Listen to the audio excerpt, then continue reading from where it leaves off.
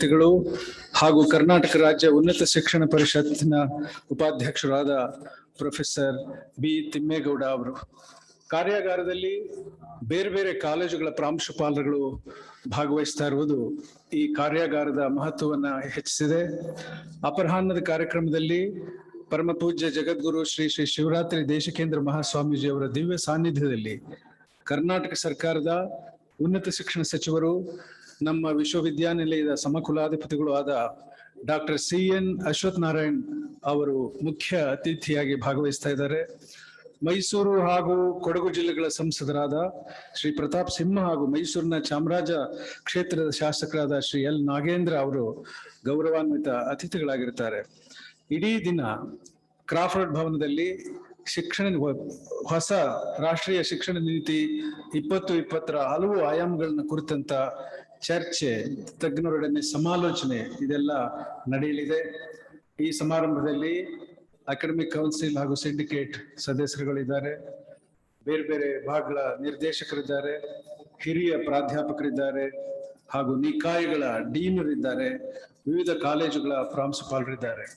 ಪ್ರಸ್ತುತ ಕಾರ್ಯಾಗಾರವು ಸುಸೂತ್ರವಾಗಿ ನಿರ್ವಿಘ್ನವಾಗಿ ನೆರವೇರಲಿ ಅಂತ ಹೇಳಿ ಪ್ರಾರ್ಥನೆ ಹಾಗೂ ನಾಡಗೀತೆಯನ್ನ ನಡೆಸ್ಕೊಡ್ತಾ ಇದ್ದಾರೆ ಮೈಸೂರು ವಿಶ್ವವಿದ್ಯಾನಿಲಯದ ಲಲಿತ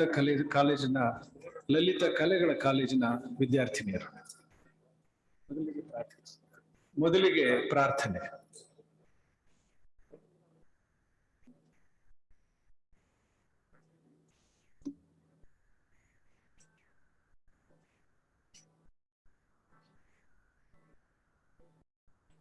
जय जय हे भगवती सुर भारती, तव चरणों प्रणमामः।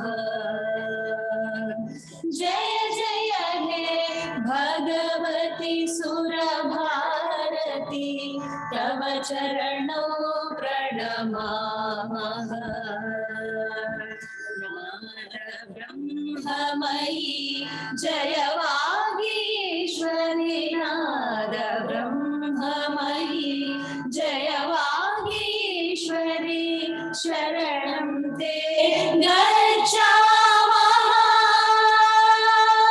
जय जय हे भगवती सुर भारती, तव चरणों प्रणमामः।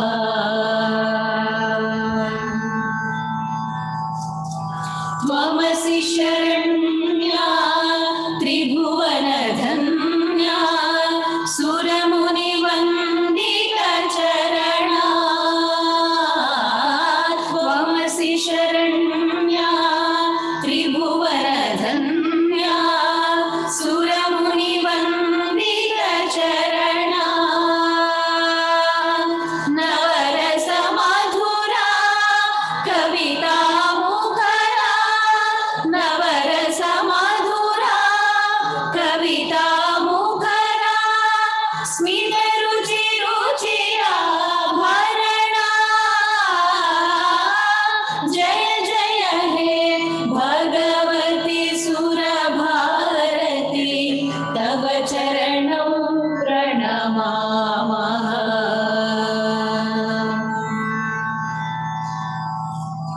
आसीना भव मानस हमसे, कुंद तुहिन शशि धवले।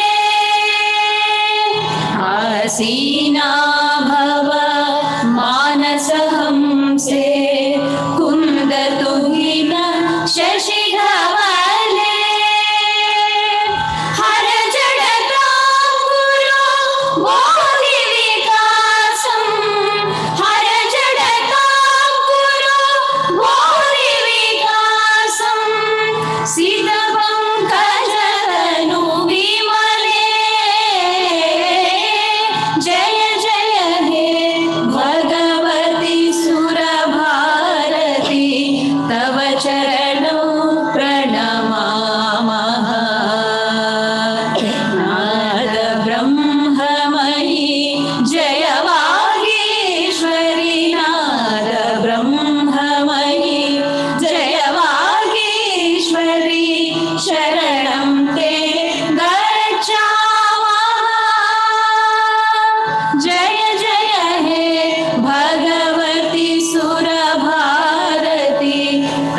चरणौ प्रणमामः तव चरणौ प्रणमामः प्रणमामः प्रणमामः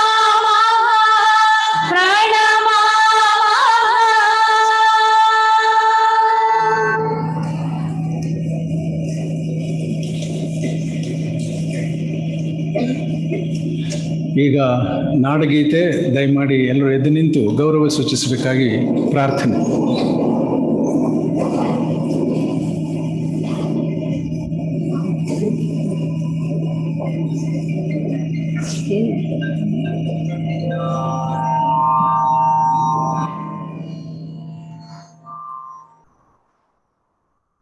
जय भारत जननीय तनुजाते जय हे कर्नाटक माते जय सुंदर नदी वनಗಳ ನಾಡೆ जय हे रस ಋಷಿಗಳ ಬೀಡೆ जय भारत जननीय तनुजाते ಜನನಿಯ ಜೋಗುಳ ವೇದದ ಘೋಷ ಜನನಿಗೆ ಜೀವವು ನಿನ್ನಾವೇಶ ಹಸುರಿನ ಗಿರಿಗಳ ಸಾಲೆ ನಿನ್ನಯ ಕೊರಳಿನ ಮಾಲೆ ಕಪಿಲ ಪತಂಜಲ ಗೌತಮ ಜಿನನುತ ಭಾರತ ಜನನಿಯ ತನುಜಾತೆ ಜಯ ಭಾರತ ಜನನಿಯ ತನುಜಾತೆ ಸರ್ವ ಜನಾಂಗದ ಶಾಂತಿಯ ತೋಟ ರಸಿಕರ ಕಂಗಳ ಸೆಳೆಯುವ ನೋಟ ಹಿಂದೂ ಕ್ರೈಸ್ತ ಮುಸಲ್ಮಾನ ಪಾರಸಿಕ ಜೈನರು ಧ್ಯಾನ ಜನಕನ ಹೋಲುವ ದೊರೆಗಳ ಧಾಮ ಗಾಯಕ ವೈಣಿಕರ ರಾಮ ಜಯ ಭಾರತ ಜನನಿಯ ತನುಜಾತೆ ಕನ್ನಡ ನುಡಿ ಕುಣಿದಾಡುವ ಗೇಹ ಕನ್ನಡ ತಾಯಿಯ ಮಕ್ಕಳ ದೇಹ ಜಯ ಭಾರತ ಜನನಿಯ ತನುಜಾತೆ ಜಯ ಹೇ ಕರ್ನಾಟಕ ಮಾತೆ ಜಯ ಸುಂದರ ನದಿ ವನಗಳ ನಾಡೆ ಜಯ ಹೇ ರಸ ಋಷಿಗಳ ಬೀಡೆ ಜಯ ಭಾರತ ಜನನಿಯ ತನುಜಾತೆ ಜಯ ಹೇ ಕರ್ನಾಟಕ ಮಾತೆ ಜಯ ಸುಂದರ ನದಿ ವನಗಳ ನಾಡೆ ಜಯ ಹೇ ರಸ ಋಷಿಗಳ ಬೀಡೆ ಜಯ ಭಾರತ ಜನನಿಯ ತನುಜಾತೆ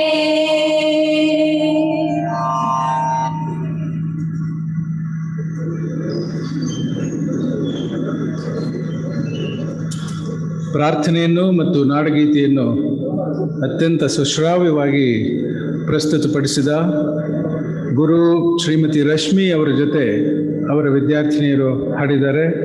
ಕುಮಾರಿ ಮಹಿಮಾ ಕಶ್ಯಪ್, ಕುಮಾರಿ ಲಲಿತಾ, ಕುಮಾರಿ ಚರಿಷ್ಮಾ, ಕುಮಾರಿ ಜಯಶ್ರೀ ಹಾಗೂ ಕುಮಾರಿ ಸಂಗೀತ ಇವರಿಗೆ ನಮ್ಮ ವಂದನೆಗಳು. 105 ವಸಂತಗಳನ್ನು ಪೂರೈಸಿರುವ ನಮ್ಮ ವಿಶ್ವವಿದ್ಯಾನಿಲಯ ಆರಂಭದಿಂದಲೂ ಹೊಸ ಹೊಸ ಕ್ಷಿತಿಜಗಳನ್ನು ಎಟಕಿಸಿಕೊಳ್ತಾನೆ ಬಂದಿದೆ. ಮೈಸೂರು ಸಂಸ್ಥಾನದ ಮೊದಲನೇ ವಿಶ್ವವಿದ್ಯಾನಿಲಯ ಎಂಬ ಖ್ಯಾತಿಯನ್ನು ಪಡೆದು ಇಡೀ ರಾಷ್ಟ್ರದಲ್ಲಿ 6ನೇ ವಿಶ್ವವಿದ್ಯಾನಿಲಯವಾಗಿ ನಮ್ಮ ವಿಶ್ವವಿದ್ಯಾನಿಲಯವನ್ನು ತಮ್ಮ ಜ್ಞಾನ ಹಾಗೂ ವಿವೇಕಗಳಿಂದ ಹಲವು ಕುಲಪತಿಗಳು ವೃದ್ಧಿಸಿದ್ದಾರೆ. 25ನೇ ಕುಲಪತಿಗಳಾಗಿ ಪ್ರೊಫೆಸರ್ ಹೇಮಂತ್ ಕುಮಾರ್ ಅವರು ವಿಶ್ವವಿದ್ಯಾನಿಲಯ ಉನ್ನತ ಮಜಲಿಗೆ ತೆಗೆದುಕೊಂಡು ಹೋಗಲು ಶ್ರಮಿಸ್ತಾ ಇದ್ದಾರೆ. National Accreditation and Assessment Council ಅದರ ಪುನರ್ ಮೌಲ್ಯಮಾಪನಕ್ಕೆ ಆಗಮಿಸ್ತಾ ಇರುವಂತಹ ಸಂದರ್ಭದಲ್ಲೇನೆ ನ್ಯಾಷನಲ್ ಎಜುಕೇಶನ್ ಪಾಲಿಸಿ 2020 ಅದರ ವರ್ಕ್ಶಾಪ್ ಸಮಾವೇಶಗೊಂಡಿರೋದು ನಮ್ಮ ಕುಲಪತಿಗಳ ಸಡಗರವನ್ನು ಹೆಚ್ಚಿಸಿದೆ. ಸನ್ಮಾನ್ಯರು ಈಗ ಸ್ವಾಗತ ಭಾಷಣದೊಂದಿಗೆ ಗಣ್ಯರನ್ನು ಪರಿಚಯಿಸಿಕೊಡಬೇಕಾಗಿ ವಿನಂತಿಸ್ತಾ ಇದ್ದೇನೆ.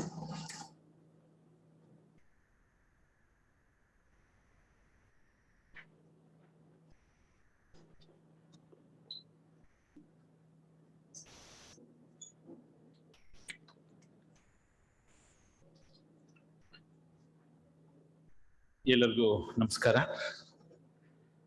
ಈ ಕಾರ್ಯಾಗಾರವನ್ನು ಉದ್ಘಾಟಿಸಲು ಆಗಮಿಸಿರುವ ಮಾನ್ಯ ಉನ್ನತ ಶಿಕ್ಷಣ ಇಲಾಖೆ ಕಾರ್ಯದರ್ಶಿಗಳಾದ ಶ್ರೀ ಪ್ರದೀಪ್ IAS ಅವರೇ ಮತ್ತು ಈ ಕಾರ್ಯಾಗಾರದ ಮಾರ್ಗದರ್ಶಕರಾಗಿ ನಡೆಸಿಕೊಡುತ್ತಿರುವ ಮಾನ್ಯ ವಿಶ್ರಾಂತ ಕುಲಪತಿಗಳು ಮತ್ತು ಕರ್ನಾಟಕ ಉನ್ನತ ಶಿಕ್ಷಣ ಮಂಡಳಿಯ ಉಪಾಧ್ಯಕ್ಷರು ಆದ ಡಾಕ್ಟರ್ ಪಿ ತಿಮ್ಮೇಗೌಡ ಅವರೇ, ಹಾಗೂ ನನ್ನ ಸಹೋದ್ಯೋಗಿ ಮಿತ್ರರಾದ ಪ್ರೊಫೆಸರ್ ಶಿವಪಾರ್ ಅವರೇ, ಹಾಗೂ ಪ್ರಸ್ತುತ ಕಾರ್ಯಾಗಾರದಲ್ಲಿ ಭಾಗವಹಿಸುತ್ತಿರುವ ಎಲ್ಲ ಕಾಲೇಜಿನ ಪ್ರಾಂಶುಪಾಲರೇ, ಬೇರೆ ಬೇರೆ ನಿಕಾಯದ ಡೀನರೇ, ಮ್ಯಾನೇಜ್ಮೆಂಟ್ನ ಸದಸ್ಯರೇ, ಹಾಗೂ ಸಿಂಡಿಕೇಟ್ ಮತ್ತು ಅಕಾಡೆಮಿಕ್ ಕೌನ್ಸಿಲ್ ಸದಸ್ಯರೇ, ರಾಷ್ಟ್ರೀಯ ಶಿಕ್ಷಣ ನೀತಿ 2020 ಈಗಾಗಲೇ ಸಾಕಷ್ಟು ಚರ್ಚೆ ಆಗಿದೆ.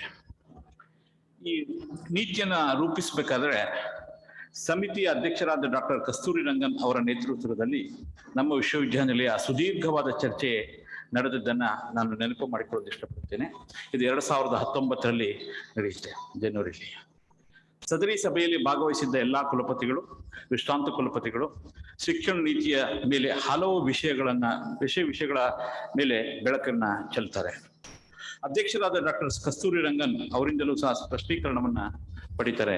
ಆ ಒಂದು ಒಟ್ಟಿನಲ್ಲಿ ಅದೊಂದು ಅತ್ಯಂತ ಫಲಪ್ರದವಾದಂತಹ ವಿಚಾರಗೋಷ್ಠಿಯಾಗಿತ್ತು. ಅದರ ಮುಂದುವರಿದ ಹಾಗೂ ಬಹುಮುಖ್ಯವಾದ ಅಂಗವಾಗಿ ಇಂದು ಈ ಕಾರ್ಯಾಗಾರವನ್ನ ಏರ್ಪಡಿಸಲಾಗಿದೆ.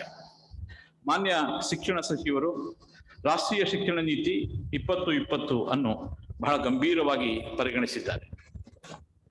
ಇದಕ್ಕೆ ಕಾರಣ ಪ್ರಸ್ತುತ ಶಿಕ್ಷಣ ನೀತಿಯು ಕಳೆದ 3 ದಶಕಗಳಲ್ಲಿ ಹೊಸದಾಗಿ ರೂಪುಗೊಂಡಿದೆ.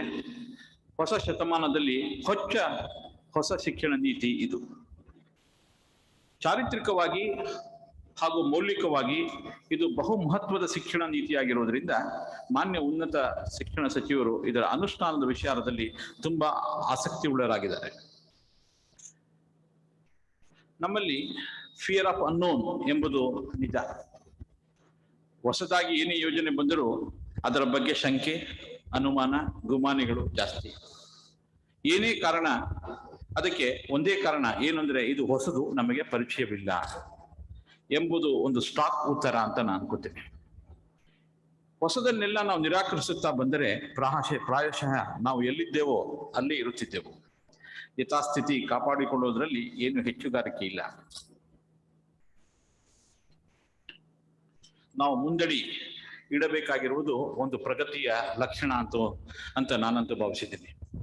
ಅದರಲ್ಲೂ ಅತ್ಯಂತ ಕ್ರಿಯಾಶೀಲರಾದ ಮಾನ್ಯ ಉನ್ನತ ಶಿಕ್ಷಣ ಸಚಿವರ ಮಾರ್ಗದರ್ಶನವಿರುವಾಗ ನಾವು ಬೇರೆ ಸಬೂಬು ಹೇಳದೆ ಮುಂದುವರಿಯುವುದು ಅತ್ಯಂತ ಸೂಕ್ತವಾಗಿದೆ.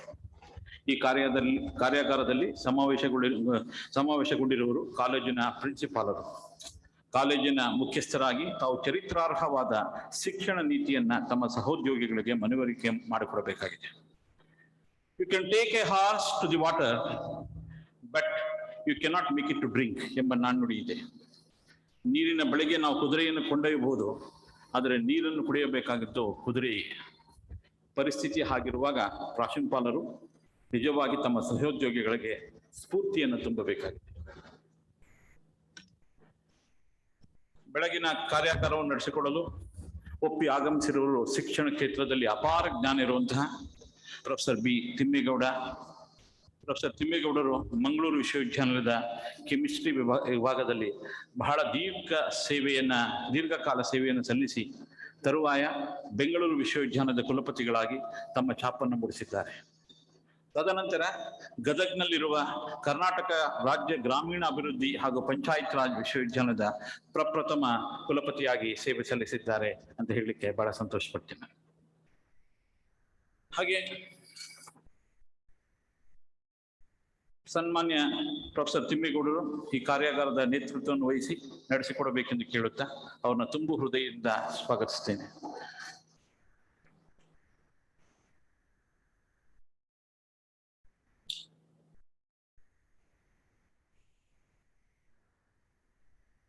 ಪ್ರೊಫೆಸರ್ ತಿಮ್ಮೇಗೌಡರು ಅಂದ್ರು ನನಗೆ ಒಂದು 25-30 ವರ್ಷದಿಂದ ಬಹಳ ಆತ್ಮೀಯರು. ನಾನು ಮಂಗಳೂರು ವಿಶ್ವವಿದ್ಯಾನಿಲಯಕ್ಕೆ ಹೋದಾಗ ಸಾಮಾನ್ಯವಾಗಿ ನಾನು ಅವರು ಒಂದೂವರೆ ಗಂಟೆ ಚರ್ಚೆ ಮಾಡ್ತಿದ್ವಿ. ಸೊ ಇವತ್ತು ಅವರು ನಿಜವಾಗ್ಲೂ ನಮಗೆ ರಿಸೋರ್ಸ್ ಪರ್ಸನ್ ಆಗಿ ಬಂದು ನಮ್ಮ ಒಂದು ಎಸ್ಪೆಷಲಿ ಈ NEP-ನ ಇಂಪ್ಲಿಮೆಂಟ್ ಮಾಡೋದ್ರಲ್ಲಿ ಹಗಲು ರಾತ್ರಿ ದುಡಿತಿದ್ದಾರೆ ಅವರು. ಹಾರ್ಡ್ಲಿ ರಾತ್ರಿ 10 ಗಂಟೆಗೆ ನಾನು ಏನಾದರೂ ಮೆಸೇಜ್ ಹಾಕಿದ್ರೆ 11:30 ಅವರಿಂದ ಅದಕ್ಕೆ ಉತ್ತರ ಬಂದಿರುತ್ತೆ. ಅಷ್ಟು ದುಡಿತಾ ಇದ್ದಾರೆ. ಸೊ ಹಾಗಾಗಿ ಅವರ ಒಂದು ಮಾರ್ಗದರ್ಶನದಲ್ಲಿ ನಾವು NEP-ನ ಇಂಪ್ಲಿಮೆಂಟ್ ಮಾಡೋದು ಅಷ್ಟೊಂದು ಏನು ಕಷ್ಟ ಇಲ್ಲ. ಪ್ರತಿ ಹಂತದಲ್ಲೂ ನಮಗೆ ಗೈಡ್ ಮಾಡ್ತಾ ಇದ್ದಾರೆ.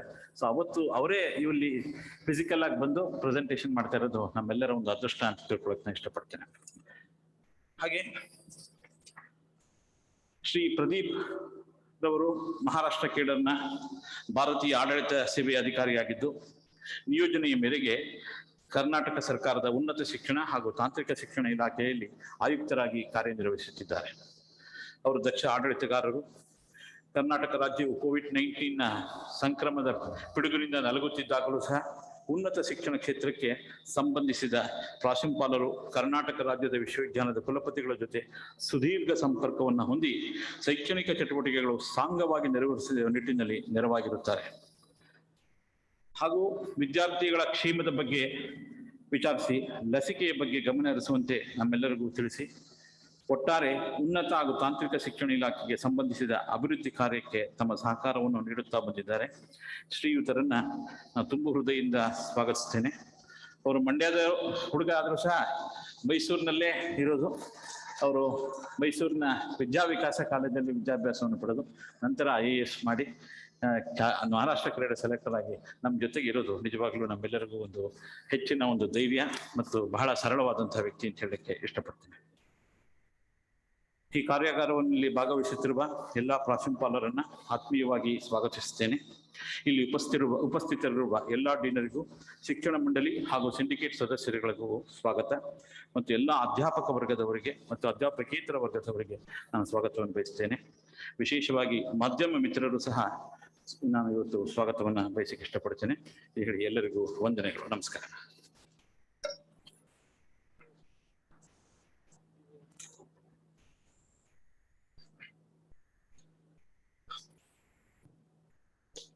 ಇಲ್ಲಿ ಭಾಗವಹಿಸಿರುವ ಎಲ್ಲ ಬೋರ್ಡ್ ಆಫ್ ಸ್ಟಡೀಸ್ ಚೇರ್ಮನ್ಗಳಿಗೆ ಕುಲಪತಿಗಳ ಪರವಾಗಿ ಸ್ವಾಗತ ಕೋರ್ತಾ ಇದ್ದೇನೆ. ಕುಲಪತಿಗಳಿಗೆ ಈಗ ಸ್ವಾಗತ.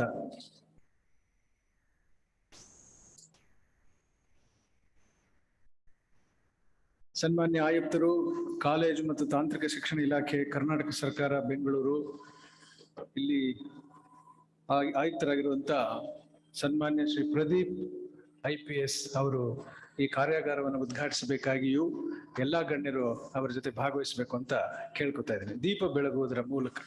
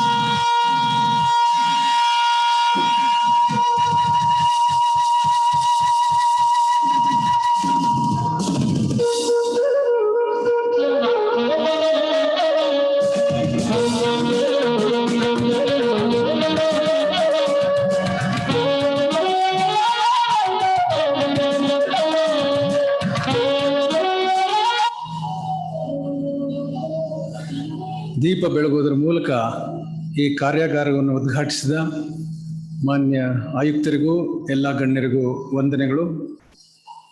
ಮೊನ್ನೆ ತಾನೇ ಬೆಂಗಳೂರಿನಲ್ಲಿ ಇಂಥದೇ ಒಂದು ಸಮಾವೇಶ ನಡೆದಿದ್ದು, ಅದರಲ್ಲಿ ಸುಮಾರು 300 ಕಾಲೇಜುಗಳ ಪ್ರಾಂಶುಪಾಲರು ಭಾಗವಹಿಸಿದರು. Explaining the importance of national education policy 2020, the commissioner had said NEP is a freedom given to students, along with allowing them to learn the subjects of their choice. The new education policy focuses on development of well-rounded personality and skill, ability among students. The commissioner will further enlighten us on various aspects of this epoch-making policy. Manya Ayuktarada Shriman P. Pradeep ಅವರು ಈಗ ಉದ್ಘಾಟನಾ ಭಾಷಣ ಮಾಡಬೇಕಾಗಿ ಕೋರುತ್ತೇನೆ.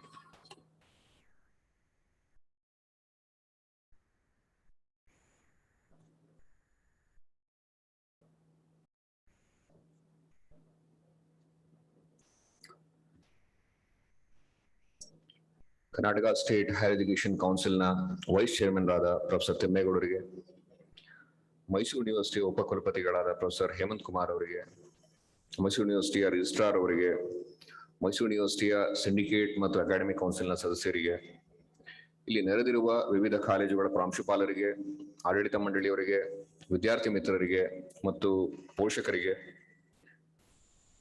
ಮಾಧ್ಯಮ ಮಿತ್ರರಿಗೆ ಮತ್ತು ಇತರ ಎಲ್ಲ ಗಣ್ಯರಿಗೆ ನನ್ನ ನಮಸ್ಕಾರಗಳು. ಈ ರಾಷ್ಟ್ರೀಯ ಶಿಕ್ಷಣ ನೀತಿ 2020 ತಮಗೆಲ್ಲ ಗೊತ್ತಿರೋ ಹಾಗೆ ಸುಮಾರು 35 ವರ್ಷಗಳ ನಂತರ ಬಂದಿರುವಂತಹ ಒಂದು ಪಾಲಿಸಿ. ಈ ಸುದೀರ್ಘ 35 ವರ್ಷಗಳಲ್ಲಿ ಎಷ್ಟು ಚೇಂಜಸ್ ನಮ್ಮ ಶಿಕ್ಷಣ ಕ್ಷೇತ್ರದಲ್ಲಿ ಆಗಿದೆ ತಮಗೆಲ್ಲ ಗೊತ್ತಿದೆ. ಸೊ ಇದೊಂದು ಕ್ರಾಂತಿಕಾರಕ ಬದಲಾವಣೆ, ಒಂದು ಶಿಕ್ಷಣ ಕ್ಷೇತ್ರದಲ್ಲೇ ಒಂದು ಆಮೂಲಾಗ್ರ ಬದಲಾವಣೆ ತರುವಂತಹ ಒಂದು ಪಾಲಿಸಿ ಅಂತ ಹೇಳಿಕ್ಕೆ ಇಷ್ಟಪಡ್ತೀನಿ. ಈ ಒಂದು ನೀತಿಯ ತುಂಬಾ ಮುಖ್ಯವಾದ ಸಾರ, ದ ಮೈನ್ ಕಂಪೋನೆಂಟ್ ಏನಂತ ನನಗನ್ಸಿರೋದು ಅಂತಂದ್ರೆ, ವಿದ್ಯಾರ್ಥಿಗಳಿಗೆ ಸಿಗುತ್ತಿರುವ ಒಂದು ಸ್ವಾತಂತ್ರ್ಯ. ಯಾವುದರಲ್ಲಿ ಸ್ವಾತಂತ್ರ್ಯ? ವಿದ್ಯಾರ್ಥಿಗಳು ತಮ್ಮ ಭವಿಷ್ಯನ ರೂಪಿಸ್ಕೊಳ್ಳೋದಿಕ್ಕೆ, ತಮ್ಮ ಬದುಕನ್ನ ಕಟ್ಕೊಳ್ಳೋದಿಕ್ಕೆ, ತಮ್ಗೆ ಇಷ್ಟವಾದ, ತಮ್ಗೆ ಆಸಕ್ತಿ ಇರುವ, ತಮ್ಗೆ ಸೂಕ್ತವಾದ ವಿಷಯಗಳನ್ನೇ ಆಯ್ಕೆ ಮಾಡಿಕೊಂಡು, ತಮಗೆ ಸೂಕ್ತವಾದ ವಿಷಯಗಳನ್ನೇ ಆಯ್ಕೆ ಮಾಡಿಕೊಂಡು ವ್ಯಾಸಂಗ ಮಾಡುವ ಒಂದು ಸ್ವಾತಂತ್ರ್ಯ ನೀಡ್ತಾ ಇರೋದೇನೆ ರಾಷ್ಟ್ರೀಯ ಶಿಕ್ಷಣ ನೀತಿ 2020. ಅಂತ ಒಂದು ಆಮೂಲಾಗ್ರ ನೀತಿ, ಅರ್ಥಪೂರ್ಣ ನೀತಿನ ಅನುಷ್ಠಾನಗೊಳಿಸೋದ್ರಲ್ಲಿ ಮೊದಲನೇ ಹೆಜ್ಜೆ ಇಟ್ಟಿರೋ ರಾಜ್ಯ ಕರ್ನಾಟಕ ಅಂತ ಹೇಳ್ಕೊಳ್ಳೋದಕ್ಕೆ ತುಂಬಾ ಹೆಮ್ಮೆ ಆಗ್ತಾ ಇದೆ. ಈ ಒಂದು ಸ್ವಾತಂತ್ರ್ಯ ವಿದ್ಯಾರ್ಥಿಗಳಿಗೆ ಹೇಗ್ ಸಿಗ್ತಾ ಇದೆ ಅಂತ ಹೇಳ್ಬೇಕಂದ್ರೆ, ಈಗ ನಮ್ಮ ಪಾಲಿಸಿನಲ್ಲಿ ನೀವು ನೋಡಿದ್ರೆ ಒಂದು 3 ವಿಷಯಗಳು ತಮಗೆ ಕಾಣುತ್ತೆ. ಫ್ಲೆಕ್ಸಿಬಿಲಿಟಿ, ನೋ ಹಾರ್ಡ್ ಸೆಪರೇಷನ್ಸ್, ಮತ್ತೆ ಇವೆರಡನ್ನ ಇಂಪ್ಲಿಮೆಂಟೇಷನ್ ಆಗೋದು ಥ್ರೂ ಮಲ್ಟಿ ಡಿಸಿಪ್ಲಿನಾರಿಟಿ ಮೂಲಕ.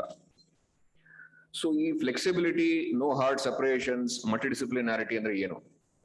ಫೈನಲಿ ವಿದ್ಯಾರ್ಥಿಗೆ ಏನ್ ಚೇಂಜ್ ಆಗುತ್ತೆ, ವಿದ್ಯಾರ್ಥಿಗೆ ಏನು ಬದಲಾವಣೆ ಆಗ್ತಾ ಇದೆ ಅನ್ನೋದು ತುಂಬಾ ಮುಖ್ಯ. ಈಗ ಈಗಿರೋ ಒಂದು ಸಿಸ್ಟಮ್ ನಲ್ಲಿ ವಿದ್ಯಾರ್ಥಿಗೆ ಕಾಂಬಿನೇಷನ್ ಸಿಗ್ತಾ ಇದೆ. ಬಟ್ ಕಾಂಬಿನೇಷನ್ ನಲ್ಲಿ ಎಲ್ಲರಿಗೂ ಅವ್ರಿಗೆ ಇಷ್ಟವಾದ ಕಾಂಬಿನೇಷನ್ ಸಿಗುತ್ತೆ ಅಂತ ಹೇಳಿಕ್ ಬರೋಲ್ಲ. ಅಂಡ್ ಆ ಕಾಂಬಿನೇಷನ್ ಇರೋ 3 ವಿಷಯಗಳು ಅವ್ರಿಗೆ ಎಲ್ಲಾ ಇಷ್ಟ ಇದೆ ಅಂತಾನು ಹೇಳಿಕ್ ಬರೋದಿಲ್ಲ. ಈ 3 ವಿಷಯಗಳಲ್ಲಿ, ಒಂದು 3 ಸಬ್ಜೆಕ್ಟ್ ನಲ್ಲಿ ನಮ್ಮ ಎಲ್ಲ ಡಿಗ್ರಿ ಕೋರ್ಸಸ್, ಆರ್ಟ್ಸ್ ಆಗ್ಲಿ, ಸೈನ್ಸ್ ಆಗ್ಲಿ, ಕಾಮರ್ಸ್ ಆಗ್ಲಿ, 3 ಸಬ್ಜೆಕ್ಟ್ಸ್ ಇರ್ತವೆ. 3 ವರ್ಷ ಅವ್ರು ಓದ್ಬೇಕು. ಅದ್ರಲ್ಲಿ ಯಾವುದೇ ಒಂದು ವಿಷಯ ಅವ್ರಿಗೆ ಇಷ್ಟ ಇಲ್ಲ, ಒಬ್ಬ ವಿದ್ಯಾರ್ಥಿಗೆ ಇಷ್ಟ ಇಲ್ಲ ಅಂದ್ರೆ, ಈಗ ನೀವೆಲ್ಲ ಒಂದು ಚಿಕ್ಕ ವಿಷಯ ನಮ್ಗೆ ಇಷ್ಟ ಇಲ್ಲದೆ ಇರೋದು, ಒಂದು ತಿಂಡಿ ಇರ್ಬೋದು, ಉಡುಪು ಇರ್ಬೋದು, ನಮ್ಗೆ ಇಷ್ಟ ಇಲ್ದಾರ ಧರಿಸ್ಬೇಕು, ತಿನ್ಬೇಕು ಅಂತಂದ್ರೆ ಅದು ತುಂಬಾನೇ ಕಷ್ಟದ ವಿಷಯ.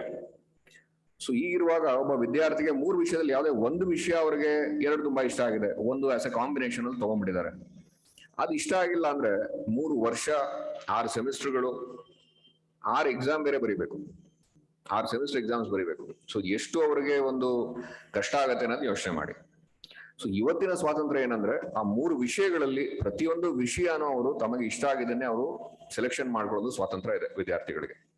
ಅದರಲ್ಲಿ 2 ವಿಷಯಗಳು ಡಿಸಿಪ್ಲಿನ್ ಕೋರ್, ಅಂದ್ರೆ ಆರ್ಟ್ಸ್ ಇದ್ರೆ ಆರ್ಟ್ಸ್ ಇಂದ, ಸೈನ್ಸ್ ಇದ್ರೆ ಸೈನ್ಸ್ ಇಂದ, ಕಾಮರ್ಸ್ ಇದ್ರೆ ಕಾಮರ್ಸ್ ಇಂದ ತಗೋತಾರೆ.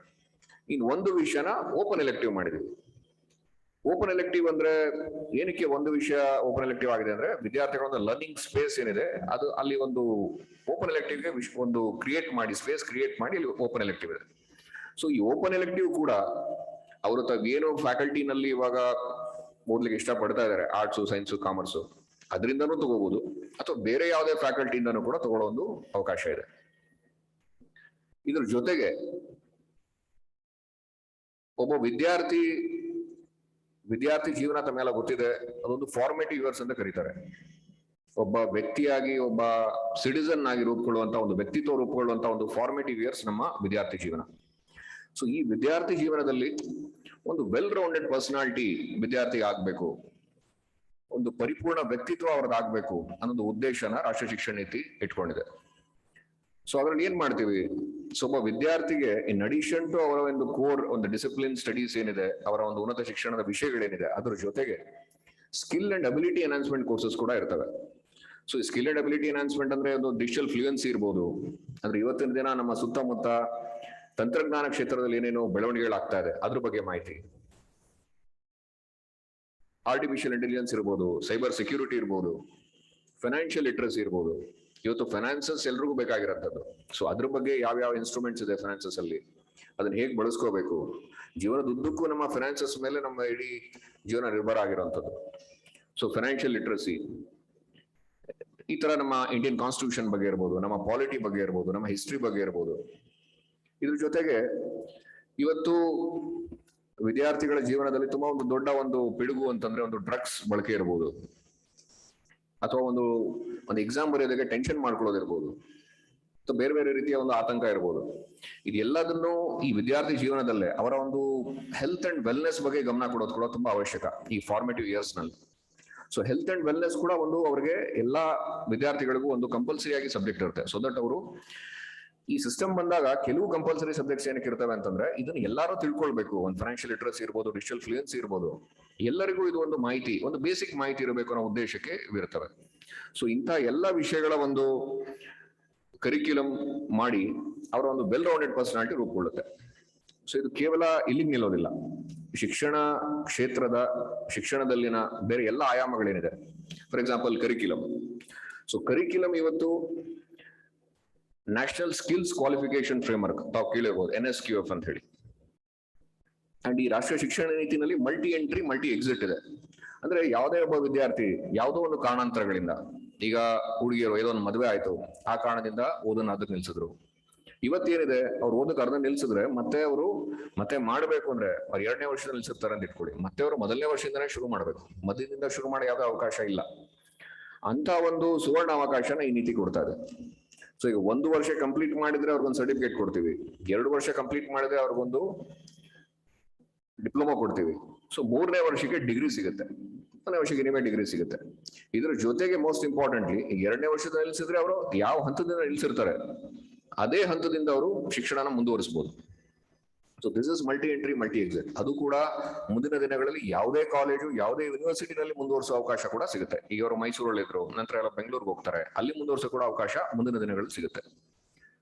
ಸೊ ಇಂಥ ಒಂದು ಮಲ್ಟಿ ಎಂಟ್ರಿ ಮಲ್ಟಿ ಎಕ್ಸಿಟ್ ಅವಕಾಶ ಇದರಲ್ಲಿದೆ. ಇದನ್ನ ಮಾಡುವಾಗ ಅಗೇನ್ ಕರಿಕ್ಯುಲಮ್ ವಿಷಯಕ್ಕೆ ಬಂದ್ರೆ, ಈಗ ನಾವು ಮೊದಲನೇ ವರ್ಷಕ್ಕೆ ಸರ್ಟಿಫಿಕೇಟ್ ಕೊಡ್ತೀವಿ. ನಾವು ಮೊದಲನೇ ವರ್ಷ ಸರ್ಟಿಫಿಕೇಟ್ ಕೊಟ್ಬಿಟ್ರೆ ಅವ್ರಿಗೇನು ಸರ್ಟಿಫಿಕೇಟ್ ಉದ್ದೇಶ ಏನು, ಆ ಸರ್ಟಿಫಿಕೇಟ್ ಇಟ್ಕೊಂಡವರು ಅಟ್ಲೀಸ್ಟ್ ಏನೋ ಒಂದು ಕೆಲಸ ಸಿಗಬೇಕು, ಅದ್ರ ಮೇಲೆ ಒಂದು ಅವ್ರಿಗೆ ಉಪಯೋಗ ಆಗ್ಬೇಕು ಅಂತ. ಈ ಉಪಯೋಗ ಆಗ್ಬೇಕು ಅಂದ್ರೆ ನಮ್ಮ ಮೊದಲನೇ ವರ್ಷದಲ್ಲಿ ಏನ್ ಕಲ್ಸಿರ್ತೀವಿ ಕರಿಕ್ಯುಲಮ್, ಅದು ಯಾವ್ದಕ್ಕಾರ ಒಂದು ಅಲೈನ್ ಆಗಿರ್ಬೇಕು, ಅದಕ್ಕೊಂದು ವ್ಯಾಲ್ಯೂ ಇರಬೇಕು, ಅದಕ್ಕೊಂದು ಬೆಲೆ ಇರಬೇಕು. ಸೊ ಅದಕ್ಕೋಸ್ಕರ ನ್ಯಾಷನಲ್ ಸ್ಕಿಲ್ಸ್ ಕ್ವಾಲಿಫಿಕೇಶನ್ ಫ್ರೇಮ್ವರ್ಕ್ ನ ಲೆವೆಲ್ 5ಗೆ ಅದನ್ನ ಅಲೈನ್ ಮಾಡ್ಲಾಗತ್ತೆ. ಈ ಸಬ್ಜೆಕ್ಟ್ ಕಮಿಟೀಸ್ ಆಲ್ರೆಡಿ ಫಾರ್ಮ್ ಆಗಿದೆ, ಡಿಟೇಲ್ಡ್ ಕರಿಕ್ಯುಲಮ್ ತಯಾರು ಮಾಡ್ತಾ ಇದ್ದಾರೆ, ವಿವಿಧ ಉಪಕುಲಪತಿಗಳ ನೇತೃತ್ವದಲ್ಲಿ ಕಮಿಟೀಸ್ ಆಗಿದೆ. ಸೊ ಇದನ್ನ NSQF ಲೆವೆಲ್ 5ಗೆ ಮೊದಲನೇ ವರ್ಷ ಅಲೈನ್ ಆಗುತ್ತೆ. ಅಂದ್ರೆ ಇವಾಗ ನೀವು ಯಾವ್ದೋ naukri.com ಯಾವ್ದೋ ಒಂದು ಜಾಬ್ ಎಂಪ್ಲಾಯ್ಮೆಂಟ್ ಪೋರ್ಟಲ್ ಹೋದ್ರೆ ಅಲ್ಲಿ NSQF ಲೆವೆಲ್ 5ಗೆ ಅಂತಾನೆ ಕೆಲವು ಜಾಬ್ಗಳು ಇರ್ತವೆ, ಓಪನಿಂಗ್ಸ್ ಇರುತ್ತೆ, ಲೆವೆಲ್ 6 ಓಪನಿಂಗ್ಸ್ ಇರುತ್ತೆ. ಸೊ ಅದಕ್ಕೆ ಇವ್ರು ಅಪ್ಲೈ ಮಾಡಿ ತಗೊಳ್ಳುವಂತ ಅವಕಾಶ ಆಗುತ್ತೆ. ಸೊ ಮೊದಲನೇ ವರ್ಷ ಲೆವೆಲ್ 5, 2ನೇ ವರ್ಷ ಲೆವೆಲ್ 6, ಹೀಗೆ ಅದು ಅಲೈನ್ ಆಗ್ತಾ ಹೋಗುತ್ತೆ. ಸೊ ಇದು ಕರಿಕ್ಯುಲಮ್ ವಿಷಯ ಆಯ್ತು. ಇದಲ್ಲದೆ ನೆಕ್ಸ್ಟ್ ಪೆಡಗಾಜಿ, ಅಂದ್ರೆ ನಾವು ಹೇಗೆ ಪಾಠನ ವಿದ್ಯಾರ್ಥಿಗಳಿಗೆ ಕಲಿಸ್ತೀವಿ ಅನ್ನೋ ವಿಷಯದಲ್ಲಿ ಕೂಡ ಒಂದು ಆಮೂಲಾಗ್ರ ಬದಲಾವಣೆ ತರಬೇಕು. ಕಾನ್ಸೆಪ್ಷುಯಲ್ ಲರ್ನಿಂಗ್ ಬರಬೇಕು, ರಾಟ್ ಲರ್ನಿಂಗ್ ಹೋಗಬೇಕು. ವಿದ್ಯಾರ್ಥಿಗಳು ಫೈನಲಿ ನಮ್ಮ ಒಂದು ಕೆಲ್ಸಕ್ಕೆ ಹೋಗ್ಬೇಕು, ಒಂದು ಕಂಪನಿ ಕೇಳೋದೇನಂದ್ರೆ ಅವ್ರಿಗೆ ಜ್ಞಾನ ಇದೆಯಾ, ಏನೋ ಒಂದು ಅವರು BSc ಕಂಪ್ಯೂಟರ್ ಸೈನ್ಸ್ ಮಾಡಿದ್ದಾರೆ, ಕಂಪ್ಯೂಟರ್ ಸೈನ್ಸ್ ಬಗ್ಗೆ ಕಂಪ್ಲೀಟ್ ಆಗಿ ಅವ್ರಿಗೆ ಒಂದು ಪ್ರೋಗ್ರಾಮ್ ಕೊಟ್ರೆ ಮಾಡ್ಲಿಕ್ಕೆ ಬರುತ್ತಾ ಅನ್ನೋ ಒಂದು ಕಾನ್ಸೆಪ್ಟ್ ಬೇಕು. ಆ ಸ್ಕಿಲ್ ಇಲ್ಲ ಅಂತಂದ್ರೆ ಬರೀ ಡಿಗ್ರಿಗೆ ಏನೋ ಬೆಲೆ ಇರೋದಿಲ್ಲ. ಸೊ ಅದು ಬರಬೇಕು ಅಂದ್ರೆ ಕಾನ್ಸೆಪ್ಷುಯಲ್ ಲರ್ನಿಂಗ್ ಕಡೆ ಹೆಚ್ಚು ಒತ್ತು ಕೊಡಬೇಕು, ರಾಟ್ ಲರ್ನಿಂಗ್ ಕಮ್ಮಿ ಆಗ್ಬೇಕು. ಸೊ ಅಂತ ಒಂದು ಕಾನ್ಸೆಪ್ಟ್ ತುಂಬಾನೇ ಒಂದು ಮುಖ್ಯವಾದ ವಿಷಯ ಇದರಲ್ಲಿದೆ.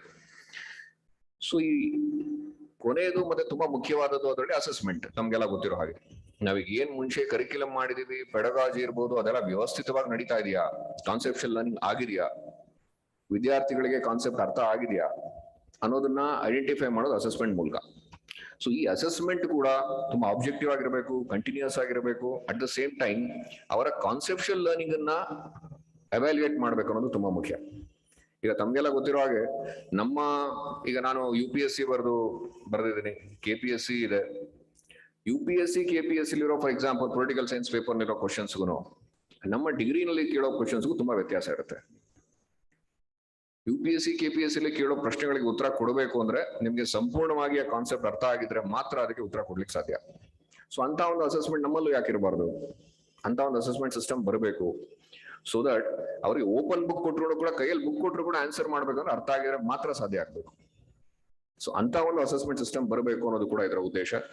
ಸೊ ಇವೆಲ್ಲವನ್ನೂ ಸೇರಿ ಕರಿಕ್ಯುಲಮ್, ಪೆಡಗಾಜಿ, ಅಸೆಸ್ಮೆಂಟ್ ಎಲ್ಲದರಲ್ಲೂ ಒಂದು ಆಮೂಲಾಗ್ರ ಬದಲಾವಣೆ ತರ್ತಾ ಇರುವಂತ ಒಂದು ಶಿಕ್ಷಣ ನೀತಿ ಇದಾಗಿದೆ. ಈಗ ಇಂಪ್ಲಿಮೆಂಟೇಷನ್ ವಿಷಯಕ್ಕೆ ಬಂದ್ರೆ ಕೆಲವು ಕಾಲೇಜುಗಳಲ್ಲಿ ಅಥವಾ ಕೆಲವರಿಗೆ ಸ್ವಲ್ಪ ಆತಂಕ ಇರ್ಬೋದು, ನಾವು ರೆಡಿ ಇದೀವಾ, ಇಂಪ್ಲಿಮೆಂಟೇಷನ್ ಮಾಡ್ಬೋದಾ? ಇದ್ರಲ್ಲಿ ಏನೋ ಬದಲಾವಣೆ ಹೆಚ್ಚಿಗೆ ಆಗೋದಿಲ್ಲ. ಬದಲಾವಣೆ ಕೇವಲ ವಿದ್ಯಾರ್ಥಿಗೆ ಆಯ್ಕೆಯ ಸ್ವಾತಂತ್ರ್ಯ. ಈಗ ಯಾವುದೋ ಒಂದು ಕಾಲೇಜ್ ಫಾರ್ ಎಕ್ಸಾಂಪಲ್ ನಲ್ಲಿ ಆರ್ಟ್ಸ್ ಇದೆ, ಸೈನ್ಸ್ ಇದೆ, ಕಾಮರ್ಸ್ ಇದೆ. ಆಲ್ರೆಡಿ ನಿಮ್ಮಲ್ಲಿ ಫ್ಯಾಕಲ್ಟಿ ಇದ್ದಾರೆ, ಆಲ್ರೆಡಿ 3 ಕೋರ್ಸ್ ನಡೆಸ್ತಾ ಇದ್ದೀರಾ. ಫಾರ್ ಎಕ್ಸಾಂಪಲ್ 3 ಸೇರಿ ಸೈನ್ಸ್ ಅಲ್ಲಿ ಒಂದು 200 ಇಂಟೇಕ್ ಇದೆ, ಆರ್ಟ್ಸ್ ಅಲ್ಲಿ ಒಂದು 300 ಇಂಟೇಕ್ ಇದೆ, ಕಾಮರ್ಸ್ ಅಲ್ಲಿ ಒಂದು 100 ಇಂಟೇಕ್ ಇದೆ. ದ ಸೇಮ್ ಇಂಟೇಕ್ ಕಂಟಿನ್ಯೂ ಆಗುತ್ತೆ, ಅದ್ರಲ್ಲಿ ಏನೂ ಸಮಸ್ಯೆ ಇಲ್ಲ. ನಿಮ್ ಅಡಿಷನಲ್ ಬೇಕಂದ್ರೆ as per affiliation rules apply ಮಾಡಿ ತಗೋಬಹುದು. ಸೊ ಈ ಇಂಟೇಕ್ ಏನಿದೆ ಅದು ಈಗ ಯಾರೋ ಒಬ್ರು ಸೈನ್ಸ್ ತಗೋತಾರೆ, ಇವತ್ತು ಸೈನ್ಸ್ ಅಲ್ಲಿ PCM ಅಂತ ಯಾವ್ದೋ ಒಂದು ಕಾಂಬಿನೇಷನ್ ತಗೋತಾ ಇದ್ರು. ಈಗ ಅವರು 2 ಸಬ್ಜೆಕ್ಟ್ಗಳನ್ನ ಅವರೇ ಚೂಸ್ ಮಾಡ್ಕೋತಾರೆ. ನಿಮ್ಮಲ್ಲಿ ಆಲ್ರೆಡಿ ಫ್ಯಾಕಲ್ಟಿ ಇದ್ದಾರೆ, ಆಲ್ರೆಡಿ ನಡೆಸ್ತಾ ಇದ್ದೀರಾ. 3ನೇ ಓಪನ್ ಎಲೆಕ್ಟಿವ್ ಕೂಡ ನಿಮ್ಮ ಕಾಲೇಜಿನಲ್ಲಿ ಏನ್ ಅವೈಲೇಬಲ್ ಇದೆ, ಆರ್ಟ್ಸ್ ಇದೆಯಾ, ಕಾಮರ್ಸ್ ಇದೆಯಾ, ಈ 3ರಲ್ಲೂ ನೀವು ಅವ್ರಿಗೆ ಆಪ್ಷನ್ ಕೊಡ್ತೀರಾ. ಅವ್ರು ಸೈನ್ಸ್ ದೇ ತಗೊಳ್ಳೋ ಬದಲು ಆರ್ಟ್ಸ್ ತಗೋತಾರೆ ಅಥವಾ ಕಾಮರ್ಸ್ ತಗೋತಾರೆ. ಅದೇ ರೀತಿ ಕಾಮರ್ಸ್ನವರು ಸೈನ್ಸ್ ತಗೋಬಹುದು, ಆರ್ಟ್ಸ್ ತಗೋಬಹುದು.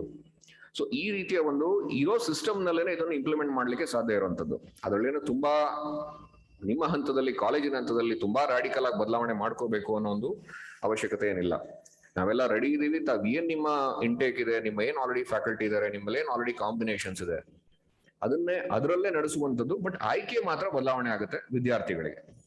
ಸೊ ಯಾರಿಗೆ ಆಗ್ಲಿ ಯಾವುದೇ ಒಂದು ಆತಂಕ ಅಥವಾ ಏನೋ ಒಂದು ಕನ್ಫ್ಯೂಷನ್ ಬೇಡ. ನಿಮ್ಮಲ್ಲಿ ಏನೊಂದು ಮಿಸ್ಕಾನ್ಸೆಪ್ಷನ್ ಇದೆ ಅಥವಾ ಏನಿದ್ರ ಬಗ್ಗೆ ಡೌಟ್ಸ್ ಇದೆ, ಸಂದೇಹಗಳಿದೆ, ಅದು ನಿವಾರಣೆ ಮಾಡ್ಲಿಕ್ಕೇನೆ ಇಂಥ ಒಂದು ವರ್ಕ್ಶಾಪ್ ಇವತ್ತು ಮಾಡಿರುವಂತ ತುಂಬಾ ಸಂತೋಷದ ವಿಷಯ. ಪ್ರೊಫೆಸರ್ ತಿಮ್ಮೇಗೌಡರು ಇದಾದ್ಮೇಲೆ ಮಾಡ್ತಾರೆ, ತುಂಬಾ ಡಿಟೇಲ್ಡ್ ಆಗಿ ತಮ್ಗೆಲ್ಲ ಎಕ್ಸ್ಪ್ಲೈನ್ ಮಾಡ್ತಾರೆ. ನಿಮ್ಮೆಲ್ಲಾ ಸಂದೇಹಗಳನ್ನ ಅವ್ರು ಕ್ಲಿಯರ್ ಮಾಡ್ತಾರೆ ಅಂತ ನಾನು ನಂಬಿದ್ದೀನಿ. ಸೊ ಇಂಥ ಒಂದು ಟ್ರಾನ್ಸ್ಫಾರ್ಮೇಟಿವ್, ಒಂದು revolutionary policy national education policy ಆಗಿದೆ. ಇದೊಂಥರ ಹಿಸ್ಟ್ರಿ ಇನ್ ದ ಮೇಕಿಂಗ್. ಇಂಥ ಒಂದು ಇತಿಹಾಸದ ಭಾಗ ನಾವೆಲ್ಲ ಆಗಿದ್ದೀವಿ. ಇತಿಹಾಸ ನಿರ್ಮಾಣದ, ವಿದ್ಯಾರ್ಥಿಗಳ ಭವಿಷ್ಯ ನಿರ್ಮಾಣದ, ಮತ್ತೆ ಅದ್ರ ಮೂಲಕ ದೇಶದ ಭವಿಷ್ಯ ನಿರ್ಮಾಣದ ಇಂಥ ಒಂದು ಅರ್ಥಪೂರ್ಣ ಪಾಲಿಸಿಯ ಭಾಗ ಆಗಿರೋದು ನಿಮ್ಮೆಲ್ಲರ ಅದೃಷ್ಟ ಅಂತ ಹೇಳಿಕ್ಕೆ ಇಷ್ಟಪಡ್ತೀನಿ. ಜೈ ಹಿಂದ್, ಜೈ ಕರ್ನಾಟಕ.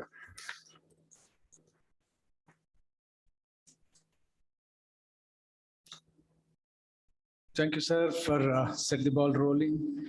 ಯಾವುದೇ ಒಂದು ಹೊಸ ಕ್ಷಿತಿಜದ ಅನ್ವೇಷಣೆ ಆಗ್ಬೇಕು ಅಂತಂದ್ರೆ ಮುಂಚೂಣಿಲಿರೋರು ನಮ್ಗೆ ಧೈರ್ಯ ಕೊಟ್ಟಾಗ ಖಂಡಿತವಾಗಿ ಉಳಿದವರು ಅದನ್ನ ಅನುಸರಿಸೋದಕ್ಕೆ ಸಹಾಯ ಆಗುತ್ತೆ. ಆ ತರದ ಒಂದು ನೇತೃತ್ವವನ್ನ ಮಾನ್ಯ ಆಯುಕ್ತರು ತಮ್ಮ ಭಾಷಣದಲ್ಲಿ ಅದನ್ನ ನೀಡಿದರೆ ಅವರಿಗೆ ಧನ್ಯವಾದಗಳನ್ನ ಹೇಳ್ತಾ ಇದ್ದೀನಿ. ಈ ಕಾರ್ಯಾಗಾರವನ್ನ ನಡೆಸ್ತಾ ಇರೋರು ಈಗಾಗಲೇ ಕುಲಪತಿಗಳು ಸೂಚಿಸಿದ ಹಾಗೆ ಶಿಕ್ಷಣ ತಜ್ಞರು, ಕರ್ನಾಟಕ ಸ್ಟೇಟ್ ಹೈಯರ್ ಎಜುಕೇಶನ್ ಕೌನ್ಸಿಲ್ನ ವೈಸ್ ಚೇರ್ಮನ್ರು ಆದಂಥ ಪ್ರೊಫೆಸರ್ ಬಿ ತಿಮ್ಮೇಗೌಡ ಅವರು. ನಮ್ಮ ವಿಶ್ವವಿದ್ಯಾನಿಲಯದ ಹಳೆಯ ವಿದ್ಯಾರ್ಥಿಯವರು ಅಂತ ಹೇಳ್ಕೊಳ್ಳೋದಕ್ಕೆ ಹೆಮ್ಮೆ ಆಗುತ್ತೆ. ಫಿಸಿಕಲ್ ಕೆಮಿಸ್ಟ್ರಿಯಲ್ಲಿ ಅವರು ನಿಷ್ಣಾತರು. ಮೈಸೂರು ವಿಶ್ವವಿದ್ಯಾನಿಲಯದಲ್ಲಿ ಸ್ನಾತಕೋತ್ತರ ಪದವಿ ಹಾಗೂ PhD ಪದವಿ ಗಳಿಸಿದ್ರು. ಜರ್ಮನಿಯಲ್ಲಿ ಹೆಚ್ಚಿನ ಅಧ್ಯಯನ ನಡೆಸಿ ಹಂಬೋಲ್ಟ್ ಸ್ಕಾಲರ್ ಆಗಿ ಖ್ಯಾತಿಯನ್ನು ಪಡೆದಿದ್ದಾರೆ. ಇಂಡಿಯನ್ ಸೈನ್ಸ್ ಕಾಂಗ್ರೆಸ್ ಸಮಾವೇಶವೊಂದರಲ್ಲಿ ಲೈಫ್ ಟೈಮ್ ಅಚೀವ್ಮೆಂಟ್ ಅವಾರ್ಡ್ನಿಂದ ಗೌರವಿಸಲ್ಪಟ್ಟಿದ್ದಾರೆ. ತುಮಕೂರಿನ ಸಿದ್ಧಗಂಗಾ ಮಠದಲ್ಲಿ ವಿದ್ಯಾಭ್ಯಾಸ ಮಾಡಿದ ಶ್ರೀತರು ಉದ್ದಕ್ಕೂ ರ್ಯಾಂಕ್ ವಿದ್ಯಾರ್ಥಿಯಾಗಿದ್ದರಿಂದ ಹಿಂದಿನ ಪೂಜ್ಯ ಗುರುಗಳಾದ ಶ್ರೀ ಶಿವಕುಮಾರ ಸ್ವಾಮೀಜಿಯವರ ಅಂತರಂಗದ ಶಿಷ್ಯರಾಗಿದ್ದರು. ಸನ್ಮಾನ್ಯ ಪ್ರೊಫೆಸರ್ ಪಿ ತಿಮ್ಮೇಗೌಡ ಅವರು ಕಾರ್ಯಾಗಾರವನ್ನು ಸುದೀರ್ಘವಾಗಿ ನಡೆಸಿಕೊಡಲಿದ್ದಾರೆ. ಮಧ್ಯಾಹ್ನ ಹೈಯರ್ ಎಜುಕೇಶನ್ ಮಿನಿಸ್ಟರ್ ಕಾರ್ಯಕ್ರಮದಲ್ಲಿ ಭಾಗವಹಿಸೋದ್ರಿಂದ ಈ ಕಾರ್ಯಾಗಾರ 1:15 ಅಷ್ಟೊತ್ತಿಗೆ ಆಖೈರಾಗುತ್ತೆ. ಆ ಸಮಯವನ್ನು ದಯವಿಟ್ಟು ತಾವೆಲ್ಲರೂ ಮನಸ್ಸಲ್ಲಿ ಇಟ್ಕೋಬೇಕು. ಈ ಸಮಾರಂಭದಲ್ಲಿ ಪ್ರೊಫೆಸರ್ ತಿಮ್ಮೇಗೌಡ ಅವರು ಕೆಲವು ಮಾತುಗಳನ್ನ ಆಡ್ಬೇಕು ಅಂತ.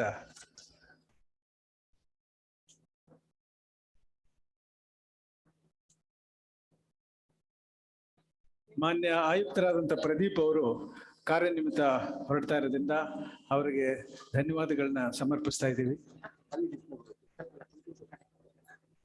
ಕಂಪ್ಯೂಟರ್ ಕನೆಕ್ಟ್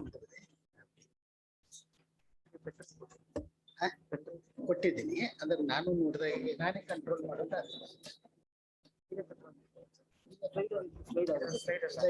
ಅಲ್ಲಿ ವ್ಯೂ ಆಗುತ್ತೆ, ಅಲ್ಲಿ ವ್ಯೂ ಆಗುತ್ತೆ. ಓಕೆ.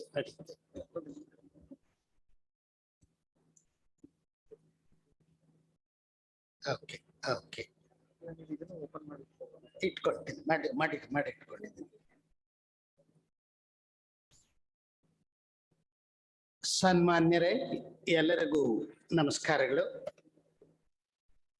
ಮೈಸೂರು ವಿಶ್ವವಿದ್ಯಾನಿಲಯದ ಪ್ರತಿಷ್ಠಿತ ವಿಶ್ವವಿದ್ಯಾನಿಲಯದ ಕುಲಪತಿಗಳಾದ ಹಾಗೂ ಸ್ನೇಹಿತರಾದ ಪ್ರೊಫೆಸರ್ ಜಿ ಹೇಮಂತ್ ಕುಮಾರ್ ರವರೇ, ಉದ್ಘಾಟನೆ ಮಾಡಿ ಈಗ ತಾನೇ ನಿರ್ಗಮಿಸಿದ IAS ಅಧಿಕಾರಿಗಳಾದ ಹಾಗೂ ಟೆಕ್ನಿಕಲ್ ಮತ್ತು ಕಾಲೇಜಿಯಲ್ ಎಜುಕೇಶನ್ನ ಕಮಿಷನರ್ ಆದ ಶ್ರೀ ಪ್ರದೀಪ್ ರವರೇ, ಹಾಗೂ ಈ ವಿಶ್ವವಿದ್ಯಾನಿಲಯದ ಕುಲಸಚಿವರಾದ ಪ್ರೊಫೆಸರ್ ಆರ್ ಶಿವಪ್ಪನವರೇ, registrar evaluation, the finance officer, the members of the syndicate, members of the academic councils, principals of all the autonomous and affiliated colleges, deans of faculties, chairpersons of the departments of studies, chairpersons of boards of studies, other officers related to the academics,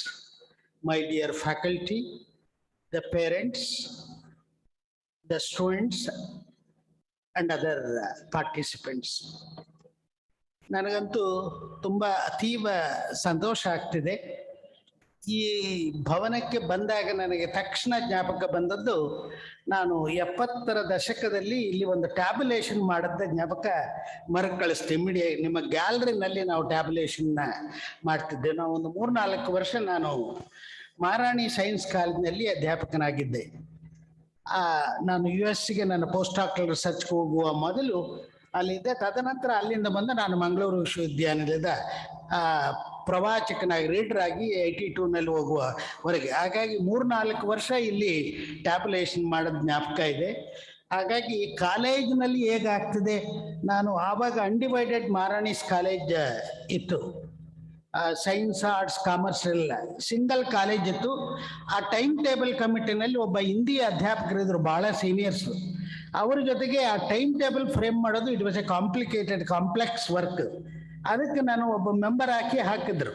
ಹಾಗಾಗಿ ಕಾಲೇಜಿನಲ್ಲಿ ಏನೆಲ್ಲ ಸಮಸ್ಯೆಗಳಾಗುತ್ತೆ ಅನ್ನೋ ಸಂಪೂರ್ಣ ಅರಿವು 3-4 ವರ್ಷ ನನಗಿಂತೂ. ಹೊಸದಾಗಿ ವಿಶ್ವವಿದ್ಯಾನಿಲಯಕ್ಕೆ ಹೋದಾಗ ಒಂದು ಹೊಸ ವಿಶ್ವವಿದ್ಯಾನಿಲಯವನ್ನು ಹೇಗೆ ಕಟ್ಟೋದು ಎಷ್ಟು ಕಷ್ಟ ಅನ್ನೋದರ ಅರಿವು ಸಹ ಮೊದಲಿಂದ ಪ್ರಾರಂಭದಿಂದ ಕೊನೆಯವರೆಗೂ ನಾನು ಮಂಗಳೂರು ವಿಶ್ವವಿದ್ಯಾನಿಲಯದಿದ್ದೆ.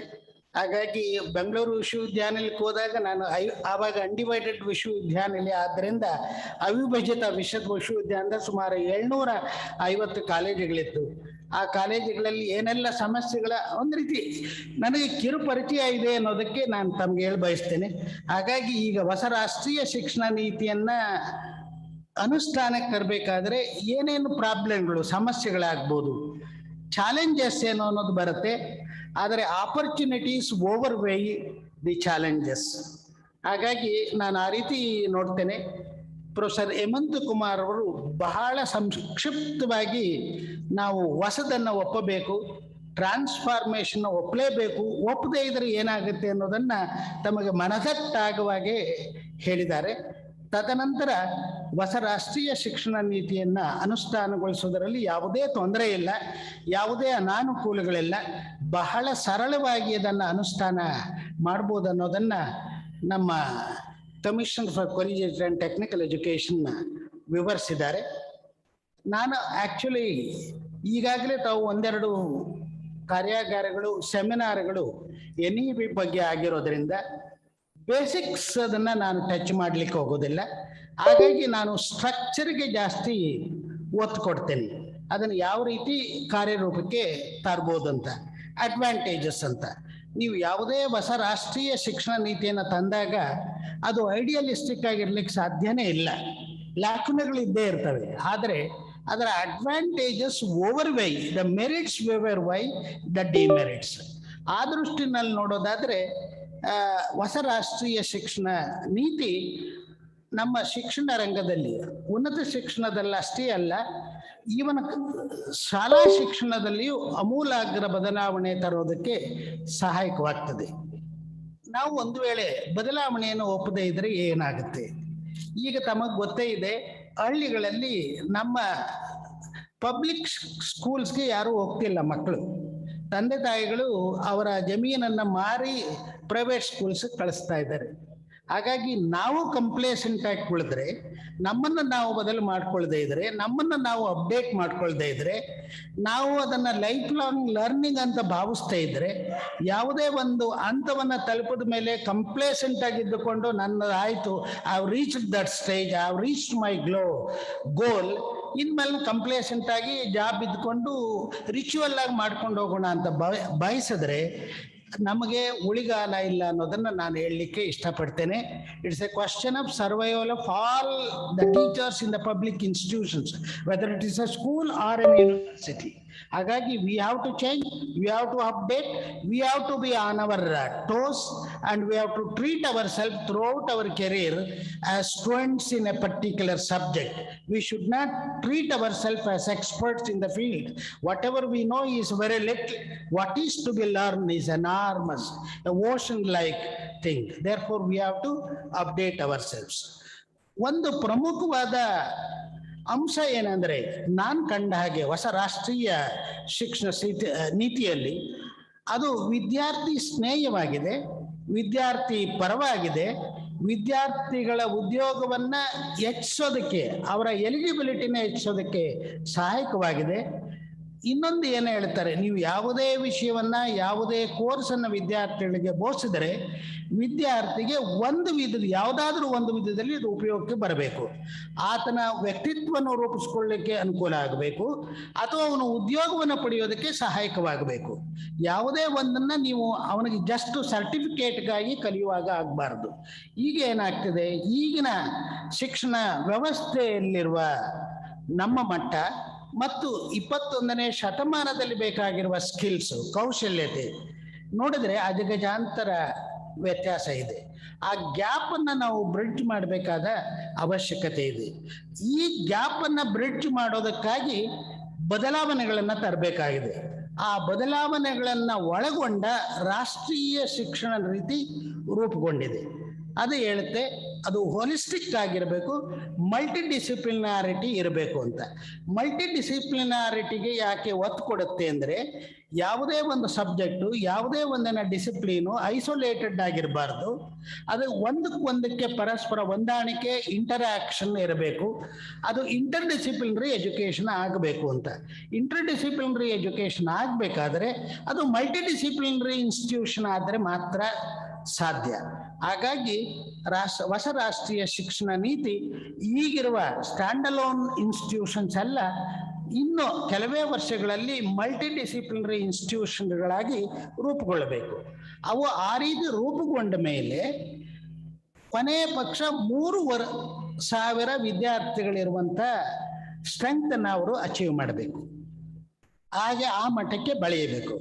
ಹಾಗಾಗಿ ಈಗಿರುವ public universities, deemed universities, private universities, autonomous colleges, permanently affiliated college, temporary affiliated college ಇವೆಲ್ಲ ಡಿಸಪಿಯರ್ ಆಗುತ್ತೆ.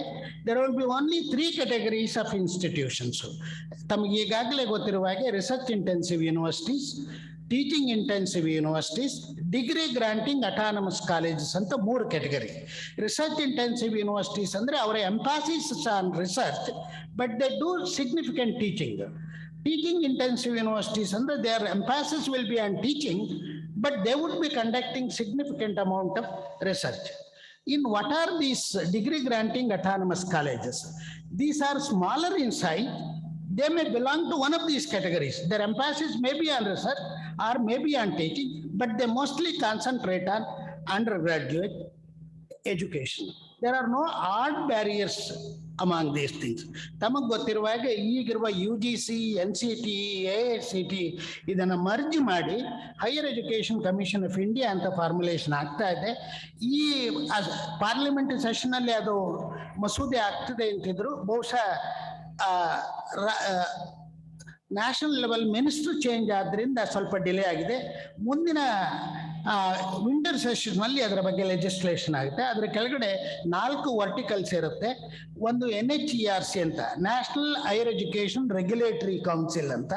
ಅದು ಎಲ್ಲ ರೆಗ್ಯುಲೇಷನ್ಸ್ನು it takes care of it. ಅದರಲ್ಲಿ ಇವು 3 ಮರ್ಜ್ ಆಗ್ತವೆ. ನಮ್ಮ NCT ಆಗಲಿ, AICT ಆಗಲಿ, ಜನರಲ್ ಎಜುಕೇಷನ್ ಆಗಲಿ. ಅದರ ಜೊತೆಗೆ ನ್ಯಾಕ್ ಅಂತ ಬರುತ್ತೆ. ಈಗಿರುವ NAAC ಬದಲು ನ್ಯಾಷನಲ್ ಅಕ್ರೆಡಿಟೇಷನ್ ಕೌನ್ಸಿಲ್ ಅಂತ ಬರುತ್ತೆ. ಅದರಲ್ಲಿ ಪ್ರೆಸೆಂಟ್ ನ್ಯಾಕ್ ಮತ್ತು NBA ಎರಡನ್ನೂ ಅದರ ಅಂಡರ್ ದಟ್ ಬರುತ್ತೆ. ಅದರ ಜೊತೆಗೆ ಹೈಯರ್ ಎಜುಕೇಷನ್ ಗ್ರಾಂಟ್ಸ್ ಕೌನ್ಸಿಲ್ ಅಂತ HEGC ಅಂತ ಬರುತ್ತೆ. ಅದು that will give grants irrespective whether the institution is or public or private, but it will be based on IDP ಅಂತ ಇನ್ಸ್ಟಿಟ್ಯೂಷನಲ್ ಡೆವಲಪ್ಮೆಂಟ್ ಪ್ಲಾನ್. ಹಾಗಾಗಿ ಯಾವುದೇ ಒಂದು ಸಂಸ್ಥೆ ತನ್ನ institution short term development plan ಮತ್ತು ಲಾಂಗ್ ಟರ್ಮ್ ಡೆವಲಪ್ಮೆಂಟ್ ಪ್ಲಾನ್ ಅನ್ನು ಮಾಡಿಕೊಂಡು ಅದಕ್ಕೆ ಪೂರಕವಾಗಿ ನೀವು ಪ್ರಪೋಸಲ್ಸ್ನ ಹಾಕಿದ್ರೆ ಅದಕ್ಕೆ ಗ್ರಾಂಟ್ಸ್ ಸಿಗುತ್ತೆ. ಅದರ ಜೊತೆಗೆ ಜನರಲ್ ಎಜುಕೇಷನ್ ಕೌನ್ಸಿಲ್ ಅಂತ ಒಂದು ಭಾಗ ಬರುತ್ತೆ. ಅದರಲ್ಲಿ ಎಲ್ಲ ಸ್ಟ್ಯಾಂಡರ್ಡ್ ಸೆಟ್ಟಿಂಗ್ ಬಾಡೀಸ್ ಬರುತ್ತೆ. ಆ ಸ್ಟ್ಯಾಂಡರ್ಡ್ ಸೆಟ್ಟಿಂಗ್ ಬಾಡೀಸ್ನಲ್ಲಿ except medical council of India, bar council of India ಬಿಟ್ಟು ಉಳಿದೆಲ್ಲ standard setting bodies they come under the general education council. ಈಗ bar council of India should also become part of it ಅಂತ thinking ಚರ್ಚೆ ಆಗ್ತಾ ಇದೆ. ಯಾಕೆಂದರೆ bar council of India takes care of only undergraduate law degree, it doesn't govern the masters and PhD programs. ಆದರೆ MCI it has become NMC. It doesn't mean that you cannot start law colleges, law universities or medical colleges anta. They will be governed by new National Medical Council. ಅಷ್ಟು ಮಾತ್ರ requirement. You can as well start the medical discipline in your institution. Therefore, it should be multidisciplinary. ಹಾಗಾಗಿ ಈ ಎಲ್ಲವನ್ನು simplify ಮಾಡಿದರೆ. ಇನ್ನು governance and regulation ಬಗ್ಗೆ ಅವರು ಹೇಳ್ತಾರೆ, ಲೈಟ್ ಬಟ್ ಟೈಟ್. ಅಂದರೆ ಈಗ ಏನು ಇನ್ಸ್ಪೆಕ್ಷನ್ ರಾಜ್ ಅಂತ ಹೇಳ್ತೀವೋ ಅದಿರೋದಿಲ್ಲ. ಅದಕ್ಕೆ ಬದಲು ಟ್ರಾನ್ಸ್ಪರೆಂಟ್ ಡಿಸ್ಕ್ಲೋಸರ್ಸ್ ಆಗಬೇಕು ಇನ್ಸ್ಟಿಟ್ಯೂಷನ್ ಇಂದ. ಎಲ್ಲಿ ಡೌಟ್ ಬರುತ್ತೋ ಅದನ್ನು ಕ್ರಾಸ್ ವೆರಿಫೈ ಮಾಡಿ ಚೆಕ್ ಮಾಡಿ, ಒಂದು ವೇಳೆ ಅವರು ಕಮಿಟಿ ಏನಾದರೂ ಬ್ಲಂಡರ್ಸ್ ಮಾಡಿದರೆ ಪನಿಷ್ ಮಾಡುವ ಪ್ರಾವಿಷನ್ ಅನ್ನ ಮಾಡ್ಕೊಂಡಿದ್ದಾರೆ. ಅದಕ್ಕೆ ತಕ್ಕಂಥ ಚೇಂಜ್ಗಳು ಕರ್ನಾಟಕ ರಾಜ್ಯದಲ್ಲೂ ಆಗ್ತದೆ. ಕರ್ನಾಟಕ ಶಿಕ್ಷಣ ಆಯೋಗ ಆಗಬೇಕು ಅಂತ ಪ್ರಪೋಸಲ್ ಇದೆ. ಅದರ ಜೊತೆಗೆ Karnataka state Higher Education Council ಸಹ ರೀಸ್ಟ್ರಕ್ಚರ್ ಆಗುತ್ತೆ. ಅದರಲ್ಲಿ we will also have regulatory part, granting part, research and innovation part ಅಂತ ಇರುತ್ತೆ. ಅದನ್ನ ತದನಂತರ ಸೆಂಟ್ರಲ್ ರೆಗ್ಯುಲೇಷನ್ ಆದ ಮೇಲೆ ಕರ್ನಾಟಕ ಸರ್ಕಾರ ಸಹ ಅದರ ಬಗ್ಗೆ ಕ್ರಮವನ್ನು ತೆಗೆದುಕೊಳ್ತದೆ. ಇನ್ನೊಂದು ವಿಷಯವನ್ನ ನಾನು ಆಕ್ಚುಯಲ್ ಪ್ರೆಸೆಂಟೇಷನ್ಗೆ ಹೋಗೋಕೆ ಮೊದಲು ನಾನು 2-3 ಪ್ರೆಸೆಂಟೇಷನ್ ತಂದೆ. ಅದು ಯಾವುದನ್ನು ಸಮಯಾಭಾವದಿಂದ ಪ್ರೆಸೆಂಟ್ ಮಾಡಲಿಕ್ಕಾಗಲ್ಲ. I am only summarising these things. Only structural part ಮಾತ್ರ ನಾನು ಪ್ರೆಸೆಂಟ್ ಮಾಡಿ ತಮ್ಮಿಂದ ಫೀಡ್ಬ್ಯಾಕ್ ತೆಗೆದುಕೊಳ್ಬೇಕು ಅಂತ ಇದ್ದೇನೆ. ಈಗ ನಾನು ಹೇಳಿದೆ National higher education regulatory council ಅಂತ ಒಂದು ಕಡೆ ಇದೆ, ಇನ್ನೊಂದು GECನಲ್ಲಿ ಸ್ಟ್ಯಾಂಡರ್ಡ್ ಸೆಟ್ಟಿಂಗ್ ಬಾಡೀಸ್ ಅಂತಿದೆ. ಹಾಗಾಗಿ ಅದು ಬೆಂಚ್ ಮಾರ್ಕನ್ನು ಪ್ರೆಸ್ಕ್ರೈಬ್ ಮಾಡುತ್ತೆ. ಈಗ ಯಾವುದೇ ಒಂದು ವಿಶ್ವವಿದ್ಯಾಲಯನ ರಿಸರ್ಚ್ ಇಂಟೆನ್ಸಿವ್ ಯೂನಿವರ್ಸಿಟೀಸ್ ಅಂತ ಕರೀಬೇಕಾದ್ರೆ what are the benchmarks, what are the requirements that you have to fulfil to go to that category. Similarly, to label it as teaching intensive universities, what are the benchmarks? Similarly, to call a particular college as degree granting autonomous college, then what are the benchmarks? This would be through graded accreditation ಅಂತ ಹೇಳ್ತಾರೆ. ಹಾಗಾಗಿ ಈಗಿರುವ ಎಲ್ಲ autonomous colleges ತಾವುಗಳು if you fulfil these requirements, benchmarks to be set by the NHERC to be formulated, then you will get transformed into degree granting autonomous colleges. You will have all the powers of universities. Therefore, although research granting, degree granting autonomous colleges, although they are called that way, ACs, academic autonomous colleges, you will have all the powers of the universities. They are only smaller in size. Therefore, in order to have this, you have to reach that level. Therefore, you have to start doing it, empowering the affiliated colleges. You have to guide them, support them, help them so that they get better NAAC grading, become autonomous, get degree granting autonomous status. Then they will have the complete academic freedom to run their programs. Therefore, ಇಲ್ಲಿ ಇನ್ನೊಂದು ಹೊಸ ರಾಷ್ಟ್ರೀಯ ಶಿಕ್ಷಣ ನೀತಿ ಒತ್ತು ಕೊಡುತ್ತೆ. ಅದು ವಿಶ್ವವಿದ್ಯಾನಿಲಯಗಳಿಗೆ ಅಥವಾ ಅಟಾನಮಸ್ ಕಾಲೇಜುಗಳಿಗೆ ಪೂರ್ಣ ಸ್ವಾತಂತ್ರ್ಯನ ಕೊಡುತ್ತದೆ. ಅಷ್ಟೇ ಅಲ್ಲ, ಅದು ಇನ್ನೊಂದು ಹಂತ ಮುಂದೆ ಹೋಗಿ faculty R the heart of the policy ಅಂತ ಹೇಳ್ತಾರೆ. ಅಂದರೆ ಈವನ್ ಟೀಚರ್ಸ್ಗೂ ಸಹ ಅವರಿಗೆ ಸಂಪೂರ್ಣ ಸ್ವಾತಂತ್ರ್ಯವನ್ನು ಕೊಡುತ್ತೆ. ಅಂದರೆ ನಮ್ಮ ಸ್ವಾತಂತ್ರ್ಯವನ್ನು ಸ್ವಚ್ಛಂದ ಸ್ವಾತಂತ್ರ್ಯವಾಗಿ ಉಪಯೋಗಿಸ್ಕೊಳಕ್ಕಾಗಲ್ಲ. ನಾವು ಯಾವುದೇ ಒಂದು ಕೋರ್ಸನ್ನು ಡಿಗ್ರಿನ ಡಿಸೈನ್ ಮಾಡಿ ಡೆಲಿವರ್ ಮಾಡಲಿಕ್ಕೆ ಉನ್ನತ ಶಿಕ್ಷಣ ಸಂಸ್ಥೆಗೆ ಅವಕಾಶ ಕೊಡ್ತಾರೆ. ಅಂದ್ರೆ ಅದರ ಅರ್ಥ ನಾವೊಂದು ಸರ್ವೆ ಮಾಡಬೇಕಾಗುತ್ತೆ, ಎಂಪ್ಲಾಯ್ಮೆಂಟ್ ಆಪರ್ಚುನಿಟೀಸ್ ನೋಡಬೇಕಾಗುತ್ತೆ, ಈಕ್ವಿವೆಲೆನ್ಸ್ನ ಗಮನಕ್ಕೆ ತೆಗೆದುಕೊಳ್ಬೇಕಾಗ್ತದೆ. ಅದ ನಂತರ ನೀವು ಡೆಲಿವರ್ ಮಾಡಿದ್ರೆ ಯಾವುದೇ ಒಂದು ಬ್ಯಾಂಕ್ ಆಗಲಿ, ಯಾವುದೇ ಒಂದು ಇಂಡಸ್ಟ್ರಿ ಆಗಲಿ, ಅವರಿಗೆ ಈ ಫೀಲ್ಡ್ನಲ್ಲಿ ನಮಗೆ ಗ್ರಾಜ್ಯುಯೇಟ್ಸ್ ಬೇಕು, ಟ್ರೈನೀಸ್ ಬೇಕು. ಟ್ರೈನ್ಡ್ ಗ್ರಾಜ್ಯುಯೇಟ್ಸ್ ಅಂದರೆ ನೀವು ಅದಕ್ಕೆ ತಕ್ಕಂತೆ ಕರಿಕ್ಯುಲಮ್ನ ಡಿಸೈನ್ ಮಾಡಿ, ಡಿಗ್ರಿನೇ ಡಿಸೈನ್ ಮಾಡಿ, ಡೆಲಿವರ್ ಮಾಡಿ ಅವರಿಗೆ ಕೊಡ್ಬೋದು. ಆ ಸ್ವಾತಂತ್ರ್ಯ ನಿಮಗಿದೆ. ಆ್ಯಂಡ್ ಇವಾಗ ಇನ್ನೊಂದು ನಿಮ್ಮಲ್ಲಿ ಸಾಕಷ್ಟು ಕಾಲೇಜುಗಳಲ್ಲಿ ಅನುಮಾನ ನನಗೆ ಗೊತ್ತಿರುವ ಹಾಗೆ, ಈ 3 ವರ್ಷದ ಡಿಗ್ರಿ ಇದೆ, 4 ವರ್ಷದ ಡಿಗ್ರಿ ನಮ್ಮ ಮೇಲೆ ಏರ್ಬಿಟ್ರೆ ಅಡಿಷನಲ್ ಇನ್ಫ್ರಾಸ್ಟ್ರಕ್ಚರ್ ಬೇಕಾಗ್ಬಿಡುತ್ತೆ, ಮತ್ತೆ ಅಡಿಷನಲ್ ಫ್ಯಾಕಲ್ಟಿ ಬೇಕಾಗುತ್ತೆ ಅನ್ನೋದು ಭಯ ಇದೆ. ತಮಗೆ ಗೊತ್ತಿದೆ, ಈಗ ಬ್ಲೆಂಡೆಡ್ ಲರ್ನಿಂಗು ಮತ್ತು ಅಕಾಡೆಮಿಕ್ ಬ್ಯಾಂಕ್ ಆಫ್ ಕ್ರೆಡಿಟ್ಸ್ ಅಂತ, ಹೇಗೆ ನಮ್ಮ ಹಣವನ್ನು ನಾವು ಬ್ಯಾಂಕ್ನಲ್ಲಿ ಕ್ರೆಡಿಟ್ ಮಾಡ್ತೀವೋ ಅದೇ ರೀತಿ ಒಬ್ಬ ವಿದ್ಯಾರ್ಥಿ ಒಂದು ಕೋರ್ಸನ್ನು ತೆಗೆದುಕೊಂಡು ಸರ್ಟನ್ ಕ್ರೆಡಿಟ್ಸ್ನ ಅರ್ನ್ ಮಾಡೋದನ್ನು ಆ ಅಕೌಂಟ್ನಲ್ಲಿ ಅವನು ಡೆಪಾಸಿಟ್ ಮಾಡ್ತಾ ಹೋಗ್ಬೋದು. ನಾವು ಹೇಗೆ ಅಮೌಂಟ್ ಜಾಸ್ತಿ ಆದಾಗ ಒಂದು ಸೈಟ್ ಪರ್ಚೇಸ್ ಮಾಡಲಿಕ್ಕೆ ಅಥವಾ ಅಪಾರ್ಟ್ಮೆಂಟ್ ಮಾಡಲಿಕ್ಕೆ, ಮನೆ ಕೊಂಡ್ಕೊಳ್ಳೋಕ್ಕೆ ಹೋಗ್ತೀವೋ, ಅದೇ ರೀತಿ ನನ್ನ ಅಕೌಂಟ್ನಲ್ಲಿ ಎಷ್ಟು ಕ್ರೆಡಿಟ್ಸ್ ಇದೆ ಅನ್ನೋದ್ರ ಮೇಲೆ ನಾನು ಸರ್ಟಿಫಿಕೇಟ್ಗೆ ಆಪ್ಟ್ ಮಾಡೋದು, ಡಿಪ್ಲೊಮಾಗೆ ಆಪ್ಟ್ ಮಾಡೋದು, ಬೇಸಿಕ್ ಡಿಗ್ರಿಗೆ ಹೋಗೋದು ಅಥವಾ 4 ಇಯರ್ಸ್ ಆನರ್ಸ್ ಡಿಗ್ರಿಗೆ ಹೋಗೋದು ಅನ್ನೋದನ್ನು ಅವನು ನಿರ್ಧರಿಸ್ಬೋದು. ಹಾಗಾಗಿ ಈಗ ತಮಗೆಲ್ರಿಗೂ ಗೊತ್ತಿದೆ, 2014 ಸ್ಪೆಸಿಫಿಕೇಶನ್ ಆಫ್ ಡಿಗ್ರೀಸ್ ಮೇಲೆ ನಾವೆಲ್ಲ ಪ್ರೋಗ್ರಾಮ್ಸನ್ನು ನಡೆಸ್ತಿದ್ದೇವೆ. ಅದರ ಪ್ಲೇಸ್ನಲ್ಲಿ national higher education qualification framework ಅಂತ ಬರುತ್ತೆ. ಅದು ಏನು ಹೇಳುತ್ತೆ, ಈಗಾಗಲೇ ಜುಲೈ 29 ಈ ಲಾಸ್ಟ್ ಮಂತ್ ಒಂದು UGC ಗೈಡ್ಲೈನ್ಸ್ ಕೊಟ್ಟಿದೆ ಟೆಂಟೇಟಿವ್ ಆಗಿ, how to go about it ಅಂತ. ಆ್ಯಂಡ್ UGC ಚೇರ್ಮನ್ನು ಎಲ್ಲ ವಿಶ್ವವಿದ್ಯಾನಿಲಯಗಳ ಕುಲಪತಿಗಳಿಗೆ ಪತ್ರ ಬರೆದು ನೀವು ನ್ಯಾಷನಲ್ ಹೈಯರ್ ಎಜುಕೇಷನ್ ಪಾಲಿಸಿನ ತಕ್ಷಣ ಜಾರಿಗೆ ಕೊಡಿ, ಅದನ್ನು ಅನುಷ್ಠಾನಕ್ಕೆ ತರಲಿಕ್ಕೆ ಕ್ರಮ ತೆಗೆದುಕೊಳ್ಳಿ ಅಂತ ಹೇಳಿದ್ದಾರೆ. ಹಾಗಾಗಿ ಅಲ್ಲಿ ರಿಜಿಡಿಟಿ ಏನೂ ಇರೋದಿಲ್ಲ. ಈಗ ಈ ಗೈಡ್ಲೈನ್ಸ್ನಲ್ಲಿ ಏನು ಹೇಳ್ತಾರೆ, ಪ್ರತಿಯೊಂದು ಸೆಮೆಸ್ಟ್ರೂ ನೀವು 20 ಕ್ರೆಡಿಟ್ಸ್ ಇರಬೇಕು ಅಂತ ಮ್ಯಾಕ್ಸಿಮಮ್. ಅದರ ಅರ್ಥ ಅವರ ಪ್ಯಾಟರ್ನಲ್ಲಿ ಲ್ಯಾಂಗ್ವೇಜ್ 2 ಸೆಮೆಸ್ಟರ್ಸ್ ಮಾತ್ರ ಇದೆ. ನಾವು 4 ಸೆಮೆಸ್ಟರ್ನಲ್ಲೂ ನಮ್ಮ ಪ್ರೋಗ್ರಾಮ್ಸ್ನಲ್ಲಿ ಲ್ಯಾಂಗ್ವೇಜ್ ಇರೋದ್ರಿಂದ ಸ್ವಲ್ಪ ಜಾಸ್ತಿ ಕ್ರೆಡಿಟ್ಸ್ ಮಾಡ್ಕೊಳ್ಬೇಕು. ಹಾಗಾಗಿ ಸರ್ಟಿಫಿಕೇಟ್ಗೆ ನಾವು 48 ಕ್ರೆಡಿಟ್ಸ್ ಅಂದ್ಕೊಂಡಿದ್ದೀವಿ, ಡಿಪ್ಲೊಮಾಗೆ about 96 credits, plus undergraduate degree ಆಗಬೇಕಂದ್ರೆ 136 ಕ್ರೆಡಿಟ್ಸು, ಮತ್ತು ಆನರ್ಸ್ ಡಿಗ್ರಿ ಆಗಬೇಕಾದ್ರೆ 176 ಕ್ರೆಡಿಟ್ಸು, ಅನದರ್ 40 ಕ್ರೆಡಿಟ್ಸ್ ಆ್ಯಡ್ ಮಾಡಿದರೆ ಮಾಸ್ಟರ್ಸ್ ಡಿಗ್ರಿ ಆಗತ್ತೆ ಅಂತ. ಇದು ಒಂದು ಇದ್ರ ಜೊತೆಗೆ ಪ್ರದೀಪ್ ಅವರೇ ಹೇಳಿದಾಗೆ ಈ ಎಕ್ಸಿಟ್ ಆಪ್ಷನ್ ಆಗ್ತಾರೆ, ಸರ್ಟಿಫಿಕೇಟ್ ತೊಗೊಂಡಿದ್ದಾರೆ ಮತ್ತೆ ಡಿಪ್ಲೊಮಾಗೆ ಎಕ್ಸಿಟ್ ಆಗ್ಬೋದು. ಈಗಂದ್ರೆ ಅರ್ಥ ಅವರು ಎಕ್ಸಿಟ್ ಆಗಿ ಹೊರಗಡೆ ಹೋಗ್ಲಿ ಅಂತಲ್ಲ. ಈಗಲೂ ಸಹ ಜನ ಅನಿವಾರ್ಯ ಕಾರಣಕ್ಕೆ ಹೆಣ್ಮಕ್ಳು ಮದುವೆ ಆದಾಗ ಅಥವಾ ಯಾರಿಗಾದರೂ ಫೈನಾನ್ಷಿಯಲ್ ಪ್ರಾಬ್ಲಮ್ಸ್ ಇದ್ದಾಗ ಅವ್ರು ಹೊರಗಡೆ ಹೋಗ್ಲೇಬೇಕಾಗತ್ತೆ. ಕೆಲವರು 2.5 ವರ್ಷ ಒಂದು ಕೋರ್ಸ್ ಮಾಡಿ ಏನೂ ಇಲ್ಲದೆ ಹೊರಗಡೆ ಹೋದವ್ರು ಇದ್ದಾರೆ. ಅಂತ ಅವರಿಗೆ ಒಂದು ಸರ್ಟಿಫಿಕೇಶನ್ ಮಾಡೋಣ, ಒಂದು ಸರ್ಟಿಫಿಕೇಟ್ ಇದ್ದರೆ ಒಂದು ರೆಕಾರ್ಡ್ ಇರುತ್ತೆ, they can always come back to one of the institutions, continue their studies ಅಂತಾನೆ ಅರ್ಥ. ಹಾಗಂದು ಮಾತ್ರಕ್ಕೆ ಅವರು ಎಕ್ಸಿಟ್ ಆಗಿ ಹೊರಗಡೆ ಹೋಗ್ಬೇಕು ಅನ್ನೋದು ಕಂಪಲ್ಷನ್ಸ್ ಅಲ್ಲ. ಹಾಗಾಗಿ ಅದರ ಬಗ್ಗೆ ಯಾರೂ ತಪ್ಪು ಅಭಿಪ್ರಾಯನ ಇಟ್ಕೊಳ್ಬೇಕಾಗ್ಲಿಲ್ಲ. ಹಾಗಾಗಿ ಈಗ ಡಿಪ್ಲೊಮಾಗೂ ಹೋದರು, ಸರ್ಟಿಫಿಕೇಟ್ ಆಯಿತು, ಮತ್ತೆ ಡಿಪ್ಲೊಮಾ ತಗೊಂಡ್ರು, ಮತ್ತೆ ಡಿಗ್ರಿ ಆಯಿತು. ಈಗೇನಾಗಿದ್ದಾರೆ, ಇಲ್ಲಿ ಪ್ರೋಗ್ರಾಮ್ ಔಟ್ಕಮ್ಸ್ ಅನ್ನೋದ್ರ ಬಗ್ಗೆ ನಾವು ಒತ್ತು ಕೊಡ್ತೀವಿ. ಈಗ ಇಂಜಿನಿಯರಿಂಗ್ ಡಿಗ್ರಿ ಓದೋರಿಗೆ ಸಾಕಷ್ಟು ಜನಕ್ಕೆ ಗೊತ್ತಿದೆ, ಈ ಗ್ರಾಜ್ಯುಯೇಟ್ ಅಟ್ರಿಬ್ಯೂಟ್ಸ್ ಅಂತ ಇಂಜಿನಿಯರಿಂಗ್ ಪ್ರೋಗ್ರಾಮ್ಸ್ನಲ್ಲಿ ನಾವು ಹೇಳ್ತೇವೆ. ಅದು it is based on Washington Accord ಅಂತ. ಅದೇ ರೀತಿ ಈ ಟೆಕ್ನಿಕಲ್ ಎಜುಕೇಷನಲ್ಲಿ ಡಿಪ್ಲೊಮಾ ಕೊಡಬೇಕಾದ್ರೆ ಆ ಗ್ರಾಜ್ಯುಯೇಟ್ ಅಟ್ರಿಬ್ಯೂಟ್ಸ್ ಅನ್ನೋದು ಸಿಡ್ನಿ ಅಕಾರ್ಡಿಂದ ಬರುತ್ತೆ. ಆದರೆ ನಮ್ಮ ಜನರಲ್ ಎಜುಕೇಷನಲ್ಲಿ ನಾವು ಆ ರೀತಿ ಫಾರ್ಮಲ್ ಆಗಿ ಯಾವುದನ್ನು ಪಾಲಿಸ್ತಾ ಇಲ್ಲ. ಇನ್ಫಾರ್ಮಲ್ ಆಗಿ ಅದರ ಔಟ್ಕಮ್ಮು ಯಾವುದೇ ಒಂದು ಕೋರ್ಸ್ ಸ್ಟಡಿ ಮಾಡಿದ್ರೆ ಅದು ವಿದ್ಯಾರ್ಥಿಗೆ ಅನುಕೂಲ ಆಗಬೇಕು, ಪದವಿ ಇದ್ದರೆ ಅದರಿಂದ ಅವನಿಗೆ ಉಪಯೋಗ ಆಗಬೇಕು ಅಂತ ಭಾವಿಸ್ತೇವೆ. ಹಾಗಾಗಿ ಗ್ರಾಜ್ಯುಯೇಟ್ ಅಟ್ರಿಬ್ಯೂಟ್ಸ್ ಬಗ್ಗೆ ನಾವು ಒತ್ತು ಕೊಡಬೇಕು.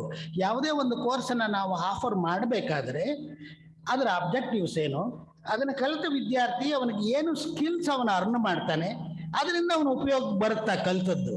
ಜಸ್ಟ್ ಸರ್ಟಿಫಿಕೇಟ್ಗೆ ಮಾತ್ರ ಕಲಿತಾನೆ. ಈಗಿನ ಡಿಗ್ರಿಗಳೇನೋ ಕಾಗದದ ಮೇಲೆ ಉಳಿದಿದೆ, ಅದರಿಂದ ಉಪಯೋಗ ಆಗ್ತಿಲ್ಲ ಅಂತ ಪಬ್ಲಿಕ್ ಟೀಕೆ, ನಿಮಗೆ ಗೊತ್ತಿರುವ ಹಾಗೆ ಸಾರ್ವಜನಿಕವಾಗಿ ಗೊತ್ತಿರೋದು. ಅದು ಆಗಬಾರದು. ಅವರು ಎಂಪ್ಲಾಯಬಲ್ ಗ್ರಾಜ್ಯುಯೇಟ್ಸ್ ಆಗಬೇಕು ಅನ್ನೋದಕ್ಕಾಗಿ ನಾವು ಹೊಸ ರಾಷ್ಟ್ರೀಯ ಶಿಕ್ಷಣ ನೀತಿಯನ್ನು ಅನಿವಾರ್ಯವಾಗಿ ಜಾರಿಗೆ ತರಬೇಕಾಗಿದೆ. ಆ ಕಾರಣಕ್ಕೆ ಇದರ ಜೊತೆಗೆ ನಾನು ಹೇಳಿದೆ, ನೀವು ಅಟಾನಮಸ್ ಡಿಗ್ರಿ ಗ್ರಾಂಟಿಂಗ್ ಸ್ಟೇಟಸ್ ಬರೋಕ್ಕಾಗದೇ ಇದ್ರೆ what will happen to those institutions? ನೀವು ಆ ಗ್ರೇಡ್ಗೆ ಬರದೇ ಇದ್ರೆ they will all become the constituent colleges of the bigger university. If you cannot reach to the stage of degree granting autonomous status, then you have to become constituent colleges of a bigger institution. ಅದು ಒಂದಾಗುತ್ತೆ. ಇಲ್ಲದೆ ಇದ್ರೆ cluster of institutions ತಗೊಂಡು university ಮಾಡಬೇಕಾಗುತ್ತೆ, cluster university ಅಂತ. ಇವೆಲ್ಲ over the years, ಇನ್ನು 10-15 ವರ್ಷಗಳಲ್ಲಿ ಕೆಲಸ ಆಗ್ತದೆ. ನಾನು ಇನ್ನೊಂದು ವಿಷಯನ ಹೇಳಿಕೊರಟೆ. ನೀವು ಈಗೇನು 3 ವರ್ಷ ಡಿಗ್ರಿನ ಇರುವ ಇನ್ಫ್ರಾಸ್ಟ್ರಕ್ಚರ್ ಫ್ಯಾಕಲ್ಟಿಯಿಂದ ಮಾಡ್ತಿದ್ದೀರೋ, 4 ವರ್ಷದ ಡಿಗ್ರಿ ತಲುಪುವಷ್ಟರಲ್ಲಿ ಅದೇ ಇನ್ಫ್ರಾಸ್ಟ್ರಕ್ಚರು ಅದೇ ಫ್ಯಾಕಲ್ಟಿಯಿಂದ ನೀವು 4 ವರ್ಷದ ಆನರ್ಸ್ ಡಿಗ್ರಿನ ನಡೆಸ್ಬೋದು. ನಿಮಗೆ 3 ವರ್ಷದ ಡಿಗ್ರಿನಾದರೂ ಮಾಡಿ 4 ವರ್ಷದ ಡಿಗ್ರಿನಾದ್ರೂ ಮಾಡಿ ಅನ್ನೋ ಆಪ್ಷನ್ ಇದ್ರೂ preferred option would be 4 years honors degree, because this is a global pattern. ಹಾಗಾಗಿ ಹೇಗೆ ಅಂತ ಒಂದು ಏನು ಹೇಳಿದ್ದಾರೆ, ಈ ಆನ್ಲೈನ್ ಲರ್ನಿಂಗ್ಗೆ 40% ಕೋರ್ಸಸ್ ಅವರಿಗೆ ಕ್ಯಾಂಡಿಡೇಟ್ಸು ಇನ್ ಸಬ್ಜೆಕ್ಟ್ ವಿತೌಟ್ ಪ್ರಾಕ್ಟಿಕಲ್ಸ್ನಲ್ಲಿ ಆನ್ಲೈನ್ ಕೋರ್ಸಸ್ ತೊಗೊಳ್ಬೇಕು, ರೆಕಗ್ನೈಸ್ಡ್ ಕೋರ್ಸಸ್. ಅದಕ್ಕೆ ಯಾವ ವಿಶ್ವವಿದ್ಯಾನಿಲಯ ಡಿಗ್ರಿ ಕೊಡ್ತಿದೆಯೋ ಆ ಡಿಗ್ರಿ ಅಪ್ರೂವಲ್ ಇರಬೇಕು. ನೀವು ಪ್ರೆಸ್ಕ್ರೈಬ್ ಮಾಡಿರೋ ಕೋರ್ಸ್ಗೆ ಈಕ್ವಿವೆಲೆಂಟ್ ಆಗಿರುವಂಥ ಪ್ರೋಗ್ರಾಮ್ಸ್ ಆಗಿರಬೇಕು. ಆವಾಗ ಅಪ್ ಟು 40%, ಅದು ತಕ್ಷಣ ಆಗೋದಿಲ್ಲ, ಅದು ಒಂದು ಹಂತಕ್ಕೆ ಬರಬೇಕಾದ್ರೆ 4-5 ವರ್ಷ ಆಗ್ತದೆ. ಹಾಗಾಗಿ ಈಗ ವರ್ಕ್ಲೋಡ್ ರೆಡ್ಯೂಸ್ ಆಗುತ್ತೆ ಅನ್ನೋ ಭಾವನೆ ಯಾರಲ್ಲೂ ಇರಬೇಕಾಗಿಲ್ಲ. ತದನಂತರ ಬರುತ್ತೆ, ನೀವು 4 ವರ್ಷ ಬರುವಷ್ಟರಲ್ಲಿ ಇದು ಫೆಮಿಲಿಯರೈಸ್ ಆಗುತ್ತೆ. ಇದು ಫೆಮಿಲಿಯರೈಸ್ ಆದ ತಕ್ಷಣ ಅಬೌಟ್ 20 to 30% ವಿದ್ಯಾರ್ಥಿಗಳು ಆ ಕೋರ್ಸಸ್ ತಗೊಂಡ್ರೆ ನಿಮ್ಮ ವರ್ಕ್ಲೋಡ್ ಕಡಿಮೆ ಆಗುತ್ತೆ. ಅದೇ ವರ್ಕ್ಲೋಡನ್ನು ನೀವು 4th ಇಯರ್ಗೆ ಯೂಸ್ ಮಾಡ್ಕೊಳ್ಬೋದು. ಇನ್ನೊಂದು ಅನುಕೂಲ ಏನಂದರೆ, ಅಕಾಡೆಮಿಕ್ ಬ್ಯಾಂಕ್ ಆಫ್ ಕ್ರೆಡಿಟ್ಸ್ನಲ್ಲಿ ಈ ಯಾವುದೇ ಒಂದು ವಿಶ್ವವಿದ್ಯಾನಿಲಯದಿಂದ ಪದವಿಯನ್ನು ಪಡಿಬೇಕಾದ್ರೆ ಅಲ್ಲಿ ಮಿನಿಮಮ್ 50% ಕ್ರೆಡಿಟ್ಸ್ನ ಆ ವಿಶ್ವವಿದ್ಯಾನಿಲಯದಿಂದ ಪಡಿಬೇಕು. ಉಳಿದ 50% ಬೇರೆ ಕಡೆಯಿಂದ ಪಡಿಬೋದು. ಅದರ ಜೊತೆಗೆ ಟೋಟಲ್ ಕ್ರೆಡಿಟ್ಸ್ನಲ್ಲಿ 50% ಕ್ರೆಡಿಟ್ಸನ್ನು ಮಾತ್ರ ಆ ಸಬ್ಜೆಕ್ಟ್ನಲ್ಲಿ ಅರ್ನ್ ಮಾಡಿದ್ರೆ ಸಾಕು. ಉಳಿದ 50% ಕೆಲವು ಕಂಪಲ್ಸರಿ ಸಬ್ಜೆಕ್ಟ್ ಜೊತೆಗೆ ಉಳಿದು ಯಾವುದನ್ನಾದರೂ ಆಯ್ಕೆ ಮಾಡಿಕೊಂಡು ಮಾಡುವ ಸ್ವಾತಂತ್ರ್ಯ ವಿದ್ಯಾರ್ಥಿಗಳಿಗಿದೆ. ಇಲ್ಲಿವರೆಗೆ ನೀವು ಅಡ್ಮಿಷನ್ಸ್ ಏನು ಮಾಡ್ತಿದ್ರಿ, BA, BSc, BCom, BSW ಆ ರೀತಿ BBA ಮಾಡ್ತಾ ಇದ್ರಿ. ಮುಂದೆ ಏನಾಗುತ್ತೆ, 2 ಸಬ್ಜೆಕ್ಟ್ಸ್ ಇದ್ರೆ ಯಾವುದೋ ಒಂದು institution is very good in physics, other institution is very good in chemistry, some other institution may be very good in mathematics and computer science. ಆವಾಗ ವಿದ್ಯಾರ್ಥಿ ಏನಾದರೂ ಕಂಪ್ಯೂಟರ್ ಸೈನ್ಸ್ ಮಾಡಿದ್ರೆ ಅಲ್ಲಿಗೆ ಹೋಗ್ತಾನೆ, ಫಿಸಿಕ್ಸ್ ಮಾಡಬೇಕಾದ್ರೆ ಎಲ್ಲಿಗೆ ಹೋಗ್ತಾನೆ, ಕೆಮಿಸ್ಟ್ರಿ ಮಾಡಬೇಕಾದ್ರೆ ಎಲ್ಲಿಗೆ ಹೋಗ್ತಾನೆ, ಬಯೋಟೆಕ್ನಾಲಜಿಗೆ ಹೋಗ್ತಾನೆ. ರಿಕ್ವೈರ್ಮೆಂಟ್ ಏನು, 50% ಆಫ್ ಕ್ರೆಡಿಟ್ಸನ್ನು ಮಾತ್ರ ಮಿನಿಮಮ್ ಫಸ್ಟು, ಕೊನೆಯ ಪಕ್ಷ ಅಷ್ಟನ್ನು ಆ ಯೂನಿವರ್ಸಿಟಿ ಮಾಡಿರಬೇಕು. ಹಾಗಾಗಿ ನೀವು ಪ್ರೋಗ್ರಾಮ್ಗೆ ಅಷ್ಟೇ ಅಲ್ಲ, ಕೋರ್ಸಸ್ಗೆ ಅಡ್ಮಿಷನ್ ಅಷ್ಟೇ ಅಲ್ಲ, ಸಬ್ಜೆಕ್ಟ್ ವೈಸ್ ಅಡ್ಮಿಷನ್ಸನ್ನು ಮಾಡಬೇಕಾಗುತ್ತೆ. ಲೇಟರ್ ಎಂಟ್ರಿಗೂ ಪ್ರಾವಿಷನ್ ಮಾಡಬೇಕಾಗುತ್ತೆ. ಆ್ಯಂಡ್ ಕೆಲವರಲ್ಲಿ ಏನು ಯೋಚನೆ ಇದೆ, 3 ಸಬ್ಜೆಕ್ಟ್ ಬದಲು 2 ಸಬ್ಜೆಕ್ಟ್ ತಗೊಂಡ್ರೆ ವರ್ಕ್ಲೋಡ್ ಡ್ರಾಸ್ಟಿಕ್ ಆಗಿ ರೆಡ್ಯೂಸ್ ಆಗಿಬಿಡುತ್ತೆ ಅಂತಿದೆ. ಅದೆಲ್ಲ ಯಾಕಂದರೆ ಹೊಸ ರಾಷ್ಟ್ರೀಯ ಶಿಕ್ಷಣ ನೀತಿಯ ಪ್ರಕಾರ 1-to-1 ಇಂಟ್ರಾಕ್ಷನ್ ಜಾಸ್ತಿ ಆಗುತ್ತೆ. ಆವಾಗ ವರ್ಕ್ಲೋಡು ಅದನ್ನೆಲ್ಲ ಕೌಂಟ್ ಆದಾಗ ಆಕ್ಚುಯಲ್ ವರ್ಕ್ಲೋಡ್ ಜಾಸ್ತಿ ಆಗ್ತದೆ. Definition of workload it will be redefined. ಹಾಗಾಗಿ ವರ್ಕ್ಲೋಡ್ ರೆಡ್ಯೂಸ್ ಆಗುತ್ತೆ ಅನ್ನೋದು ತಮಗೆ ಯಾವುದೇ ಚಿಂತೆ ಮಾಡಬೇಕಾಗಿಲ್ಲ. ನಾನು ಅದನ್ನು ಕೆಲವು ಸಬ್ಜೆಕ್ಟ್ಸನ್ನು ತೆಗೆದುಕೊಂಡು ನಾನು ನಿಮಗೆ ಎಕ್ಸ್ಪ್ಲೈನ್ ಮಾಡ್ತೀನಿ. ಇನ್ನೊಂದನ್ನು, ಈಗ ಕೆಲವು ಕಾಲೇಜುಗಳಲ್ಲಿ, ಖಾಸಗಿ ಕಾಲೇಜುಗಳಲ್ಲಿ ನನಗೆ ಗೊತ್ತಿರುವಾಗೆ ಬೆಂಗಳೂರಿನಲ್ಲಿ ನಾವು ಇಂಥದ್ದೇ ಕಾರ್ಯಕ್ರಮವನ್ನು ನಾನು ಮೊನ್ನೆ ಮಾಡಿದ್ವಿ. ಅನೇಕ principal, management chairpersons and secretaries asked me this question. ಈಗಾಗಲೇ ನಾವು ಅಡ್ಮಿಷನ್ ಮಾಡಿಬಿಟ್ಟಿದ್ದೀವಿ, it is not officially correct, we know, but we have made what to do ಅಂತ ನಾನು ಅದಕ್ಕೆ ಸಜೆಸ್ಟ್ ಮಾಡಿದೆ. ನಾವು ಈ ವರ್ಷದ ಮಟ್ಟಿಗೆ ನಾವೇನು ಮಾಡ್ತಿದ್ದೀವಿ, ವಿದ್ಯಾರ್ಥಿ 3 ನಮ್ಮ ಹೋಲ್ ಕಾನ್ಸೆಪ್ಟ್ ಏನಂತ ಅಂದರೆ, ಹೊಸ ರಾಷ್ಟ್ರೀಯ ಶಿಕ್ಷಣ ನೀತಿಗೆ ಹೇಗೆ ಟ್ರಾನ್ಸ್ಫಾರ್ ಮಾಡ್ತಿದ್ದೀವಿ ಅಂದರೆ, ನಮ್ಮ ಜನರಲ್ ಡಿಗ್ರಿನಲ್ಲಿ ಒಬ್ಬ ವಿದ್ಯಾರ್ಥಿ 3 ಸಬ್ಜೆಕ್ಟ್ಸನ್ನು ಕಲಿಯಬೇಕು. ಅವನು 3 subject whether he likes them or not. ಒಂದು ಸಬ್ಜೆಕ್ಟ್ ಕಲಿಬೇಕಾದ್ರೆ ಅದು ಉಳಿದೆರಡು ಸಬ್ಜೆಕ್ಟು ಅದಕ್ಕೆ ಟ್ಯಾಗ್ ಆನ್ ಆಗಿದ್ರೆ ಇಷ್ಟ ಇಲ್ಲದೆ ಇದ್ರು ಅದನ್ನು ಸ್ಟಡಿ ಮಾಡಬೇಕು. ಈಗ ಅದೆಲ್ಲ ಕ್ಯಾಂಡಿಡೇಟ್ ತನಗೆ ಬೇಕಾದ 2 ಸಬ್ಜೆಕ್ಟ್ಸ್ನ ಚೂಸ್ ಮಾಡ್ಕೊಳ್ಬೋದು. ಇನ್ನೊಂದು ಸಬ್ಜೆಕ್ಟ್ ಸ್ಪೇಸನ್ನು ನಾವು ಎಂಪ್ಲಾಯ್ಮೆಂಟ್ ಸ್ಕಿಲ್ ಕಲಿಸೋದಕ್ಕೆ ಆ ಲರ್ನಿಂಗ್ ಸ್ಪೇಸ್ ಯೂಸ್ ಮಾಡ್ತಿದ್ದೀವಿ ಅಷ್ಟೇ. ಹಾಗಾಗಿ ಈಗಿರುವ 3 ಸಬ್ಜೆಕ್ಟ್ಸ್ನ ತಗೊಂಡು ಒಬ್ಬ ಕ್ಯಾಂಡಿಡೇಟು ಅಡ್ಮಿಷನ್ ತಗೊಂಡಿದ್ರೆ PCM, CBZ ಅಥವಾ ಇನ್ಯಾವುದೇ ಒಂದು ಕಾಂಬಿನೇಷನ್ನು allow the candidates to choose any 2 of the subjects. ಇನ್ನೊಂದು ಸಬ್ಜೆಕ್ಟ್ನ if he so desires he can continue it as an open elective if he so desires. Otherwise you need not have to worry about it. I will tell you head count ಹೇಗಾಗುತ್ತೆ ಅಂತ. ಈಗ PCM ಇರುತ್ತೆ, CBZ ಇರುತ್ತೆ. ಈ ಎರಡರಲ್ಲೂ chemistry common ಇದೆ. What would B your intake for chemistry ಅಂದರೆ it is a cumulative addition of PCMಗೆ ಎಷ್ಟು ಇಂಟೇಕ್ ಇದೆಯೋ, CBZ ಎರಡು ಇಂಟೇಕ್ ಇದೆಯೋ ಅದನ್ನು ಆ್ಯಡ್ ಮಾಡಿದ್ರೆ ಕೆಮಿಸ್ಟ್ರಿ ಇಂಟೇಕ್ ಆಗುತ್ತೆ. ಅದೇ ರೀತಿ ಇದು PMC ಇರುತ್ತೆ, PCM ಇರುತ್ತೆ, PME ಇರ್ತದೆ, PM ಕಂಪ್ಯೂಟರ್ ಸೈನ್ಸ್ ಇರುತ್ತೆ. ಅವು 3 ಕಾಂಬಿನೇಷನ್ಸ್ ಇದ್ದಾಗ what would be the physics workload cumulative addition of the intakes in these 3 combinations. Likewise mathematics, computer science ಹೀಗೆ ಕ್ಯಾಲ್ಕುಲೇಟ್ ಮಾಡ್ಕೊಳ್ಬೋದು. ಈಗ 3 ಸಬ್ಜೆಕ್ಟ್ಸ್ ತಗೊಳ್ತಿದ್ದಾಗ ಕ್ಯಾಂಡಿಡೇಟ್ 2 ಸಬ್ಜೆಕ್ಟ್ ತಗೊಂಡ್ರೆ ನಿಮ್ಮ ಎಡ್ ಕೌಂಟು ಇನ್ಕ್ರೀಸ್ ಆಗುತ್ತೆ. ಆಲ್ಮೋಸ್ಟ್ 30% ಇನ್ಕ್ರೀಸ್ ಆಗುತ್ತೆ. V have made statistical calculations. ಅದಕ್ಕೆ ನೀವೇನು ಮಾಡ್ಬೋದು, ಈಗ 2 PCM, CBZನಲ್ಲಿ ಕೆಮಿಸ್ಟ್ರಿ ಇಂಟೇಕ್ 120 ಬಂದರೆ ನೀವು 120 ಕ್ಯಾಂಡಿಡೇಟ್ಸ್ಗೆ ಕೆಮಿಸ್ಟ್ರಿ ತಗೊಳ್ಳೋಕೆ ಬಿಡೋಕ್ಕೆ ಬದಲು ಒಂದು 80% ಕೆಮಿಸ್ಟ್ರಿ ಕೋರ್ ಸಬ್ಜೆಕ್ಟ್ಸ್ ತಗೊಳ್ಳೋಕೆ ಅಲೋ ಮಾಡಿ, ರಿಮೈನಿಂಗ್ 20% ನೀವು ಇದಕ್ಕೆ ಅಲೋ ಮಾಡಿ ಓಪನ್ ಎಲೆಕ್ಟಿವ್ ಚೂಸ್ ಮಾಡಲಿಕ್ಕೆ. ಜೊತೆಗೆ ಇಲ್ಲಿ ಸ್ವಲ್ಪ ಇನ್ಕ್ರೀಸ್ ಇನ್ ವರ್ಕ್ಲೋಡು ಆಗುತ್ತೆ ಹೊಸ ಪಾಲಿಸಿನಲ್ಲಿ. Total workload more or less it comes to that. ಅದೂ ಆಗಲಿಲ್ಲ ಅಂದರೆ ನೀವೇನು ಮಾಡಿ, ಉಳಿದ ಸಬ್ಜೆಕ್ಟ್ಸ್ನ ಕೆಲವು ಸಬ್ಜೆಕ್ಟ್ಸು ಅಲೈಡ್ ಸಬ್ಜೆಕ್ಟ್ಸ್ ಇರುತ್ತೆ ಅದನ್ನು ಟೀಚ್ ಮಾಡೋಕ್ಕೆ ಉಪಯೋಗಿಸ್ಕೊಳ್ಬೋದು.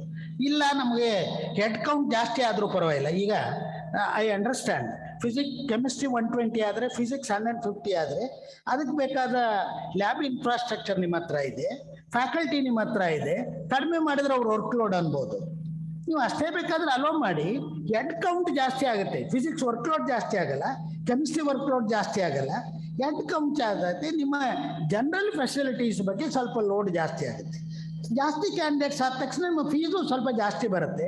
ಹಾಗಾಗಿ ಈಗ ನಿಮ್ಮ ಟಾಯ್ಲೆಟ್ಸು, ಜನರಲ್ ಫೆಸಿಲಿಟೀಸು, ಲೈಬ್ರರಿ ಅಷ್ಟು ವರಿ ಮಾಡಬೇಕಾಗಿಲ್ಲ, ಸಾಕಷ್ಟು ಎಲೆಕ್ಟ್ರಾನಿಕ್ ವೇ ಉಪಯೋಗಿಸ್ತಾರೆ. ಜೊತೆಗೆ ಹಾಸ್ಟೆಲ್ಸು ಇಂಥದ್ದು, ನಿಮ್ಮ rest rooms and other things, common rooms ಅಂತ ಫೆಸಿಲಿಟೀಸ್ ಇಂಪ್ರೂವ್ ಮಾಡಬೇಕಾಗ್ತದೆ. ಆ ದೃಷ್ಟಿಯಿಂದ ಹಾಗೆ ಮಾಡ್ಬೋದು. ಅದು ಅಂಥ ಸಮಸ್ಯೆ ಆಗೋದಿಲ್ಲ. ಹಾಗಾಗಿ ಇನ್ನೊಂದು, ಈಗ PCM, CBZ ಇದ್ದವರು ಫಿಸಿಕ್ಸ್ ಮಾಡಬೇಕಾದ್ರೆ ಅವ್ನು ಫಿಸಿಕ್ಸೇ PCM PCMB ತೊಗೊಂಡಿರ್ಬೇಕು PUCಗೆ, ಅಥವಾ ಕೆಮಿಸ್ಟ್ರಿ ಅಂಡರ್ ಗ್ರಾಜುಯೇಷನ್ ಬರಬೇಕಾದ್ರೆ PCM ಅಥವಾ CBZ ಕೆಮಿಸ್ಟ್ರಿ ಇರುವಾಗೆ ತಗೊಳ್ಬೇಕು. ಈಗ ಯಾವುದೇ ಸೈನ್ಸ್ ಮತ್ತು ಕಾಮರ್ಸ್ನವರು ಆರ್ಟ್ಸ್ಗೆ ಎಂಟ್ರ್ ಆಗೋಕ್ಕೂ ಅವಕಾಶ ಇದೆ, ಅದೇ ರೀತಿ ಕಾಮರ್ಸ್ಗೂ ಎಂಟ್ರ್ ಆಗೋಕ್ಕೂ ಅವಕಾಶ ಇದೆ. ಒಂದನ್ನು ನಾನು ನಿಮ್ಗೆ ಹೇಳಕ್ಕೆ ಇಷ್ಟಪಡ್ತೇನೆ. ಈಗ ಏನೇನು ನಿಮಗೆ ಸ್ವಾತಂತ್ರ್ಯ ಇದೆಯೋ ಅದನ್ನು ಹೊಸ ರಾಷ್ಟ್ರೀಯ ಶಿಕ್ಷಣ ನೀತಿ ತಗೊಳ್ಳೋಕೆ ಹೋಗಲ್ಲ. ಇನ್ನೂ ಜಾಸ್ತಿ ಸ್ವಾತಂತ್ರ್ಯವನ್ನು ಇನ್ಸ್ಟಿಟ್ಯೂಷನ್ಸ್ಗೆ, ಶಿಕ್ಷಕರಿಗೆ, ವಿದ್ಯಾರ್ಥಿಗಳಿಗೆ ಕೊಡುತ್ತೆ. ಹಾಗಾಗಿ ಈಗ ಏನು ಎಲಿಜಿಬಿಲಿಟಿ ಇದೆಯೋ ಅದ್ಯಾವುದು ರಿಲ್ಯಾಕ್ಸ್ ಕಂಡೀಷನ್ಸ್ ಯಾವುದೂ ಇಂಪೋಸ್ ಆಗಲ್ಲ. Same things would continue. ಇನ್ನೂ ಒಂದು ಮುಂದುವರೆದೇ ಹೇಳ್ತೀವಿ, ಫಿಸಿಕ್ಸ್ ಮಾಡ್ಬೇಕಾದ್ರೆ ಅವ್ನು PUC ವರೆಗೆ ಫಿಸಿಕ್ಸ್ ಕಲ್ತಿರ್ಬೇಕು.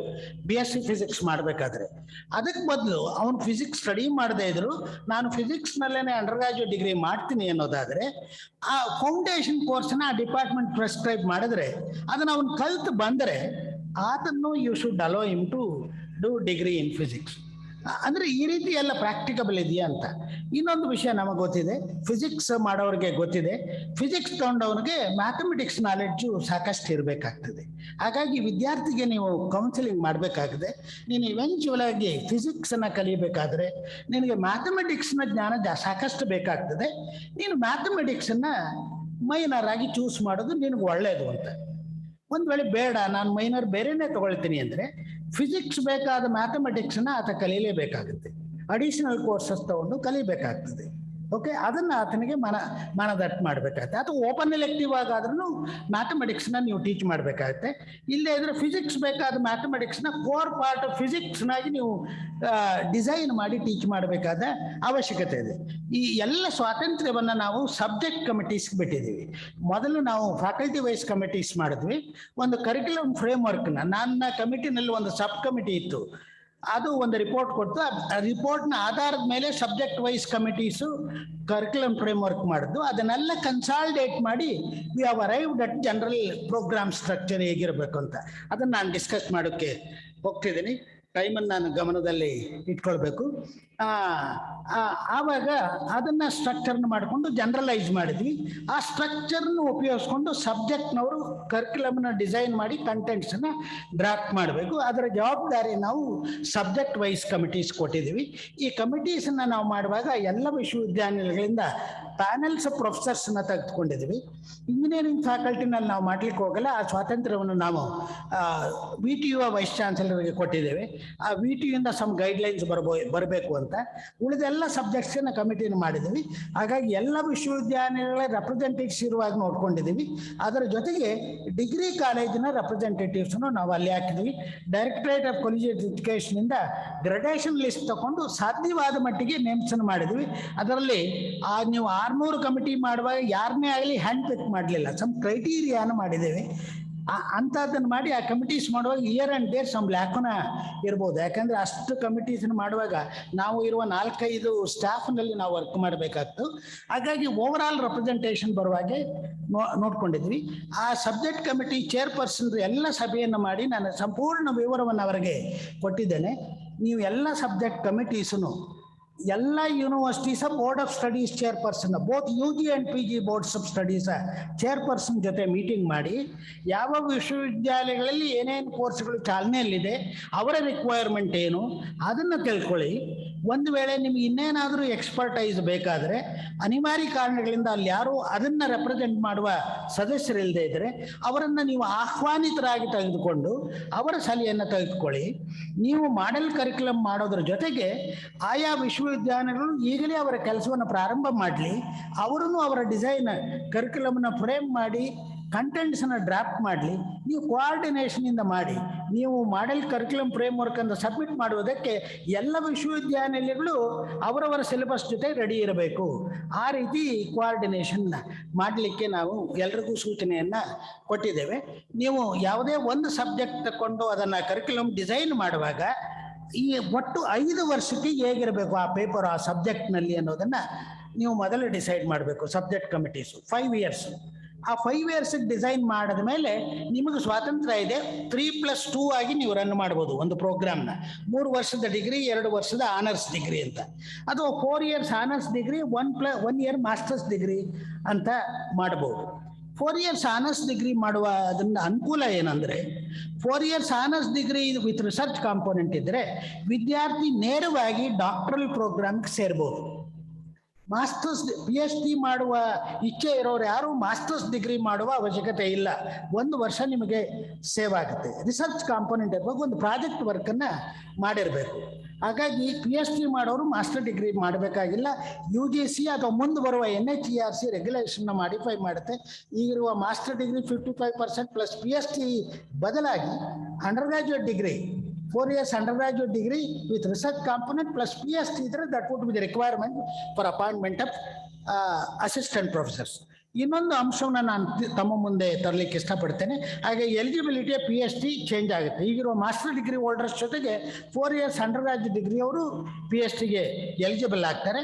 ಇನ್ಮೇಲೆ PhD ಕೋರ್ಸ್ ವರ್ಕ್ ನನಗೆ ಗೊತ್ತಿದೆ ಸಾಕಷ್ಟು ವಿಶ್ವವಿದ್ಯಾನಿಲಯಗಳಲ್ಲಿ ಕೋರ್ಸ್ ವರ್ಕ್ ನೇಮ್ ಸೇಕ್ಗೆ ಮಾತ್ರ ಇದೆ, ಸರ್ಟಿಫಿಕೇಟ್ಗೆ ಮಾತ್ರ ಇದೆ. ಯಾರು ನಾವು ಅಷ್ಟು ಸೀರಿಯಸ್ ಆಗಿ ಕೋರ್ಸ್ ವರ್ಕ್ ಮಾಡ್ತಾ ಇಲ್ಲ ಅಂತ.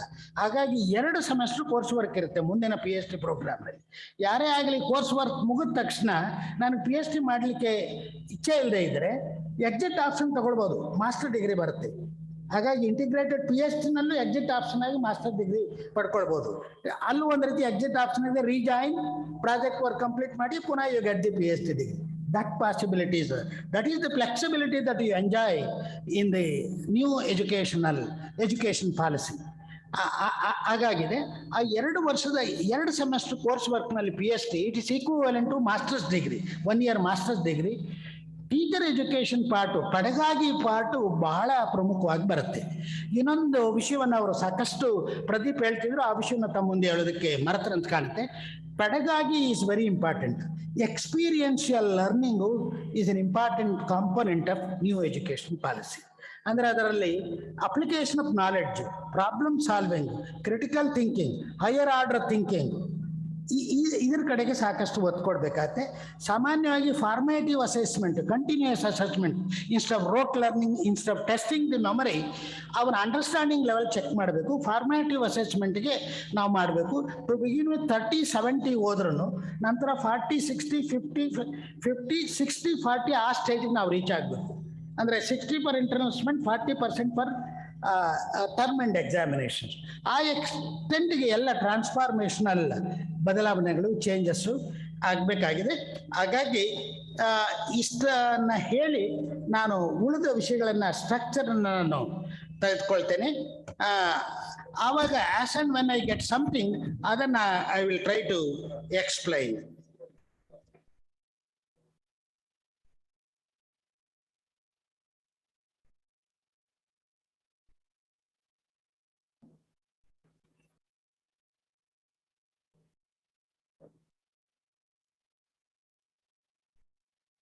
ಉಳಿದೆಲ್ಲ ನಾನು ಸ್ಕಿಪ್ ಮಾಡ್ತೀನಿ. ನ್ಯಾಷನಲ್ ಲೆವೆಲ್ ಏನು ಬರುತ್ತೆ, ಸ್ಟೇಟ್ ಲೆವೆಲ್ನಲ್ಲಿ ಏನು ಬಾಡಿಗಳು ಬರುತ್ತೆ, ಮತ್ತು ಕರ್ನಾಟಕ ಗೌರ್ಮೆಂಟ್ ಇದನ್ನು ಇಂಪ್ಲಿಮೆಂಟ್ ಮಾಡಲಿಕ್ಕೆ ಏನೆಲ್ಲ ಕ್ರಮಗಳನ್ನು ತೆಗೆದುಕೊಂಡಿದೆ. ಈಗಾಗಲೇ 7th ಆಗಸ್ಟ್ ಒಂದು ಜಿಒನು ಇಶ್ಯೂ ಮಾಡಿದೆ, ಅಲ್ಲಿ ಗೈಡ್ಲೈನ್ಸು ಸಹ ಇದೆ. ಅದರ ಬಗ್ಗೆ ನಾನು ಅಷ್ಟು ಒತ್ತು ಕೊಡ್ಲಿಕ್ಕೆ ಹೋಗಲ್ಲ. ನಾನು ಈಗಾಗಲೇ ಹೇಳಿದಾಗೆ 3 kinds ಆಫ್, ಇದು ಕನೆಕ್ಟ್ ಮಾಡಿಬಿಟ್ರೆ better. I can effectively operate.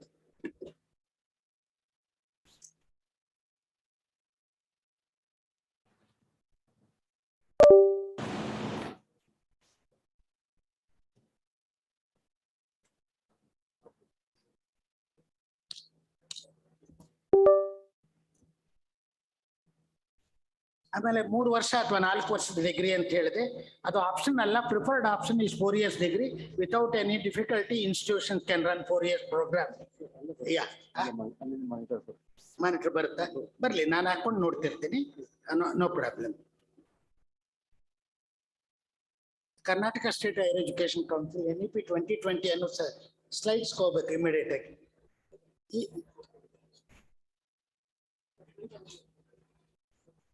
ಅಲ್ಲ, ಅಲ್ಲಿ ಕಾಣಬೇಕು.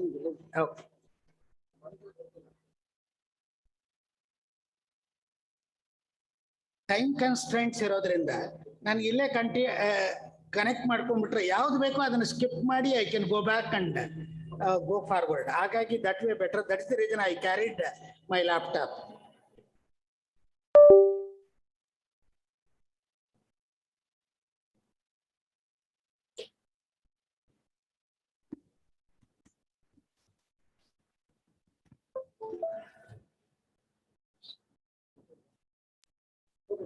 ಅಲ್ಲಿ ಬರ್ತಾ ಇಲ್ಲ, ಇಲ್ಲ ನೋಡ್ಬಿಟ್ಟು ಮಾಡ್ಬೋದು.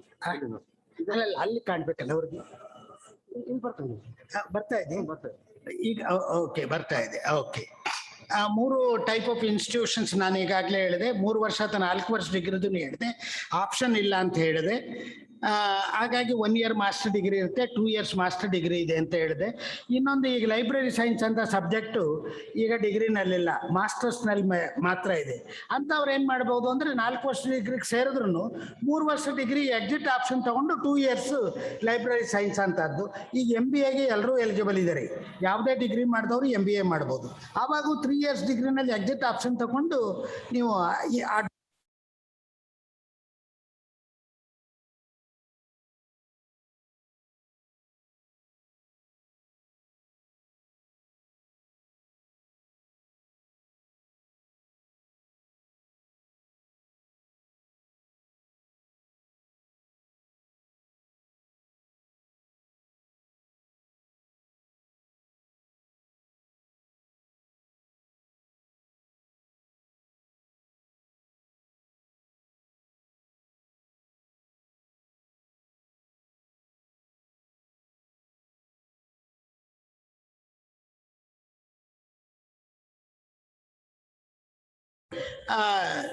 ಬೇರೆ ಆಪ್ಷನ್ ಇಲ್ಲ. ನಾನು ಗ್ರಾಜ್ಯುಯೇಟ್ ಅಟ್ರಿಬ್ಯೂಟ್ಸ್ ಬಗ್ಗೆ ಮಾತಾಡ್ತಾ ಇದ್ದೆ.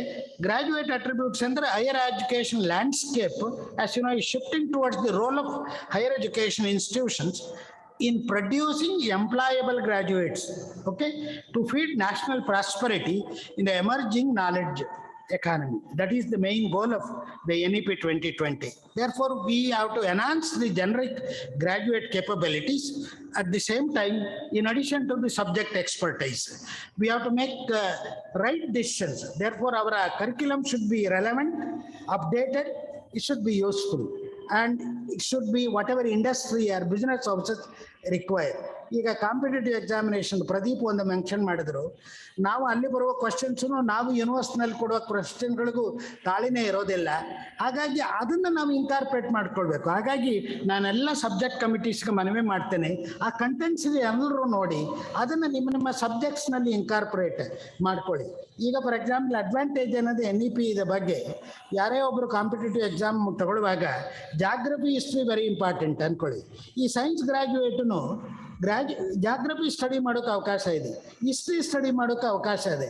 ಇವೆಂಚುವಲಿಗೆ ನಾನು ಇಂಥ ಕಾಂಪಿಟೇಟಿವ್ ಎಕ್ಸಾಮ್ ತಗೊಳ್ತೀನಿ ಅನ್ನೋನು ಅವನು ಪೂರಕವಾದ ಸಬ್ಜೆಕ್ಟ್ಸ್ನ ಆಯ್ಕೆ ಮಾಡ್ಕೊಳ್ಳೋಕ್ಕೆ ಅವಕಾಶ ಇದೆ.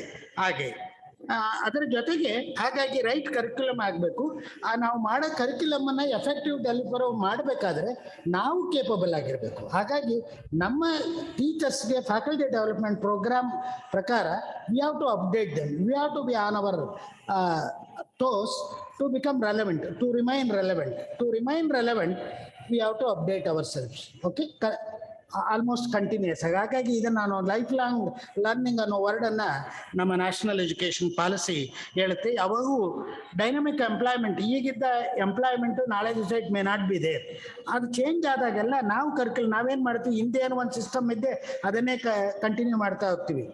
ಪ್ರೊಫೆಸರ್ ಹೇಮಂತ್ ಕುಮಾರ್ ಅವರು ಹೇಳಿದ್ರು, ಇರುವಾಗೇ ಹೋಗೋದ ಅಪ್ಪ ಅಕ್ಕದ ಅಲ್ಮರ ಅಂತ, ಅದು ಬದಲಾಗಿ ಈಗಿರೋ ಪ್ರಪಂಚಕ್ಕೆ ಹೊಂದ್ಕೊಳ್ಳೋದು ಅಂತ.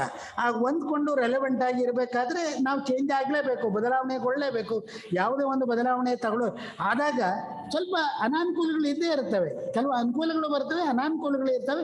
ಅನುಕೂಲಗಳು ಜಾಸ್ತಿ ಇರುವಾಗ ಅನಾನುಕೂಲಗಳನ್ನ ಸಹಿಸಿಕೊಂಡು we may have to adapt the new education policy. ಹಾಗಾಗಿ ಈ ಎಲ್ಲ ವಿಷಯ ಇದೆ. ಅಂದರೆ ಏನು ಉದ್ದೇಶ ಅಂದರೆ ಎಂಪ್ಲಾಯಬಿಲಿಟಿ ಇಂಪ್ರೂವ್ ಮಾಡಲಿಕ್ಕೆ ಈ ಗ್ರಾಜ್ಯುಯೇಟ್ ಅಟ್ರಿಬ್ಯೂಟ್ಸ್ ಹೆಲ್ಪ್ ಆಗ್ತದೆ, ಔಟ್ಕಮ್ ಅಂತ. ಆ್ಯಂಡ್ ಒಂದು ಓರಿಯೆಂಟೇಷನ್ ಕೊಡುತ್ತೆ. ಯಾವುದೇ ಒಂದು ಜಾಬ್ ಆಗಬೇಕಾದ್ರೆ ಆ ಜಾಬ್ಗೆ ತಕ್ಕನಾದ ಕೋರ್ಸ್ಗಳನ್ನ ಆಫ್ ಮಾಡಿದರೆ ಒಂದು ಓರಿಯೆಂಟೇಟಿಂಗ್ ಫ್ರೇಮ್ವರ್ಕ್ ಬರುತ್ತೆ. ಅದ್ರ ಜೊತೆಗೆ what are the common graduate attributes ಅಂದರೆ critical thinking skills. What are those critical thinking skills? Such as intellectual curiosity, analytical reasoning, problem solving, and reflective judgment, effective communication. ನಾನು ಒಂದು ಉದಾಹರಣೆನ ನಾನು ಯಾವಾಗಲೂ ಕೊಡ್ತಿರ್ತೇನೆ. ನಮ್ಮ ಹಳ್ಳಿಯಿಂದ ಬರೋ ಮಕ್ಕಳು ಬುದ್ಧಿವಂತರಾಗಿರ್ತಾರೆ, ಅವರಿಗೆ ಕಮ್ಯುನಿಕೇಷನ್ ಗೊತ್ತಿರಲ್ಲ, ಹೇಗೆ ಕನ್ವೆ ಮಾಡೋದಂತ. ನೀವು ಇಂಟರ್ವ್ಯೂಗೆ ಹೋದಾಗ ನಿಮ್ಮಲ್ಲಿ ಗೊತ್ತಿದ್ರು ನೀವು ಅದನ್ನು ನಿಮಗೆ ಗೊತ್ತಿದೆ ಅಂತ ಅವ್ರಿಗೆ ಕನ್ವೆ ಮಾಡದೇ ಇದ್ದರೆ ಅವ್ರಿಗೆ ಹೇಗೆ ಗೊತ್ತು ನಿಮಗೆ ಗೊತ್ತಿದೆ ಅಂತ. ಇನ್ನೊಬ್ಬ ವಿದ್ಯಾರ್ಥಿ ಅರ್ಧಂಬರ್ಧ ಗೊತ್ತಿದ್ರು ಎಫೆಕ್ಟಿವ್ ಆಗಿ ಕಮ್ಯುನಿಕೇಟ್ ಮಾಡಿದಾಗ ಆ ವಿದ್ಯಾರ್ಥಿಗೆ ಜಾಬ್ ಸಿಗುತ್ತೆ, ಆ ಪದವೀಧರನಿಗೆ. ಈತ ಬುದ್ಧಿವಂತ ಆದರೂ ಅವನಿಗೆ ಜಾಬ್ ಸಿಗಲ್ಲ. ಹಾಗಾಗಿ communication is very very important. ಹಾಗಾಗಿ ನಮ್ಮ ಲ್ಯಾಂಗ್ವೇಜ್ ಟೀಚರ್ಸ್ನಲ್ಲಿ ನಾನು ಮನವಿ ಮಾಡೋದಿಷ್ಟೇ, ನೀವು ಜಸ್ಟ್ ಅದಕ್ಕಾಗಿ ಲ್ಯಾಂಗ್ವೇಜ್ ಕಲಿಸಬೇಕು ಅನ್ನೋದಕ್ಕಾಗಿ ಕಲಿಸಬೇಡಿ. ಇಂಥ ಸ್ಕಿಲ್ಸನ್ನು ಅವರಲ್ಲಿ ಅಳವಡಿಸೋದಕ್ಕೆ ಡಿಬೇಟ್ಗಳು, ಸೆಮಿನಾರು, ಡಿಸ್ಕಷನ್ಸ್ ಕಡೆ ಜಾಸ್ತಿ ಒತ್ತನ್ನು ಕೊಡಿ. ಹಾಗಾಗಿ especially 3rd and 4th semesters of undergraduate programmes ಈ ಕಡೆ ಒತ್ತು ಕೊಡಬೇಕು. ಹಾಗಾಗಿ ನಾವು ಅದನ್ನು we have retained the languages in the 3rd and 4th semesters. ಅದರ ಜೊತೆಗೆ ಅವನಿಗೆ ಲೀಡರ್ಶಿಪ್ ಇರಬೇಕು, ಟೀಮ್ ವರ್ಕ್ ಸ್ಕಿಲ್ಸ್ ಇರಬೇಕು, ರಿಸರ್ಚ್ ಆ್ಯಂಡ್ ಇಂಕ್ವೈರಿ ಸ್ಕಿಲ್ಸ್ ಇರಬೇಕು. ಟೀಮ್ ವರ್ಕ್ ಬಗ್ಗೆ ಹಿಂದೆ ವರಿ ಮಾಡ್ತಿರಲ್ಲ, ಯಾಕೆಂದರೆ ಜಾಯಿಂಟ್ ಫ್ಯಾಮಿಲೀಸ್ ಇರ್ತಿತ್ತು. ಆ ಜಾಯಿಂಟ್ ಫ್ಯಾಮಿಲಿನಲ್ಲಿ ಸರ್ವೈವ್ ಆಗಬೇಕಾದ್ರೆ ಹೇಗೆ out to get on with others ಕಲೀಲೇಬೇಕಿತ್ತು. ಅದರ್ವೈಸ್ ಅಲ್ಲಿ ಯುನೈಟೆಡ್ ಫ್ಯಾಮಿಲಿ ಹಾಕೋಕೆ ಆಗ್ತಿರಲಿಲ್ಲ. ಅವಾಗ ನೀವು ಟೀಚ್ ಮಾಡ್ತಿರಲಿಲ್ಲ, ಎಕ್ಸ್ಪೀರಿಯನ್ಷಿಯಲ್ ಲರ್ನಿಂಗ್ ಆಗ್ತಿದ್ದು. ಅದನ್ನು ನಾವು ಎಕ್ಸ್ಪೀರಿಯನ್ಷಿಯಲ್ ಲರ್ನಿಂಗ್ ಅಂತೀವಿ. ಈಗ ಏನಂತ ಅದನ್ನೇ ಥಿಯರಿ ಪೇಪರು ಪ್ರಾಕ್ಟಿಕಲ್ಸ್ ಅಂತ ಟೀಚ್ ಬೋಧಿಸಬೇಕಾದಂಥ ಸನ್ನಿವೇಶ ಬಂದಿದೆ.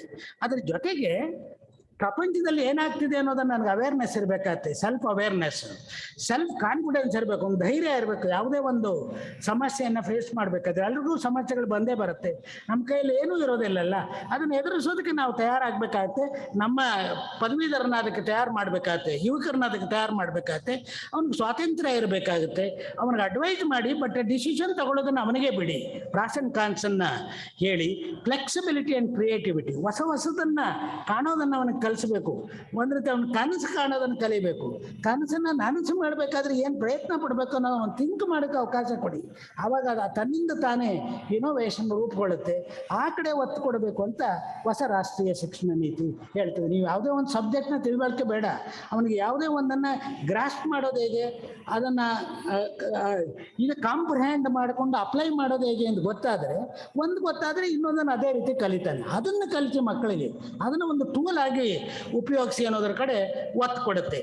ಅದೇ ರೀತಿ ಪರ್ಸನಲ್ ವ್ಯಾಲ್ಯೂಸ್ಗೆ ಜೊತೆಗೆ ಎಥಿಕಲ್ ವ್ಯಾಲ್ಯೂಸ್ ಕಡೆ ಸಾಕಷ್ಟು moral and social responsibility, integrity, cross cultural awareness. ನಮ್ಮ ದೇಶ ತಮಗೆ ಗೊತ್ತಿದೆ ಯೂನಿಟಿ ಇನ್ ಡೈವರ್ಸಿಟಿ. ಅದಾಗಬೇಕಾದ್ರೆ ನಾನು ನಿಮ್ಮನ್ನು ಗೌರವಿಸಿದ್ರೆ ನೀವು ನನ್ನನ್ನು ಗೌರವಿಸ್ತೀರಿ. ಅದನ್ನು ನಾವು ನಮ್ಮ ಮಕ್ಕಳಲ್ಲಿ, ನಮ್ಮ ಯೂತ್ಸ್ನಲ್ಲಿ, ಯುವಕರಲ್ಲಿ ಕಲಿಸ್ಬೇಕು. ಇದೆಲ್ಲ ನಮ್ಮ ಶಿಕ್ಷಣದ ಅಂಗವಾಗಬೇಕು. ಹಾಗಾಗಿ ಸುಶಿಕ್ಷಿತ ಪದವೀಧರನ್ನ ನಾವು ಎಲ್ಲ ರೌಂಡ್ ಪರ್ಸನಾಲಿಟಿ ಇರುವ ಪದವೀಧರನ್ನ ನಾವು ತಯಾರು ಮಾಡಬೇಕಾದ ಅವಶ್ಯಕತೆ ಇದೆ. ಹಾಗಾಗಿ embedding graduate attributes within curricular is dependent upon academic staff. ನಾವು ಎಷ್ಟು ಕೇಪಬಲ್ ಆಗಿದ್ವಿ ಅದನ್ನೋದ್ರ ಮೇಲೆ ನಾವು ಡಿಪೆಂಡ್ ಆಗುತ್ತೆ. ನಾವು ನಮ್ಮನ್ನು ಅಪ್ಡೇಟ್ ಮಾಡಿಕೊಂಡು ಆ ಕೆಲಸವನ್ನು ಮಾಡಿದ್ರೆ ನಾವು ಏನೋ ಒಂದು ಸರ್ವಿಸ್ ಮಾಡೋದನ್ನ ಒಂದು ಸ್ಯಾಟಿಸ್ಫ್ಯಾಕ್ಷನ್ನು ನಮ್ಮಲ್ಲಿ ಬರುತ್ತೆ ಅಂತ ನಾನು ಹೇಳ್ತೇನೆ. ಇನ್ನೊಂದು ಪ್ರಮುಖವಾದ ಬದಲಾವಣೆ ಏನಂತಂದರೆ ಟ್ರಾನ್ಸ್ಫಾರ್ಮೇಷನಲ್ ಚೇಂಜ್ ಅಂದರೆ ಟೀಚರ್ ಸೆಂಟ್ರಿಕ್ ಇಂದ ಸ್ಟೂಡೆಂಟ್ ಸೆಂಟ್ರಿಕ್ ಹೋಗುತ್ತೆ. ಆಯ್ಕೆ ಟೀಚರ್ದಲ್ಲ, ಈಗ ವಿದ್ಯಾರ್ಥಿಗಳ ಆಯ್ಕೆ. ನೀವು ಕೊಡುವ ಕೋರ್ಸು ಭಾಳ ಎಫೆಕ್ಟಿವ್ ಆಗಿದ್ರೆ, ಭಾಳ ರೆಲೆವೆಂಟ್ ಆಗಿದ್ರೆ, ಉಪಯೋಗವಾಗಿದ್ದರೆ, ಅಪ್ಡೇಟ್ ಆಗಿದ್ದರೆ, ಗ್ಲೋಬಲ್ ಸ್ಟ್ಯಾಂಡರ್ಡ್ ಇದ್ದರೆ, ನೀವು ಅದನ್ನು ಎಫೆಕ್ಟಿವ್ ಆಗಿ ಕಮ್ಯುನಿಕೇಟ್ ಮಾಡಿ ಹೇಳ್ಕೊಡೋದಾದರೆ ವಿದ್ಯಾರ್ಥಿಗಳು ತನ್ನಿಂದ ತಾನೇ ನಿಮ್ಮ ಹತ್ರ ಬರ್ತಾನೆ. ಇಲ್ಲ ಅಂದರೆ ಅವನು ನಿಮ್ಮ ಕಡೆ ಸುಳಿದು ನೋಡೋದಿಲ್ಲ, ಆನ್ಲೈನ್ ಕೋರ್ಸ್ ತಗೊಳ್ತಾನೆ, ಇನ್ನೊಂದು ಯಾವ ಇನ್ಸ್ಟಿಟ್ಯೂಷನ್ ಅದನ್ನು ಆಫರ್ ಮಾಡ್ತಾನೆ, ಆ ಕಡೆ ಹೋಗ್ತಾನೆ. ಹಾಗಾಗಿ ಎಲ್ಲಿ ನಮಗೆ ವರ್ಕ್ ಲೋಡ್ ಈ ಪ್ರಶ್ನೆ ಬರೋದು, ಅವು effectively we design a curriculum, ಅವು effectively we deliver the content ಅನ್ನೋದ್ರ ಮೇಲೆ ಡಿಪೆಂಡ್ ಆಗುತ್ತೆ. ಅದರ ಕಡೆ ನಾವು ಒತ್ತು ಕೊಡಬೇಕಾಗ್ತದೆ.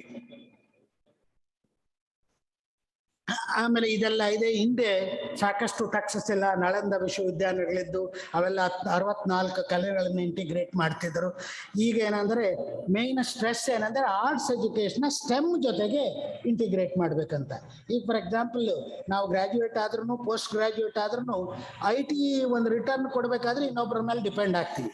ನಾವೇನು ಬೇಕು ಅದನ್ನು ನಾವು ಕಲ್ತ್ಕೊಳ್ಬೇಕು. ಅದಕ್ಕೆ ಬೇಕಾದ ಆ ಲೈಫ್ ಸ್ಕಿಲ್ಸ್ನ, ಸಾಫ್ಟ್ ಸ್ಕಿಲ್ಸ್ನ ನೀವು ನಮ್ಮ ಯೂತ್ಸ್ ಕಲಿಸಿ, ಅವನ ಮೇಲೆ ಡಿಪೆಂಡ್ ಆಗಿ ಸಿಂಪಲ್ ಆಗಿರುತ್ತೆ. When you penetrate, get into the system, you will know how easy it is to get it done. ಕಲ್ತ್ಕೊಳ್ಬೇಕಷ್ಟೇ, ಮನಸ್ಸಿರಬೇಕು. ಅದನ್ನು ನೀವು ವಿದ್ಯಾರ್ಥಿಗಳಲ್ಲಿ ತನ್ನಿ ಅಂತ. ಈಗ ಒಂದು ಇನ್ಫೀರಿಯಾರಿಟಿ ಕಾಂಪ್ಲೆಕ್ಸ್ ಇದೆ ವೊಕೇಶನಲ್ ಡಿಗ್ರಿ. ಅದಕ್ಕೆ ರೀಇಮ್ಯಾಜಿನಿಂಗ್ ವೊಕೇಶನಲ್ ಎಜುಕೇಷನನ್ನು ಜನರಲ್ ಎಜುಕೇಷನ್ ಜೊತೆಗೆ ಇಂಟಿಗ್ರೇಟ್ ಮಾಡಲಿಕ್ಕೆ ಹೋಗ್ತಾರೆ. ಇನ್ಮೇಲೆ ಟೀಚರ್ ಎಜುಕೇಷನ್ ಕಾಲೇಜಸ್ ಇರೋದಿಲ್ಲ, B.Ed college. Teacher education gets integrated into general education.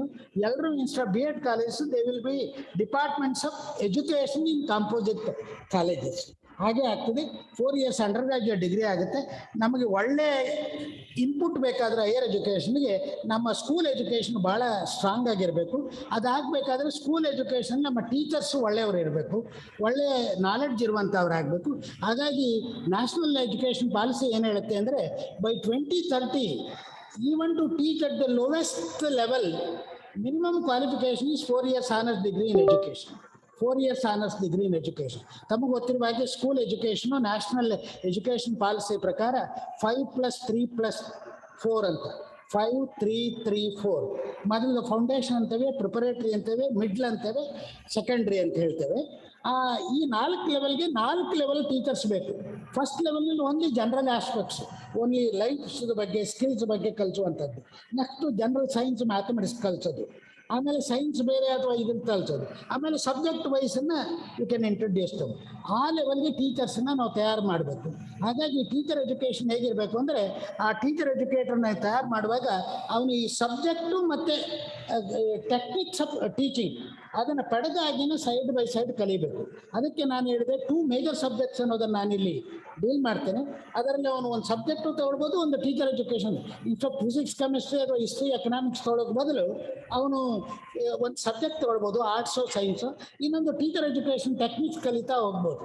3 ವರ್ಷ ಆದಮೇಲೆ 4ನೇ ವರ್ಷ ಅವ್ನು ಡಿಸೈಡ್ ಮಾಡಬೇಕು ನಾನು ಡಿಗ್ರಿನ ಸಬ್ಜೆಕ್ಟ್ ಮೇಲೆ ತಗೊಳ್ಳೋದು ಅಥವಾ ಟೀಚರ್ ಎಜುಕೇಷನಲ್ಲಿ ತಗೊಳ್ಳೋದು ಅಂತ. ಇನ್ನೊಂದು ವರ್ಷ ಎಕ್ಸ್ಟ್ರಾ ಅವನು ಖರ್ಚು ಮಾಡಿದರೆ 2 ಡಿಗ್ರಿನೂ ಬರುತ್ತೆ, degree in subject, degree in teacher education. These are the flexibilities attached given in the new education policy.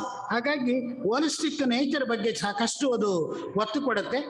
ನಾನು ಈಗಾಗಲೇ ಹೇಳಿದೆ, ನೀವು 3 ವರ್ಷದ ಡಿಗ್ರಿನ ಆದರೂ ಮಾಡಿ, 4 ವರ್ಷದ ಡಿಗ್ರಿ ಆದರೂ ಮಾಡಿ, ಎಲ್ಲ ಡಿಗ್ರಿನಲ್ಲೂ ನೀವು ಫಸ್ಟ್ ಇಯರ್ ಎಂಡ್ನಲ್ಲಿ ಆಪ್ಷನ್ ಕೊಡಬೇಕು, ಸೆಕೆಂಡ್ ಇಯರ್ ಎಂಡ್ನಲ್ಲಿ ಆಪ್ಷನ್ ಕೊಡಬೇಕು. ಹಾಗಂದು ಮಾತ್ರ ಅವರು ಬಿಟ್ಟು ಹೋಗ್ತಾರೆ ಅಂತ. Very few go for out of compulsions. They will come back any time they come back. The condition is they should continue with what ever that is delivering at that time. That is the only condition. ಹಾಗಾಗಿ ಕೆಲವು courses ಏನಾಗುತ್ತೆ, computer science ಅಂತ ಅದರಲ್ಲಿ ಇವತ್ತಿದ course outdate ಆಗಿಬಿಡ್ಬೋದು 7 ವರ್ಷಕ್ಕೆ, ಇನ್ನು 5-6 ವರ್ಷದ ನಂತರ ಬಂದರೆ ಅಂಥದ್ರಲ್ಲಿ ಅವನು ಅಪ್ಡೇಟ್ ಮಾಡ್ಕೊಳ್ಬೇಕಾಗುತ್ತೆ. ಹಾಗಾಗಿ ಲೈಫ್ ಸ್ಪ್ಯಾನ್ ಇದೆ. ಈಗ ಫಿಸಿಕ್ಸ್, ಕೆಮಿಸ್ಟ್ರಿ, ಮ್ಯಾಥಮೆಟಿಕ್ಸ್ ಅಂದ ತಕ್ಷಣ ಬೇಸಿಕ್ ಕಾನ್ಸೆಪ್ಟ್ಸ್ ಹಾಗೆ ಉಳಿತು, ಅದು ಯಾವಾಗಲೂ ಲಾಂಗರ್ ಪೀರಿಯಡ್ಗೆ ರೆಲೆವೆಂಟ್ ಆಗಿರುತ್ತೆ.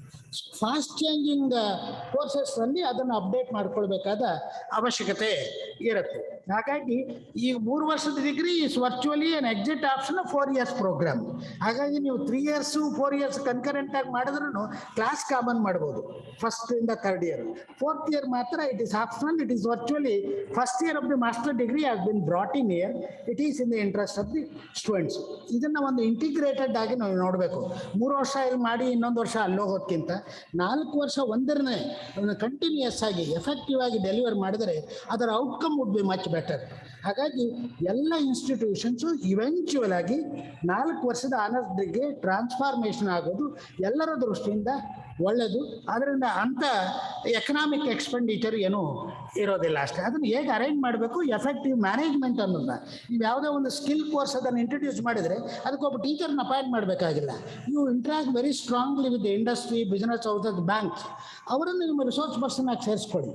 ನಿಮ್ಮ ಬೋರ್ಡ್ಸ್ ಆಫ್ ಸ್ಟಡೀಸು, ಫ್ಯಾಕಲ್ಟೀಸ್ನಲ್ಲಿ, ಅಕಾಡೆಮಿಕ್ ಕೌನ್ಸಿಲ್ನಲ್ಲಿ ಅವರ ರೆಪ್ರೆಸೆಂಟೇಷನನ್ನು ತನ್ನಿ. ಆವಾಗ ಅವರಿಂದ ಏನು ಬೇಕೋ ತಿಳ್ಕೊಳ್ಳಿ, ಅಲಮ್ನಿ ಜೊತೆ ಇಂಟ್ರ್ಯಾಕ್ಟ್ ಮಾಡಿ, ಕರಿಕ್ಯುಲಮ್ ಡಿಸೈನ್ ಎಫೆಕ್ಟಿವ್ ಆಗಿ ಮಾಡಿ, what is required for the ಈ ಸೊಸೈಟಿ ಅದಕ್ಕೆ ತಕ್ಕಂತೆ ರೆಲೆವೆಂಟ್ ಆಗಿ ನಾವು ಮಾಡಬೇಕಾದ ಅವಶ್ಯಕತೆ ಇದೆ. ಹಾಗಾಗಿ ಇದು 2 ಇಯರ್ಸ್ ಮಾಸ್ಟರ್ ಡಿಗ್ರಿ ಇರುತ್ತೆ, 1 ಇಯರ್ ಮಾಸ್ಟರ್ ಡಿಗ್ರಿ ಇರುತ್ತೆ. 2 ಇಯರ್ಸ್ ಮಾಸ್ಟರ್ ಡಿಗ್ರಿಗೆ 3 ಇಯರ್ಸ್ ಡಿಗ್ರಿ ಮಾಡಿದವರು ಎಲಿಜಿಬಲ್. 1 ಇಯರ್ ಮಾಸ್ಟರ್ ಡಿಗ್ರಿ ಆದವ್ರಿಗೆ 4 ಇಯರ್ಸ್ ಆನರ್ಸ್ ಡಿಗ್ರಿ ಮಾಡಿದವರು ಎಲಿಜಿಬಲ್ ಇರ್ತಾರೆ. ಬೇರೆ ಬೇರೆ ಡಿಸಿಪ್ಲಿನಲ್ಲಿ ಅವರು ಮಾಸ್ಟರ್ಸೇ ಆಗಿರುತ್ತೆ, ಬೇರೆ ಡಿಗ್ರಿನ ಇವೆಂಚುವಲ್ ಆಗಿ ಆಗುತ್ತೆ. ಈಗ ಯಾವಾಗ ಈಗ 4 ಇಯರ್ಸ್ ಆನರ್ಸ್ ಡಿಗ್ರಿ ಮಾಡಿದವರು ಡೈರೆಕ್ಟಾಗಿ PhD ಹೋಗ್ಬಿಟ್ರೆ master degree disappear in most of the universities. ಅದಕ್ಕೆ ಇನ್ನೊಂದು 2 ವರ್ಷದಲ್ಲಿ ಎಲ್ಲ universities under graduate education start ಮಾಡಬೇಕಾಗ್ತದೆ. ಯಾಕೆಂದರೆ 4 ಇಯರ್ಸ್ ಆನರ್ಸ್ ಡಿಗ್ರಿ ಇನ್ನು 2 ವರ್ಷದವರೆಗೆ ಏನೂ ಪ್ರಾಬ್ಲಮ್ ಇಲ್ಲ. ಈಗ 2nd ಇಯರ್ 3rd ಇಯರ್ ಅವ್ರು ಮಾಸ್ಟರ್ ಡಿಗ್ರಿ ಬರ್ತಾರೆ. ಇನ್ನು 2 ವರ್ಷದ ನಂತರ ನೀವು ಅಂಡರ್ ಗ್ರಾಜ್ಯುಯೇಟ್ ಡಿಗ್ರಿನ ಯೂನಿವರ್ಸಿಟಿನಲ್ಲಿ ಪ್ರಾರಂಭ ಮಾಡಬೇಕಾಗುತ್ತೆ. ಈಗ ಹೇಗೆ MPhil ಇರಲೆವೆಂಟ್ ಆಗ್ತೋ ಮುಂದಿನ ದಿವಸಗಳಲ್ಲಿ ಯಾರೋ PhD ಮಾಡದೇ ಇರೋರು MSc ಮಾಡ್ಬೋದು, MA MSc PG ಡಿಗ್ರಿ ಮಾಡ್ಬೋದು. PhD ಮಾಡುವಂಥವ್ರು ಯಾರೂ ಮಾಸ್ಟರ್ ಡಿಗ್ರಿ ಮಾಡಲ್ಲ. ಹಾಗಾಗಿ MPhil ಡಿಸಪಿಯರ್ ಆದಾಗೆ ಗ್ರ್ಯಾಜುಯಲ್ ಆಗಿ ಮಾಸ್ಟರ್ ಡಿಗ್ರಿನೂ ಡಿಸಪಿಯರ್ ಆಗ್ಬೋದು 2 ಇಯರ್ಸ್ ಇಲ್ಲದೇ ಇದೆ. ಹಾಗಾಗಿ ಎಲ್ಲ ವಿಶ್ವವಿದ್ಯಾಲಯಗಳು ಮೇಜರ್ ಸಬ್ಜೆಕ್ಟ್ಸ್ನಲ್ಲಿ ಅಂಡರ್ ಗ್ರಾಜ್ಯುಯೇಟ್ ಪ್ರೋಗ್ರಾಮ್ಸ್ನ 2 ವರ್ಷದ ನಂತರ ಸ್ಟಾರ್ಟ್ ಮಾಡೋದು. ಈಗ ಮಾಡಬೇಕಾಗಿಲ್ಲ ಇನ್ನು 2 ವರ್ಷದವರೆಗೆ ಇಲ್ಲ. ಯಾಕೆಂದರೆ ಉದ್ದೇಶ ಇಷ್ಟೇ, UG PG programme PhD 3 programme ಒಂದೇ ಇನ್ಸ್ಟಿಟ್ಯೂಷನಲ್ಲಿದ್ದರೆ ಸ್ಟ್ರಾಂಗ್ ಇಂಟ್ರಾಕ್ಷನ್ ಆಗುತ್ತೆ ಸ್ಟೂಡೆಂಟ್ ಜೊತೆಗೆ. ಸೋಷಿಯಲ್ ಇಂಪ್ಲಿಕೇಶನ್ಸ್ ಇರ್ಬೋದು, ಐ ಅಂಡರ್ಸ್ಟ್ಯಾಂಡ್. ಬಟ್ ಅದು ಎನಿವೆ ಈಗಿನ ಪ್ರೆಸೆಂಟ್ ಡೇ ಏಜ್ನಲ್ಲಿ it may not be that relevant. ಆವಾಗ ಇಂಟ್ರಾಕ್ಷನ್ ಆದಾಗ ಏನಾಗುತ್ತೆ, ಸ್ಟೂಡೆಂಟ್ಸ್ ವುಡ್ ಲರ್ನ್ ಬೆಟರ್. ಹಾಗೆ ಟೀಚರ್ ಡಿಪೆಂಡೆನ್ಸಿ ಕಡಿಮೆ ಆಗುತ್ತೆ, ಆ ಸೀನಿಯರ್ಸ್ ಮೇಲೆ ಡಿಪೆಂಡ್ ಆಗ್ತಾನೆ. ಅದ್ರ ಜೊತೆಗೆ ಇನ್ನೊಂದು ಅಡ್ವಾಂಟೇಜ್ ಏನಂತಂದರೆ, PG ಟೀಚ್ ಮಾಡಬೇಕಾದ್ರೆ PG ಸ್ಟೂಡೆಂಟ್ಸ್ನ UGಗೆ ಪ್ರಾಕ್ಟಿಕಲ್ಸ್ ಎಲ್ಲ ಮಾಡುವಾಗ ಟೀಚಿಂಗ್ ಅಸಿಸ್ಟೆಂಟ್, ರಿಸರ್ಚ್ ಅಸಿಸ್ಟೆಂಟ್ ಆಗಿ ಯೂಸ್ ಮಾಡ್ಬೋದು. PhD ಬರೋರಿಗೆ ಫೈನಾನ್ಷಿಯಲ್ ಅಸಿಸ್ಟೆನ್ಸ್ ಕೊಡೋದಕ್ಕೆ ಟೀಚಿಂಗ್ ಅಸಿಸ್ಟೆಂಟ್ಶಿಪ್ ಆ್ಯಂಡ್ ರಿಸರ್ಚ್ ಅಸಿಸ್ಟೆಂಟ್ಶಿಪ್ನ ನೀವು ಕ್ರಿಯೇಟ್ ಮಾಡ್ಬೋದು. ಆವಾಗ ಅವರ ಸರ್ವಿಸಸ್ಸನ್ನು ತಗೊಳ್ಬೋದು. ಇದೆಲ್ಲ ವೆಸ್ಟರ್ನ್ ಸಿಸ್ಟಮ್ನಲ್ಲಿ, US-ನಲ್ಲಿ, ವೆಸ್ಟರ್ನ್ ಯುರೋಪ್ನಲ್ಲಿ ಆಗ್ತಾ ಇದೆ. ನೀವು ಇನ್ಫ್ರಾಸ್ಟ್ರಕ್ಚರನ್ನು, ರಿಸೋರ್ಸಸ್ಸನ್ನು ಎಫೆಕ್ಟಿವ್ ಆಗಿ ಮ್ಯಾನೇಜ್ ಮಾಡಬೇಕು, ಅವರಿಗೆ ಸಪೋರ್ಟ್ ಮಾಡಬೇಕು ಅಂತ ಅದೆಲ್ಲ ಪ್ರಾವಿಷನ್ಸ್ ಇರುತ್ತೆ. ಇನ್ನು PhD ರಿಕ್ವೈರ್ಮೆಂಟ್ ಬಗ್ಗೆ ನಾನು ಈಗಾಗಲೇ ಹೇಳಿದೆ, 2 years ಮಾಸ್ಟರ್ ಡಿಗ್ರಿ ಜೊತೆಗೆ ಅವರು ಎಲಿಜಿಬಲ್ ಆಗ್ತಾರೆ ಅಂತ. ಇನ್ಮೇಲೆ RIU are nothing but MERUs ಅಂದರೆ multidisciplinary education research universities ಅಂತ.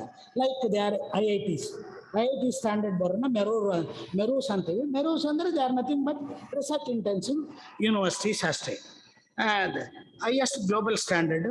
ನಾನು ಎಜುಕೇಷನಲ್ ಟ್ರಾನ್ಸ್ಫಾರ್ಮೇಷನ್ಸ್ ಹೇಗಾಗಬೇಕು ಅಂತ ಇದರಲ್ಲಿ ಬ್ಲೆಂಡೆಡ್ ಲರ್ನಿಂಗ್ನಲ್ಲಿ ಇದನ್ನು ಕೊಡ್ತಾರೆ, ಒಂದು PPT.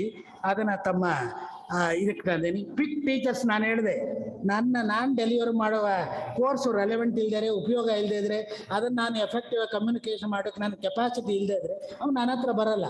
ಈ ವುಡ್ ಪಿಕ್ ಟೀಚರ್ಸ್ ಅಂಡ್ ಯಾವ್ದು ಕೋರ್ಸ್ ಇದೆಯೋ ಅಂಥ ಕಡೆ ಹೋಗ್ತಾನೆ. ಬಿಕಾಸ್ ಅದನ್ನು ಲಾಟ್ ಆಫ್ ಫ್ಲೆಕ್ಸಿಬಿಲಿಟಿ ಇರ್ತದೆ. ಆ್ಯಂಡ್ ಜೊತೆಗೆ ಫ್ರೇಮ್ ಅವರ್ ಓನ್ ಕೋರ್ಸಸ್. ನಾನು ಹೇಳಿದೆ, ನೀವು ಕೋರ್ಸ್ ಡಿಸೈನ್ ಮಾಡುವಾಗ ಎಲ್ಲಿ ಅದರ ಅವೈಲಬಿಲಿಟಿ, ಎಲ್ಲಿ ಅವರಿಗೆ ಎಂಪ್ಲಾಯಬಿಲಿಟಿ ಸಿಗುತ್ತೆ ಅನ್ನೋದನ್ನು ಸರ್ವೆ ಮಾಡಬೇಕು. ಆ ಬೇಸಿಸ್ ಮೇಲೆ ನೀವು ಅವರಿಗೆ ಡಿಸೈನ್ ಮಾಡಬೇಕಂತ. There are people to take or industry to take a particular degree, ಅದನ್ನೇ ಬ್ರಾಕೆಟ್ ಮಾಡಿ ಡಿಸೈನ್ ಮಾಡಿ ಅದಕ್ಕೆ ನೀವು ಅವ್ರಿಗೆ ಡೆಲಿವರ್ ಕೊಡ್ಬೋದು. ಅವರದ್ದು 50% ಟೀಚ್ ತಗೊಂಡು ನೀವು 50% ಟೀಚಿಂಗ್ ತಗೊಂಡ್ರೆ ಆ ಎಕ್ಸ್ಪರ್ಟೈಸಿಂದ ಉಳಿದ ಪ್ರೋಗ್ರಾಮ್ ಸ್ಟಡಿ ಮಾಡುವ ನಮ್ಮ ಸ್ಟೂಡೆಂಟ್ಸ್ ಕಲ್ತ್ಕೋತಾರೆ. ಹಾಗಾಗಿ ಅದರ ಇಂಡೈರೆಕ್ಟ್ ಎಫೆಕ್ಟು ಸಹ ನಮ್ಮ ಸ್ಟೂಡೆಂಟ್ಸ್ ಮೇಲೆ ಆಗುತ್ತೆ, ಕ್ವಾಲಿಟೇಟಿವ್ ಇಂಪ್ರೂವ್ಮೆಂಟ್ ಆಗುತ್ತೆ. ಟೈಮ್ ಇಲ್ಲದೆ ಇರೋದ್ರಿಂದ ನಾನು ಎಲ್ಲ ಸ್ಲೈಡನ್ನು ನಾನು ನಿಮಗೆ ಕೊಡ್ತೇನೆ, ಯು ಕ್ಯಾನ್ ಗ್ಲಾನ್ಸ್ ಥ್ರೂ. ಈ ಅಕಾಡೆಮಿಕ್ ಬಿಲ್ಡಿಂಗ್ ಬ್ಲಾಕ್ಸ್ ಅಂತ ಅಕಾಡೆಮಿಕ್ ಬ್ಯಾಂಕ್ ಆಫ್ ಕ್ರೆಡಿಟ್ಸ್ನಲ್ಲಿ ಹೇಗೆ ನಾವು ಮಾಡ್ಬೋದು, ಯಾವುದೇ ಮೋಡ್ನಲ್ಲಿ ಸ್ಟಡಿ ಮಾಡ್ಬೋದು. ಈಗಾಗಲೇ ಗೊತ್ತಿದೆ, ಮೈಸೂರು ಯೂನಿವರ್ಸಿಟಿಗೆ ಎಲಿಜಿಬಿಲಿಟಿ ಇದೆ. ಈಗ ಯಾವುದೇ ಒಂದು ಯೂನಿವರ್ಸಿಟಿಗೆ 3.26 and above ನ್ಯಾಕ್ ಗ್ರೇಡ್ ಇದ್ದರೆ, ಅಥವಾ NIRF ranking at least 2 consecutive times below 100 ಇದ್ದರೆ ಅಂಥವರು ಎಕ್ಸಮ್ಟೆಡ್ ಕ್ಯಾಟಗರಿನಲ್ಲಿ ಕೆಲವು ಕೋರ್ಸಸ್ನ ಆನ್ಲೈನ್ ಆಫರ್ ಮಾಡ್ಬೋದು. ಅಂದರೆ ಕೋರ್ಸಸ್ ವಿತೌಟ್ ಪ್ರಾಕ್ಟಿಕಲ್ಸ್ ಅಥವಾ ವರ್ಚುವಲ್ ಪ್ರಾಕ್ಟಿಕಲ್ಸ್ ಇರೋರನ್ನು ಆಫರ್ ಮಾಡ್ಬೋದು.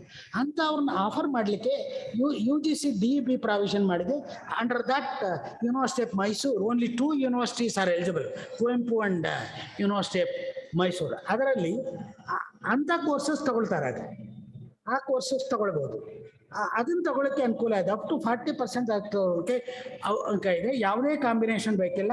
ಫಿಸಿಕ್ಸ್ ತಗೊಂಡವನು ಸಾಂಸ್ಕ್ರಿಟ್ ತಗೊಳ್ಬೋದು, ಫಿಸಿಕ್ಸ್ ತಗೊಂಡವನು ಮ್ಯೂಸಿಕ್ ತಗೊಳ್ಬೋದು. ಯಾವುದೇ ಈಗ ವರ್ಕ್ ಲೋಡ್ ಸೇವ್ ಮಾಡೋಕೆ ಮಾಡ್ತಾರೆ. ಬಿಗಿನಿಂಗ್ನಲ್ಲಿ ನಾವು 2 ಸಬ್ಜೆಕ್ಟ್ ಚೂಸ್ ಮಾಡಲಿ, ಓಪನ್ ಎಲೆಕ್ಟಿವ್ ಮಾತ್ರ ಬೇರೆ ಕಡೆ ಚೂಸ್ ಮಾಡಿ ಅಂತ ಹೇಳ್ತೀವಿ. ನೀವು complete in true spirit if you implement NAP, you have to give the candidate full freedom. whatever the other knowledge is required, it is his lookout. You can only advise. ನಾನು ಹೇಳಿದೆ, mathematics example ತಗೊಂಡು physics ಮಾಡಬೇಕಾದ್ರೆ ಮ್ಯಾಥಮೆಟಿಕ್ಸ್ನ ಅವಶ್ಯಕತೆ. Mathematics ಕಲಿಬೇಕಪ್ಪ, ಇಲ್ಲದ್ರೆ you cannot understand physics effectively ಅನ್ನೋದು you can tell him. In spite of if it takes, you tell him what mathematics he has to study. He can get it from elsewhere and study those things. He will have that freedom to do it. ಇನ್ನೊಂದು ವಿಷಯ ನಾನು ಹೇಳೋದಕ್ಕೆ ಮರ್ತೆ, ಅದು you may be knowing also. ಈಗ fast track slow track ಅನ್ನೋದನ್ನ introduce ಮಾಡಿದ್ದಾರೆ. Fast ಟ್ರ್ಯಾಕ್ನವರು 4 ವರ್ಷದ ಡಿಗ್ರಿನ 3.5 ವರ್ಷದಲ್ಲಿ 7 ಸೆಮೆಸ್ಟರ್ನಲ್ಲಿ ಕಲಿಬೋದು. N-1 ಸೆಮೆಸ್ಟರ್ಸ್ ಮಾಡಿದ್ದಾರೆ. ಕೊನೆ ಪಕ್ಷ 2 years ಡಿಗ್ರಿ ಆಗಿರಬೇಕು. ಅದಕ್ಕೆ N-1 ಸೆಮೆಸ್ಟರ್ನಲ್ಲಿ ಬೇಕಾದ ಕ್ರೆಡಿಟ್ಸ್ ಅರ್ನ್ ಮಾಡಿದ್ರೆ ಈ can go out of it. 4 ವರ್ಷ ಬೇಕಿಲ್ಲ. 7 ಸೆಮೆಸ್ಟರ್ ಆದ ತಕ್ಷಣ ಅವನಿಗೆ ರಿಕ್ವೈರ್ಡ್ ನಂಬರ್ನ, ರಿಕ್ವೈರ್ಡ್ ಕಂಡೀಷನ್ಸ್ನ ನ್ಯಾಷನಲ್ ಹೈಯರ್ ಎಜುಕೇಷನ್ ಕ್ವಾಲಿಫಿಕೇಷನ್ ಫ್ರೇಮ್ ವರ್ಕ್ನಲ್ಲಿ ಏನು ಪ್ರೆಸ್ಕ್ರೈಬ್ ಮಾಡಿರ್ತಾರೋ ಅದನ್ನು ಫುಲ್ಫಿಲ್ ಮಾಡಿದ್ರೆ 7ನೇ ಸೆಮೆಸ್ಟರ್ ಆದ ತಕ್ಷಣ ಈ can get out of it. What it says is, so many, ಒಂದು BSc ಆನರ್ಸ್ ಇನ್ ಫಿಸಿಕ್ಸ್ ಬೇಕಾದರೆ ಆ ಫಿಸಿಕ್ಸ್ ಸ್ಕೋರನ್ನು ಅವನೇ ಸ್ಟಡಿ ಮಾಡಿರಬೇಕು ಅಂತ ಪ್ರೆಸ್ಕ್ರೈಬ್ ಮಾಡಿರ್ತಾರೆ ಅಷ್ಟೇ. ಉಳಿದದ್ದನ್ನು ಏನೇನು ತಗೊಳ್ಬೇಕು, ಈ ಕಾಂಪೋನೆಂಟ್ ಇರ್ತಾರೆ, ಇಷ್ಟೇ ತಗೊಳ್ಬೇಕು ಅಂತಿರಲ್ಲ. ಈ ಕಾಂಪೋನೆಂಟ್ ಎಲ್ಲ ಇದ್ದು ಫಿಸಿಕ್ಸ್ ಕೋರ್ ಪೇಪರ್ಸ್ ಇಷ್ಟು ಸ್ಟಡಿ ಮಾಡಿದರೆ total number of credits minimum ಇಷ್ಟು ಅಂತ ಪ್ರೆಸ್ಕ್ರೈಬ್ ಮಾಡಿರ್ತಾರೆ. ಅಷ್ಟನ್ನ ಅರ್ನ್ ಮಾಡಿದರೆ universities have no option but to award the degrees. That is the this. ಈಗ ಯಾರೋ ಇರ್ತಾರೆ, ನನಗೆ ಜಾಬ್ ಇಲ್ಲಪ್ಪ, ನಾನು have to support my family ಅಂಥ ಕೇಸ್ನಲ್ಲಿ ನಾನೇನು ಮಾಡ್ತೀನಿ, ಕಂಪ್ಲೀಟಾಗಿ ಕಾಲೇಜ್ಗೆ ಹೋಗೋಕ್ಕಾಗಲ್ಲ, ಒಂದು 50% 60%ಗೆ ಹೋಗ್ತೀನಿ, ಅಷ್ಟೇ ಮಾತ್ರ ಕ್ಲಾಸ್ ಅಟೆಂಡ್ ಮಾಡ್ತೀನಿ. 4 ವರ್ಷದ ಡಿಗ್ರಿ ನಾನು 6 ವರ್ಷದಲ್ಲಿ ತೊಗೊಳ್ತೀನಿ, ಈ ಜಾಬು ಮಾಡ್ಕೊಳ್ತೀನಿ, ಇದನ್ನು ಸ್ಲೋ ಆಗಿ ಸ್ಟಡಿ ಮಾಡ್ಬೋದು. ಅದಕ್ಕೆ ಅವಕಾಶ ಇದೆ. It need not have to do evening college. Any combination you think, any flexibility you think, any imagination, any permutation combination, you can do that. You have the freedom to do it, but whatever you do it, it should be relevant, it should be useful to the youth, useful to the graduates. That is the only criteria. ಇದೆಲ್ಲವನ್ನು ನಾನು ಇಲ್ಲಿ explain ಮಾಡಿದ್ದೀನಿ, ಇದನ್ನು ನಾನು ತಮಗೆ ಕೊಡ್ತೇನೆ. And ಇದು blended learning. Even 60% ಟೀಚಿಂಗ್ನಲ್ಲಿ ಎಲ್ಲನೂ ಆನ್ಲೈನ್ ಕ್ಯಾಂಪಸ್ ಆಗಬೇಕಾಗಿಲ್ಲ, ಆಫ್ ಕ್ಯಾಂಪಸ್ ಇದು ಆಗಬೇಕಾಗಿಲ್ಲ, ಆಫ್ಲೈನ್ ಮೋಡ್ ಆಗಬೇಕಾಗಿಲ್ಲ. ಅದರಲ್ಲೂ ಬ್ಲೆಂಡೆಡ್ ಲರ್ನಿಂಗ್ ಉಪಯೋಗಿಸ್ಬೋದು. ಅದರಲ್ಲಿ ಇಪ್ಸಿಟ್ ಅಂತ ಯೂಸ್ ಮಾಡ್ತಾರೆ. ನಮಗೆ ಹೇಗೆ ಅದು it helps improves the candidate. The ಇಪ್ಸಿಟ್ ಏನು stands for it that I have given, you can glance through. ಅದರ ಅಡ್ವಾಂಟೇಜಸ್ನ ಪ್ರೆಸ್ ಮಾಡ್ತಾ ಹೋಗಿದ್ದೀನಿ. ನೀವು ಡಿಗ್ರಿ ಪ್ರೋಗ್ರಾಮ್ನ ಯಾವ ರೀತಿ ಪರ್ಮುಟೇಷನ್ ಕಾಂಬಿನೇಷನ್ಸ್ ಬರೋದನ್ನು ಒಂದು ಸಮರೈಸ್ ಮಾಡಿದ್ದೀನಿ ಇದರಲ್ಲಿ ಅಷ್ಟೇ. ವೇರಿಯಸ್ ಆಪ್ಷನ್ಸನ್ನು ನಾನು ಎಲ್ಲವನ್ನ ಎಕ್ಸ್ಪ್ಲೈನ್ ಮಾಡಿದೆ. 2 ಸಬ್ಜೆಕ್ಟ್ ತೊಗೊಳ್ಳೋದು, 1 ಸಬ್ಜೆಕ್ಟು ಎಜುಕೇಷನ್ ತೊಗೊಳ್ಳೋದು, 1 ಸಬ್ಜೆಕ್ಟು ವೊಕೇಶ್ನಲ್ ಸಬ್ಜೆಕ್ಟ್ ತೊಗೊಳ್ಳೋದು, 1 ಸಬ್ಜೆಕ್ಟು ಮ್ಯಾನೇಜ್ಮೆಂಟ್ ಸಬ್ಜೆಕ್ಟ್ ತೊಗೊಂಡು ಕನ್ಕರೆಂಟಾಗಿ ಸ್ಟಡಿ ಮಾಡಿ 4th ಇಯರ್ನಲ್ಲಿ ಹೇಗೆ one can get the honours degree in that, ಆ ಎಲ್ಲ ಕಾಂಬಿನೇಷನನ್ನು ಇಲ್ಲಿ ನಾನು ಡಿಸ್ಕ್ರೈಬ್ ಮಾಡಿದ್ದೀನಿ. ನನಗೆ 1:15ಕ್ಕೆ ಫಿನಿಶ್ ಮಾಡಬೇಕಂತ ಕುಲಪತಿಗಳು ಡೆಡ್ಲೈನ್ ಕೊಟ್ಟಿದ್ದಾರೆ. ಆ ಕಾರಣಕ್ಕಾಗಿ ಹ್ಯಾವ್ ಟು ಹರಿ ಅಪ್. ಅದಾದ ಮೇಲೆ ನಾವು 4 ವರ್ಷದಲ್ಲಿ ನಾವು ಏನನ್ನು ನಿರೀಕ್ಷಿಸ್ತೀವಿ ವಿದ್ಯಾರ್ಥಿ ಅನ್ನೋದನ್ನು ನಾನು ಇಲ್ಲಿ ಸಮರೈಸ್ ಮಾಡಿದ್ದೇನೆ. ಫಸ್ಟ್ ಇಯರ್ನಲ್ಲಿ ಅಂಡರ್ಸ್ಟ್ಯಾಂಡಿಂಗ್ ಆ್ಯಂಡ್ ಎಕ್ಸ್ಪ್ಲೋರೇಷನ್, ಯಾವುದನ್ನು ಏನಂತ ಅರ್ಥ ಮಾಡ್ಕೊಳಕ್ಕೆ ಮಾಡ್ತಾನೆ, ಏನೇನಿದೆ ಅಂತ ಎಕ್ಸ್ಪ್ಲೋರ್ ಮಾಡೋಕ್ಕೆ ಸ್ಟಾರ್ಟ್ ಮಾಡ್ತಾನೆ ಫಸ್ಟ್ ಇಯರ್ನಲ್ಲಿ. ಅದನ್ನು ಏನು ಮಾಡ್ತೀವಿ ನಾವು, align to the level 5 of NSQF, national skill qualification framework. ಅದಕ್ಕೆ ನಾನು ಸಬ್ಜೆಕ್ಟ್ ಕಮಿಟಿ ಚೇರ್ಪರ್ಸನಲ್ಲಿ ಮನವಿ ಮಾಡ್ತೇನೆ. ಅದರಲ್ಲಿ NSQF ಔಟ್ಕಮ್ ಏನೇನಿರಬೇಕು ಅಂತ ಹೇಳುತ್ತೆ, ಏನೇನು ಸ್ಕಿಲ್ ನಾವು ಕಲ್ತಿರ್ಬೇಕು ಯಾವ ಮಟ್ಟಕ್ಕೆ ಅಂತ. ಆ ಸ್ಕಿಲ್ ಬರುವಾಗೆ ನೀವು ಕೋರ್ಸಸ್ನ ಡಿಸೈನ್ ಮಾಡುವಾಗೆ ನೋಡ್ಕೊಳ್ಳಿ. ಅದನ್ನು ಒಂದು. 2ನೇ ಇಯರ್ಗೆ ಬಂದ ತಕ್ಷಣ ಫೋಕಸ್ ಆನ್ ಇಮರ್ಷನ್, ಸ್ವಲ್ಪ ಫೋಕಸ್ ಮಾಡ್ತಾನೆ ಆ ಫೀಲ್ಡ್ನಲ್ಲಿ. ಅದಕ್ಕೆ ಈ starts immersing into the field. 2nd ಇಯರ್ನಲ್ಲಿ. 3rd ಇಯರ್ಗೆ ಬಂದ ತಕ್ಷಣ ಅವನು ರಿಯಲ್ ಟೈಮ್ ಲರ್ನಿಂಗ್, ರಿಯಲ್ ಆಗಿ ಕೋರ್ ಸಬ್ಜೆಕ್ಟ್ಸ್ನ ಜಾಸ್ತಿ ಕಲಿಯೋದಕ್ಕೆ ಅವನು ಪ್ರಯತ್ನ ಪಡ್ತಾನೆ ಕ್ಯಾಂಡಿಡೇಟ್. 4th ಇಯರ್ನಲ್ಲಿ ಅಂದರೆ ಡೀಪರ್ ಕಾನ್ಸಂಟ್ರೇಷನ್, ಈ ಪೆನಿಟ್ರೇಟ್ಸ್. ಹಾಗಾಗಿ ಈ tries to become an expert in the field. ಆ ರೀತಿ ಮಾಡೋಕ್ಕೆ ಹೋಗ್ತಾನೆ. ಈಗ ಮಾಡ್ತಾ ಹೋದಾಗ ಇದನ್ನು ನಾವು ಮಾರ್ಕ್ಸ್ ಅಂತ ಒಂದು ಕಡೆ ಇಂಡಿಕೇಟ್ ಮಾಡಿದ್ದೇನೆ. ಅದನ್ನು ನೀವು CGPA ಅಥವಾ SGPA ಅಂತ ಇನ್ನೊಂದು ಅನುಕೂಲನ ನಮ್ಮ UGC ಗೈಡ್ಲೈನ್ಸ್ ಮಾಡ್ಕೊಂಡಿದೆ. ಯಾವುದೇ ಒಬ್ಬ ವಿದ್ಯಾರ್ಥಿ 4 ವರ್ಷದ ಡಿಗ್ರಿಗೆ ಸೇರಿದವನು ಫಸ್ಟ್ 6 ಸೆಮಿಸ್ಟರ್ನಲ್ಲಿ CGPA 7.5 ಅಂಡ್ ಅಬವ್ ಆದರೆ 4ನೇ ವರ್ಷದ ಆನರ್ಸ್ ಡಿಗ್ರಿನ you can do it by research only. You need not have to take any paper. Only condition is she should have obtained CGPA of 7.5 and above in first 6 semesters. ಆ ಸ್ವಾತಂತ್ರ್ಯನೂ ವಿದ್ಯಾರ್ಥಿಗಳಿಗೆ ಗೊತ್ತಿದ್ದಾರೆ. ಇದನ್ನು ಹೇಗೆ grouping of the successful candidates ಅನ್ನೋದನ್ನು ಹೇಳಿದ್ದೇನೆ. ರೆಗ್ಯುಲೇಷನಲ್ಲಿ ಇದನ್ನೆಲ್ಲನೂ ನಾನು ಡಿಸ್ಕ್ರೈಬ್ ಮಾಡ್ತೀನಿ. Whatever draft model regulation that I am going to supply. ಈಗ ನಾನು ಆ್ಯಕ್ಚುಲ್ ಆಗಿ ನಿಮ್ಮ ಫ್ರೇಮ್ ವರ್ಕ್ ಬರ್ತೇನೆ, ಹೇಗೆ ಮಾಡೋಕ್ಕೆ ಹೋಗೋದು ಅಂತ. ಇದನ್ನು ಈ ಕೋರ್ಸ್ ಹೇಗೆ ಅಂದರೆ, ಒಂದು BCom ತಗೊಳ್ಳಿ, ಅಥವಾ BBA ತಗೊಳ್ಳಿ, ಅಥವಾ BSW ತಗೊಳ್ಳಿ, BHM ತಗೊಳ್ಳಿ, BBA ತಗೊಳ್ಳಿ, ಅಥವಾ BPA ತಗೊಳ್ಳಿ. ಯಾವುದೇ ಒಂದು ಸಬ್ಜೆಕ್ಟ್ ಕಾಮರ್ಸ್ ತಗೊಂಡ್ರೆ ಕಾಮರ್ಸ್ ಮಾತ್ರ ಕಲಿತಾನೆ. ಅದೇ ರೀತಿ ಕಂಪ್ಯೂಟರ್ ಅಪ್ಲಿಕೇಶನ್ ತಗೊಂಡ್ರೆ ಕಂಪ್ಯೂಟರ್ ಅಪ್ಲಿಕೇಶನ್ ಕಲಿತಾನೆ. ಬಿಸ್ನೆಸ್ ಅಡ್ಮಿನಿಸ್ಟ್ರೇಷನ್ ತಗೊಂಡ್ರೆ ಅದಕ್ಕೆ ರಿಲೇಟೆಡ್ ಪೇಪರ್ಸ್ ಮಾತ್ರ ಕಲಿತಾನೆ. ಹಾಗೆ ಸೋಷಿಯಲ್ ವರ್ಕ್ ತಗೊಂಡ್ರೆ ಸೋಷಿಯಲ್ ವರ್ಕ್ಸ್ ರಿಲೇಟೆಡ್ ಪೇಪರ್ಸ್ ಮಾತ್ರ ಅದ ಕಲಿತಾನೆ. ಹೋಟೆಲ್ ಮ್ಯಾನೇಜ್ಮೆಂಟ್ ಆದರೆ ಅದನ್ನು ಹಾಗೆ ಮಾಡ್ತಾ ಹೋಗ್ತಾನೆ. ಅಂಥ ಕಡೆ ನೀವು ಬೇರೆ BA BSನಲ್ಲಿ ಏನಾಗುತ್ತೆ, ಏನು ಸ್ಪೇಸನ್ನು, ಲರ್ನಿಂಗ್ ಸ್ಪೇಸನ್ನು ನಾವು ಮೇಜರ್ ಆ್ಯಂಡ್ ಮೈನರ್ಗೆ ಇಯರ್ ಮಾರ್ಕ್ ಮಾಡಿದೀವೋ ಅಷ್ಟು ಸ್ಪೇಸನ್ನು ಈ ಡಿಸಿಪ್ಲಿನ್ಗಾಗಿ ಇಯರ್ ಮಾರ್ಕ್ ಮಾಡಿದ್ವಿ. ಅಷ್ಟೇ ಡಿಫ್ರೆನ್ಸ್, ಏನೂ ವ್ಯತ್ಯಾಸ ಇಲ್ಲ. ಮೇಜರ್ ಆ್ಯಂಡ್ ಮೈನರ್ ಅಥವಾ 2 ಮೇಜರ್ ಸ್ಟಡಿ ಮಾಡುವ ಲರ್ನಿಂಗ್ ಸ್ಪೇಸನ್ನು ಈ ಕಾಮರ್ಸ್ ಕಲಿಯೋದಕ್ಕೆ, ಅಥವಾ ಬಿಸ್ನೆಸ್ ಅಡ್ಮಿನಿಸ್ಟ್ರೇಷನ್ ಕಲಿಯೋದಕ್ಕೆ, ಸೋಷಿಯಲ್ ವರ್ಕ್ ಕಲಿಯೋದಕ್ಕೆ ಮಾಡಿದ್ದೀವಿ. ಓಪನ್ ಎಲೆಕ್ಟಿವ್ ಇರಲೇಬೇಕು, that is the mandatory part. ಆಮೇಲೆ ಲ್ಯಾಂಗ್ವೇಜ್ ಕಾಮನ್ ಎಲ್ಲ ಕಡೆ. ಆ್ಯಂಡ್ ಜೊತೆಗೆ ಎಕ್ಸ್ಟ್ರಾ ಈಗ ಡಿಜಿಟಲೈಸೇಷನ್ಗೆ ಸಾಕಷ್ಟು ಒತ್ತು ಕೊಡುತ್ತೆ ಕಂಪ್ಯೂಟರ್ ನಾಲೆಡ್ಜ್. ಅದಕ್ಕೆ ನಾವು ಕಂಪ್ಯೂಟರ್ ನಾಲೆಡ್ಜ್ ಬಗ್ಗೆ 3 ಕೋರ್ಸನ್ನು ಸಜೆಸ್ಟ್ ಮಾಡಿದ್ದೀವಿ. ಒಂದು ಡಿಜಿಟಲ್ ಫ್ಲೂಯೆನ್ಸಿ ಅಂದರೆ ವರ್ಚುವಲಿ ಡಿಜಿಟಲ್ ಸ್ಕಿಲ್ಸು, ಇನ್ನೊಂದು artificial intelligence, third one cyber security ಅಂತ. ಇಂಥ ಕೋರ್ಸನ್ನು ನಾವು ಸಜೆಸ್ಟ್ ಮಾಡಿದ್ದೀವಿ. It is not mandatory that you have to adapt. ಅದಕ್ಕೆ ರಿಪ್ಲೇಸ್ಮೆಂಟ್ ನೀವು ಮಾಡ್ಬೋದು. ಅಂದರೆ ಆ ರೀತಿ ನೀವು ಯಾವ ಸಬ್ಜೆಕ್ಟ್ನಲ್ಲಿ ನೀವು ಕರಿಕ್ಯುಲಮ್ ಮಾಡ್ತಿರೋ ಆ ಸಬ್ಜೆಕ್ಟ್ಗೆ ಪೂರಕವಾದದ್ದನ್ನು ನೀವು ಅಲ್ಲಿ ರಿಪ್ಲೇಸ್ ಮಾಡ್ಬೋದು. ಬಟ್ ಈ ಕಾಂಪೋನೆಂಟ್ ಇರಲೇಬೇಕು. ಈ ಕಾಂಪೋನೆಂಟು ಅಡಿಷನಲ್ ಸ್ಕಿಲ್ಸನ್ನು ತರುವಂಥದ್ದನ್ನು ನಾವು ಇಂಟ್ರಡ್ಯೂಸ್ ಮಾಡಲೇಬೇಕು. ಅದರ ಜೊತೆಗೆ ಪ್ರದೀಪ್ ಅವರು ಸಹ ಮೆನ್ಷನ್ ಮಾಡಿದ್ರು health and wellness. Only sound body Ken have ಒಂದು ರೀತಿ ಅನ್ನೋದು, healthy body Ken have sound mind ಅನ್ನೋದು ನಮಗೆಲ್ಲರಿಗೂ ಗೊತ್ತಿದೆ. ಹಾಗಾಗಿ ಅದರ ಕಡೆ ಜಾಸ್ತಿ ಒತ್ತು ಕೊಡಬೇಕು. ನಾನು 3 ಕೋರ್ಸಸ್ಗೆ ಪ್ರಾವಿಷನ್ ಮಾಡಿದ್ದೆ, ಅದನ್ನು 2 ಕೋರ್ಸ್ಗೆ ಮಾಡಬೇಕಾಯಿತು. ಯಾಕಂದರೆ 2 ಸಬ್ಜೆಕ್ಟ್ ಮಾಡುವಾಗ ವರ್ಕ್ಲೋಡ್ ಅನ್ಇವನ್ ಆಗ್ತಿತ್ತು, subject A and subject B. ಇನ್ನೊಂದು ಕನ್ಫ್ಯೂಷನ್ ಬೇಡ, ನಾನು ಎಲ್ಲಿ ಡಿಸಿಪ್ಲಿನ್ ಅಂತ ಉಪಯೋಗಿಸ್ತೇನೋ ಅದು ಸಬ್ಜೆಕ್ಟ್ ಅಂತ. ಕೋರ್ ಅಂತ ಉಪಯೋಗಿಸಿದ್ದು ಕಾಮನ್ ಪೇಪರ್, ಜನರಲ್ ಪೇಪರ್ ಅಂತ ಅರ್ಥ ಆ ಸಬ್ಜೆಕ್ಟ್ನಲ್ಲಿ. ಎಲೆಕ್ಟಿವ್ ಅನ್ನೋದು ಆ ಫೀಲ್ಡ್ನಲ್ಲಿ ಸ್ಪೆಷಲೈಸೇಷನ್ ಅಂತ ಅರ್ಥ. ಅದನ್ನು ಯೂನಿಫಾರ್ಮ್ ಆಗಿ ಎಲ್ಲ ಕಡೆ ಉಪಯೋಗಿಸ್ತೇನೆ.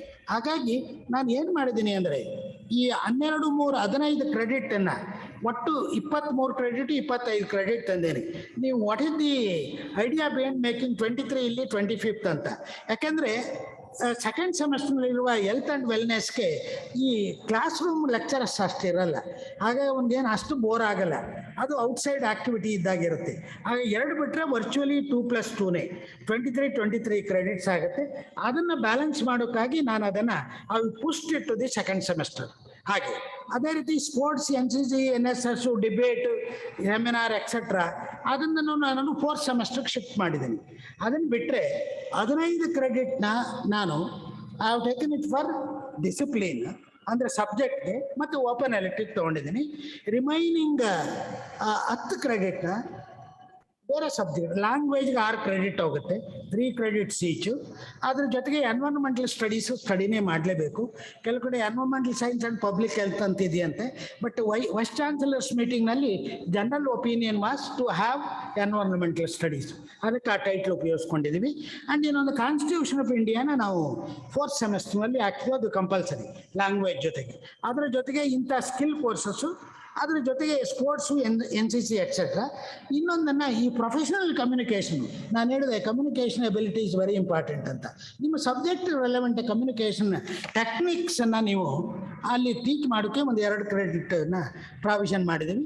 ಇನ್ನೊಂದು ಎಥಿಕ್ಸ್ ಆ್ಯಂಡ್ ಸೆಲ್ಫ್ ಅವೇರ್ನೆಸ್ ಅನ್ನೋದಕ್ಕೆ 2 ಕ್ರೆಡಿಟ್ ಒಂದು ಕೋರ್ಸನ್ನು ನಾವು ಪ್ರಾವಿಷನ್ ಮಾಡಿದ್ದೀವಿ. ಬಟ್ ಅದು ಅಲ್ಲಿ ಬೇಕಾಗಿಲ್ಲ, ಅದನ್ನು ನೀವು ಸಬ್ಜೆಕ್ಟ್ನಲ್ಲಿ ಇಂಟಿಗ್ರೇಟ್ ಮಾಡಿ. ಸಬ್ಜೆಕ್ಟ್ ಪೇಪರ್ನಲ್ಲಿ part of one of the papers you can integrate it.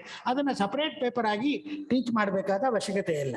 ಇಲ್ಲಿ ಪ್ರಿನ್ಸಿಪಲ್ ಇಷ್ಟೇ, 15 ಕ್ರೆಡಿಟ್ ಈ ಕಡೆ ತಗೊಂಡು 9 ಅಥವಾ ಕ್ರೆಡಿಟ್ನ ಬೇರೆದಕ್ಕೆ ಉಪಯೋಗಿಸಿದ್ವಿ.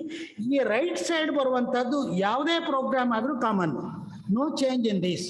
ಅದು ರೆಸ್ಪೆಕ್ಟಿವ್ ಚೇಂಜಸ್ ನೀವು ಮಾಡ್ಕೊಳ್ಬೋದೇ ಹೊರತು ಈ ಪಾರ್ಟು ಎಲ್ಲ ಪ್ರೋಗ್ರಾಮ್ನಲ್ಲೂ ಇರಬೇಕು. ಉಳಿದದನ್ನು ನಿಮಗೆ ಫ್ರೀಡಮ್ ಸಬ್ಜೆಕ್ಟ್ ಕೊಟ್ಟಿದ್ದೀವಿ. ಈಗ ನಾನು ಕಾಮರ್ಸಿಗೆ ಇದಕ್ಕೆ ಬಂದಾಗ, ಕಾಮರ್ಸ್ ಕೋರ್ಸ್ ಬಂದ ತಕ್ಷಣ ಅವರು 3 ಕೋರ್ಸಸ್ಸನ್ನು ನಾನು ಪೇಪರ್ 1 DSC 1 ಅಂದರೆ ಡಿಸಿಪ್ಲಿನ್ ಕೋರ್ ಅಂತ, ಸಬ್ಜೆಕ್ಟ್ ಕೋರ್ ಅಂತ, ಸಬ್ಜೆಕ್ಟ್ ಜನರಲ್ ಪೇಪರ್ ಅಂತ ಅರ್ಥ 4 ಕ್ರೆಡಿಟ್ಸ್ 3 ಪೇಪರ್ ಸಜೆಸ್ಟ್ ಮಾಡಿದ್ದೀನಿ. ಬೇಕಂದರೆ ಕಾಮರ್ಸ್ನವರು 3 ಕ್ರೆಡಿಟ್ನ 4 ಪೇಪರ್ ಮಾಡ್ಕೊಳ್ಬೋದು. ಹಾಗಾಗಿ 4 ಕ್ರೆಡಿಟ್ನೇ 3 ಪೇಪರ್ ಮಾಡಬೇಕಂತಿಲ್ಲ, ಕಾಂಬಿನೇಷನ್ ಆಫ್ ಇಟ್ ಮಾಡ್ಕೊಳ್ಬೇಕು. ಬಟ್ ಕೋರ್ ಪೇಪರ್ ಮತ್ತು ಎಲೆಕ್ಟಿವ್ ಪೇಪರ್ನಲ್ಲಿ ಮಿನಿಮಮ್ 3 ಕ್ರೆಡಿಟ್ಸ್ ಇರುವಾಗ ನೋಡ್ಕೊಳ್ಳಿ. ಮತ್ತು ಸಬ್ಜೆಕ್ಟ್ ಎಲೆಕ್ಟಿವ್ ಮತ್ತು ಓಪನ್ ಎಲೆಕ್ಟಿವ್ನು 2 credit, same equal number of credits ಇರುವಾಗ ನೋಡ್ಕೊಳ್ಳಿ. ಯಾಕಂದರೆ ಇಂಟರ್ಚೇಂಜ್ ಆಗ್ಬೋದು, ಒಬ್ಬರು ಈ ಎಲೆಕ್ಟಿವ್ನೇ ಚೂಸ್ ಮಾಡ್ಬೋದು ಇನ್ಸ್ಟೆಡ್ ಆಫ್ ಓಪನ್ ಎಲೆಕ್ಟಿವ್. ಹಾಗಾಗಿ ಈ ಕ್ರೆಡಿಟ್ ಟ್ರಾನ್ಸ್ಫರ್ಗೆ ಹೆಲ್ಪ್ ಆಗುತ್ತೆ, ಅದನ್ನು ಗಮನದಲ್ಲಿ ಇಟ್ಕೊಳ್ಳಿ. ಉಳಿದ ರೀಸ್ಟ್ರಕ್ಚರಿಂಗ್ ನಿಮಗೆ ಬಿಟ್ಟದ್ದು.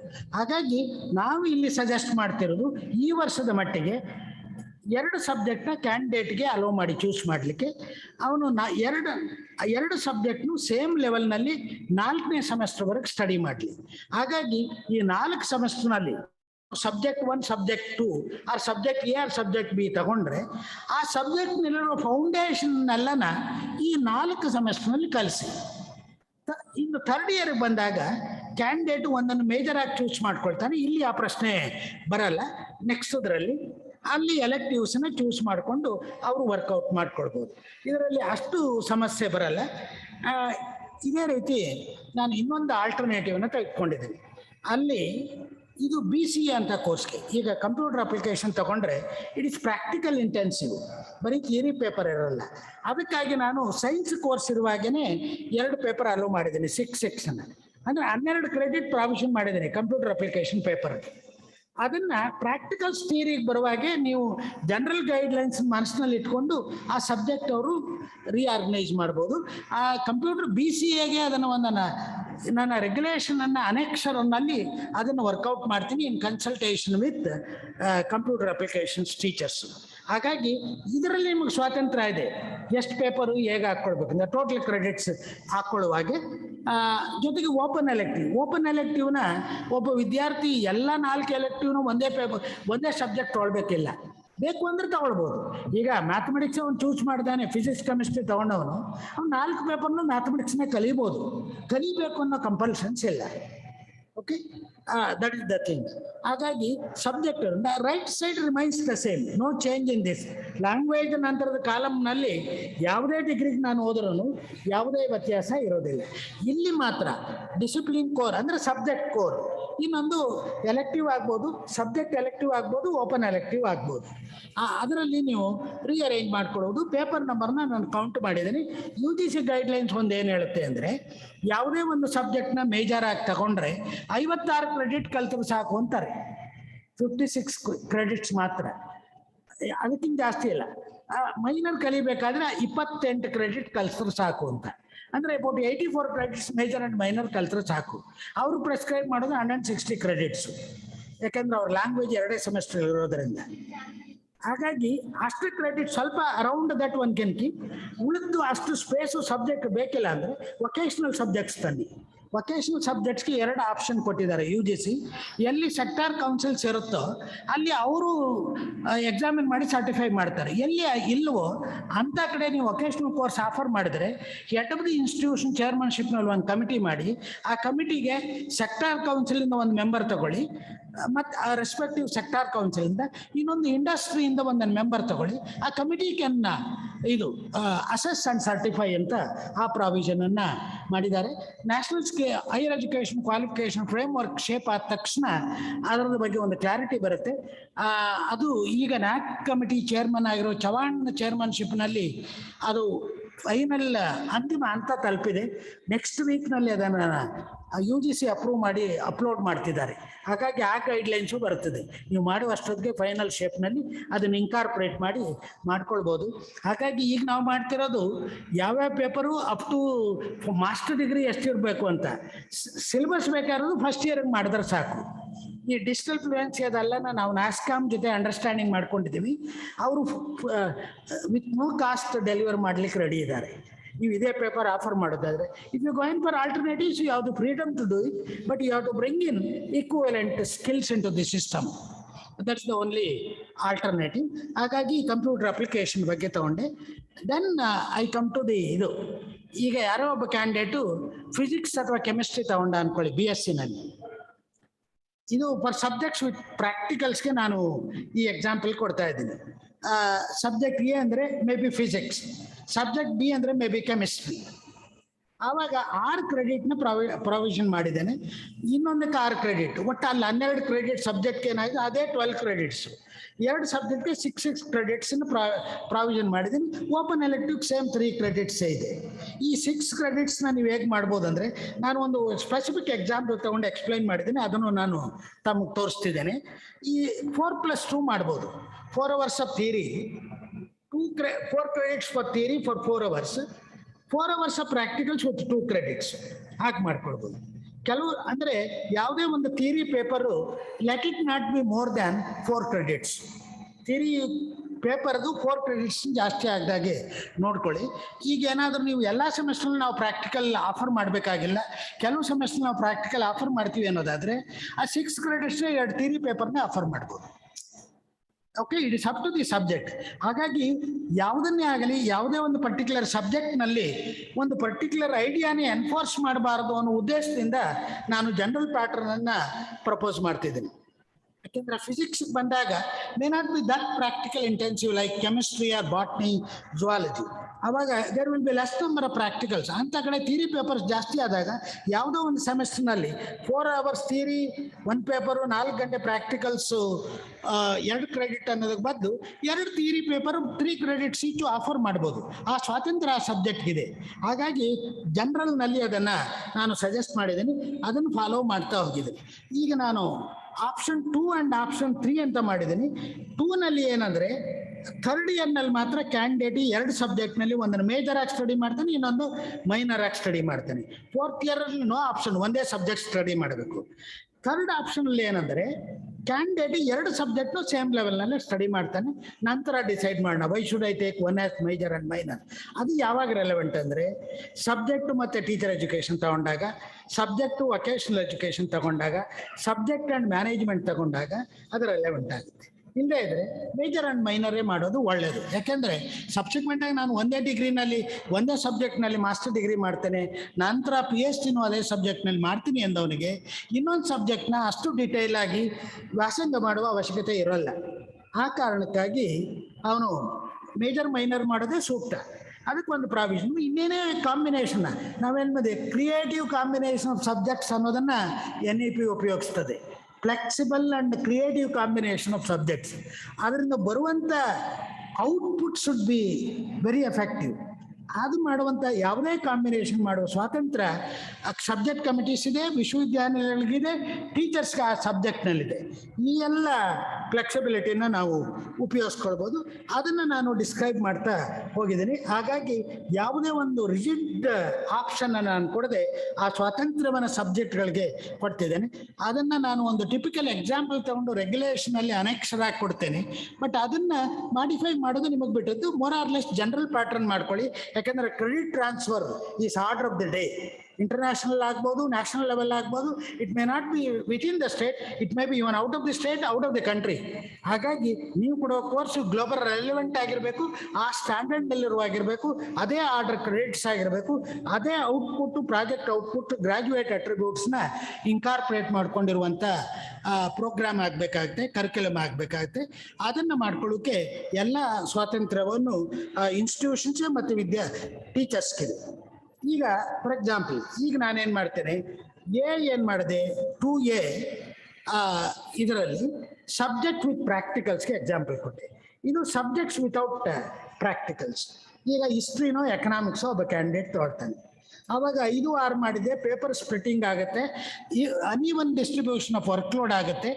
ಈವನ್ ಕ್ರೆಡಿಟನ್ನು, ಈವನ್ ನಂಬರ್ ಆಫ್ ಕ್ರೆಡಿಟ್ಸ್ಗೆ ಪ್ರಾವಿಷನ್ ಮಾಡಿ ಅಂತ ಎಲ್ಲ ಕಡೆ ನಾನು ಚರ್ಚೆ ಮಾಡಿದಾಗ ನಾನು ಸಾಕಷ್ಟು ವಿಶ್ವವಿದ್ಯಾನಿಲಯಗಳ ಜೊತೆ ಇಂಟ್ರ್ಯಾಕ್ಟ್ ಮಾಡಿದ್ದೀನಿ. Interacted with the faculty and boards of studies and principals. ಅವರೆಲ್ಲರಿಂದ ಸಜೆಷನ್ ಬಂದದ್ರಿಂದ ಇದನ್ನು ಇನ್ಕಾರ್ಪೊರೇಟ್ ಮಾಡಿ 3 ಕ್ರೆಡಿಟ್ 2 ಪೇಪರ್ ಮಾಡುವಾಗೆ ಪ್ರಾವಿಷನ್ ಮಾಡಿದ್ದೀನಿ. ಹಿಸ್ಟ್ರಿ ಆಗ್ಬೋದು, ಎಕನಾಮಿಕ್ಸ್ ಆಗ್ಬೋದು. ಹಾಗೆ ಫಸ್ಟ್ 4 years 3 ಕ್ರೆಡಿಟ್ಸ್ 2 ಪೇಪರ್ ಇರುತ್ತೆ. ಹಿಸ್ಟ್ರಿ ಆಗ್ಬೋದು, ಎಕನಾಮಿಕ್ಸ್ ಆಗ್ಬೋದು, ಮ್ಯಾಥಮೆಟಿಕ್ಸ್ ಆಗ್ಬೋದು, ಇನ್ನು ಯಾವುದೇ ಸಬ್ಜೆಕ್ಟ್ ವಿತೌಟ್ ಪ್ರಾಕ್ಟಿಕಲ್ಸು. ಹಾಗಾಗಿ ನಾನು ಡಿಸಿಪ್ಲಿನ್ ಅಂತ A1 ಅಂದರೆ ಸಬ್ಜೆಕ್ಟ್ 1 ಅಂತ, ಫಿಸಿಕ್ಸ್ ಆಗ್ಬೋದು, ಇನ್ನೊಂದು ಕೆಮಿಸ್ಟ್ರಿ ಆಗ್ಬೋದು, ಬಾಟ್ನಿ ಜುವಾಲಜಿ ಆಗ್ಬೋದು, ಅಥವಾ ಕೆಮಿಸ್ಟ್ರಿ ಬಾಟ್ನಿ ಆಗ್ಬೋದು. ಹಾಗಾಗಿ ಡಿಸಿಪ್ಲಿನ್ ಅಂದರೆ subject, that is the current word. ಹೇಗೆ ಡಿಜಿಟಲ್ ಸ್ಕಿಲ್ಸ್ನ ನಾವು ಡಿಜಿಟಲ್ ಫ್ಲೂಯೆನ್ಸಿ ಅಂತೀವೋ, ಸಬ್ಜೆಕ್ಟ್ ಯೂಸ್ ಮಾಡೋದ್ರ ಬದಲು ಡಿಸಿಪ್ಲಿನ್ ಯೂಸ್ ಮಾಡ್ತಾರೆ.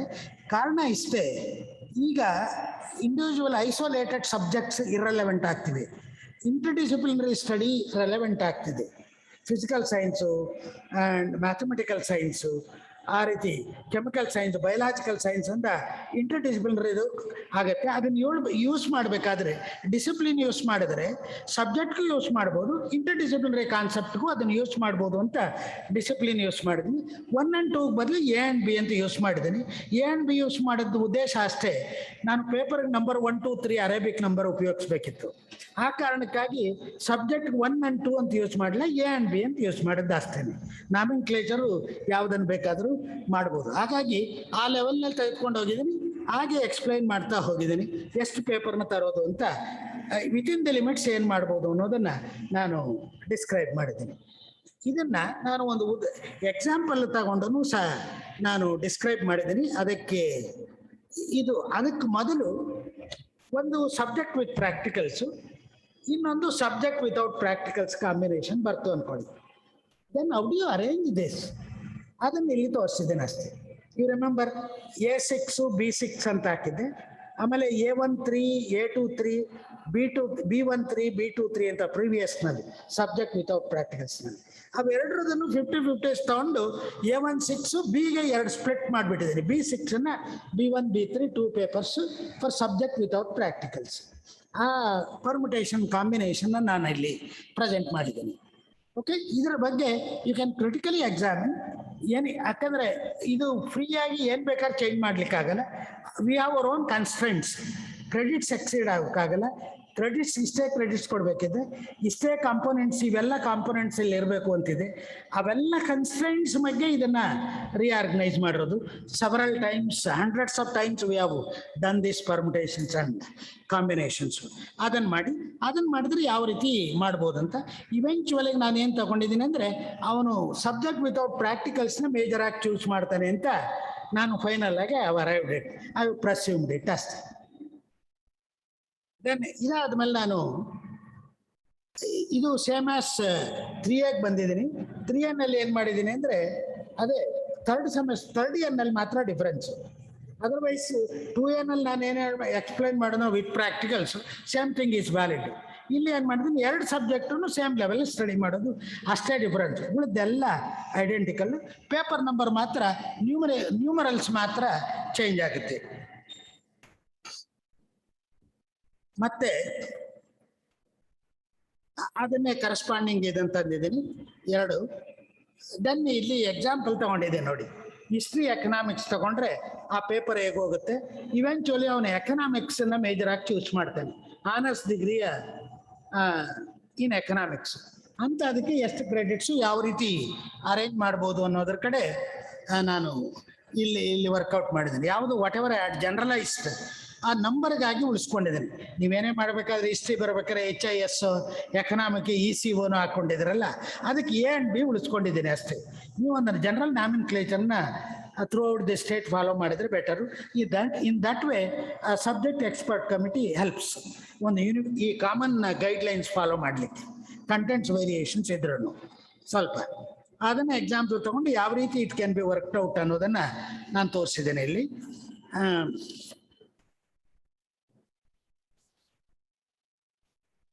ಮತ್ತು ಇಲ್ಲಿ ಫಿಸಿಕ್ಸ್ ಆ್ಯಂಡ್ ಮ್ಯಾಥಮೆಟಿಕ್ಸ್ ತಗೊಂಡು ಒಬ್ಬ ವಿದ್ಯಾರ್ಥಿ ಯಾವ ರೀತಿ ಆ ಕೋರ್ಸ್ಗೆ ಯಾವ ರೀತಿ ಇದನ್ನು ಡಿಸೈನ್ ಮಾಡಬೇಕು ಅನ್ನೋದ ಎಕ್ಸಾಂಪಲನ್ನು ನಾನು ಇಲಸ್ಟ್ರೇಟೆಡ್ ಇಟ್ ಇಯರ್. ಇಲ್ಲಿ ಏನು ಚೂಸ್ ಮಾಡಿದ್ದೇನೆ ಅಂದರೆ, I take it that the candidate chooses mathematics as it's optional subject. Physics ಆದರೆ ಚೇಂಜ್ ಆಗುತ್ತೆ ಅಷ್ಟೇ. ಅದರಲ್ಲಿರೋ ಕಾಂಬಿನೇಷನ್ ಇದನ್ನು ತಗೊಂಡು ಮಾಡ್ಕೊಳ್ಳಿಕ್ಕೆ ರೆಗ್ಯುಲೇಷನಲ್ಲಿ ಆ ಎಲ್ಲ ಆಪ್ಷನ್ಸ್ ನಾನು ಕೊಡ್ತೀನಿ. ಹಾಗೆ ಯಾವ ರೀತಿ ಫಿಸಿಕ್ಸು ಮ್ಯಾಥಮೆಟಿಕ್ಸ್ ತಗೊಂಡವನು ಅಲ್ಟಿಮೇಟ್ ಆಗಿ ಮ್ಯಾಥಮೆಟಿಕ್ಸ್ನ if you chooses as is major, eventually ಆ composition how it works out ಅಂತ. ಇದೆಲ್ಲನ ಒಂದು ಸಾರಿ ನಿಮ್ಮಿಂದ ಫೀಡ್ಬ್ಯಾಕ್ ಬಂದರು ಅದನ್ನು ತೆಗೆದುಕೊಂಡು ಅದನ್ನು ಇನ್ಕಾರ್ಪೊರೇಟ್ ಮಾಡಿ by this evening or tomorrow I would upload it to all the subject ಕಮಿಟಿದು, ಕರಿಕ್ಯುಲಮ್ ಕಮಿಟಿದು ಒಂದು ಗ್ರೂಪ್ ಮಾಡ್ಕೊಂಡಿದ್ದೀವಿ, ಅದರಲ್ಲಿ ಅಪ್ಲೋಡ್ ಮಾಡ್ತೀನಿ. ಬಟ್ ಎಲ್ಲ ಯೂನಿವರ್ಸಿಟೀಸ್ಗೂ ಕಳಿಸ್ಕೊಡ್ತೀನಿ. ಹಾಗಾಗಿ ಅದನ್ನು ಯು ಹ್ಯಾವ್ ಟು. ಹಾಗಾಗಿ ನಾವೇನೇ ಈ ಫ್ರೇಮ್ ವರ್ಕನ್ನು ಡೈನಮಿಕ್ ಆಗಿರುತ್ತೆ, ಎನಿ ಅಪ್ಡೇಟಿಗೆ ಬಂದರೆ ಅದನ್ನು ಇಮ್ಮಿಡಿಯೇಟ್ ಆಗಿ ಅಪ್ಡೇಟ್ ಮಾಡಿ ನಾನು ಕರಿಕ್ಯುಲಮ್ ಕಮಿಟಿ ಗ್ರೂಪ್ಗೆ ಹಾಕ್ತೇನೆ. ಹಾಗಾಗಿ you please be in touch with. ಅನಿವಾರ್ಯವಾಗಿ ಮಾಡಿದರೆ ಅದನ್ನು ಮಾಡೋದ್ರಿಂದ ಆ್ಯಡೆಡ್ ಅಡ್ವಾಂಟೇಜ್ ಇದೆ, ಡಿಸ್ಟಿಂಕ್ಟ್ ಅಡ್ವಾಂಟೇಜ್ ಇದೆ ಅಂದರೆ ಮಾತ್ರ ಆ ಮಾಡಿಫಿಕೇಷನ್ಸನ್ನು ಇನ್ಕಾರ್ಪೊರೇಟ್ ಮಾಡಿಕೊಂಡು ಐ ವುಡ್ ಅಪ್ಡೇಟ್ ಮಾಡ್ಕೊಳ್ತೀನಿ. ಅದರ ಜೊತೆಗೆ ನಾನು ಈಗಾಗಲೇ ಹೇಳಿದೆ, ಎಲ್ಲ ಪಾಸಿಬಿಲಿಟೀಸ್ನ ಡ್ರಾಫ್ಟ್ ರೆಗ್ಯುಲೇಷನಲ್ಲಿ ಅನೇಕ್ಷರಾಗಿ ಸೇರಿಸಿ ಅದನ್ನು ಕಳಿಸ್ಕೊಡ್ತೀನಿ. ಹಾಗಾಗಿ ಇಷ್ಟಕ್ಕೆ ನಾನು ನಿಲ್ಲಿಸ್ತೇನೆ. ನಾನು ಜನರಲ್ ಆಸ್ಪೆಕ್ಟ್ಸ್ ಬಗ್ಗೆ ಸಾಕಷ್ಟು ಹೇಳೋದಿತ್ತು, ಬಟ್ ಸಮಯ ಅಭಾವದಿಂದ ಅದರ ಕಡೆ ಹೋಗೋದಿಲ್ಲ. ಇನ್ನು ಏನಾದರೂ ಇದರ ಬಗ್ಗೆ ಸ್ಪೆಸಿಫಿಕ್ ಕ್ವಶನ್ಸ್ ಇದ್ದರೆ I am willing to answer. Okay, ಓಯ್.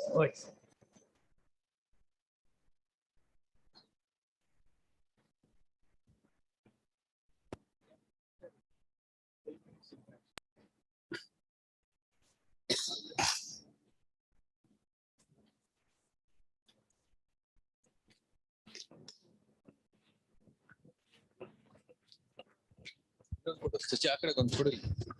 ಕೊಡು.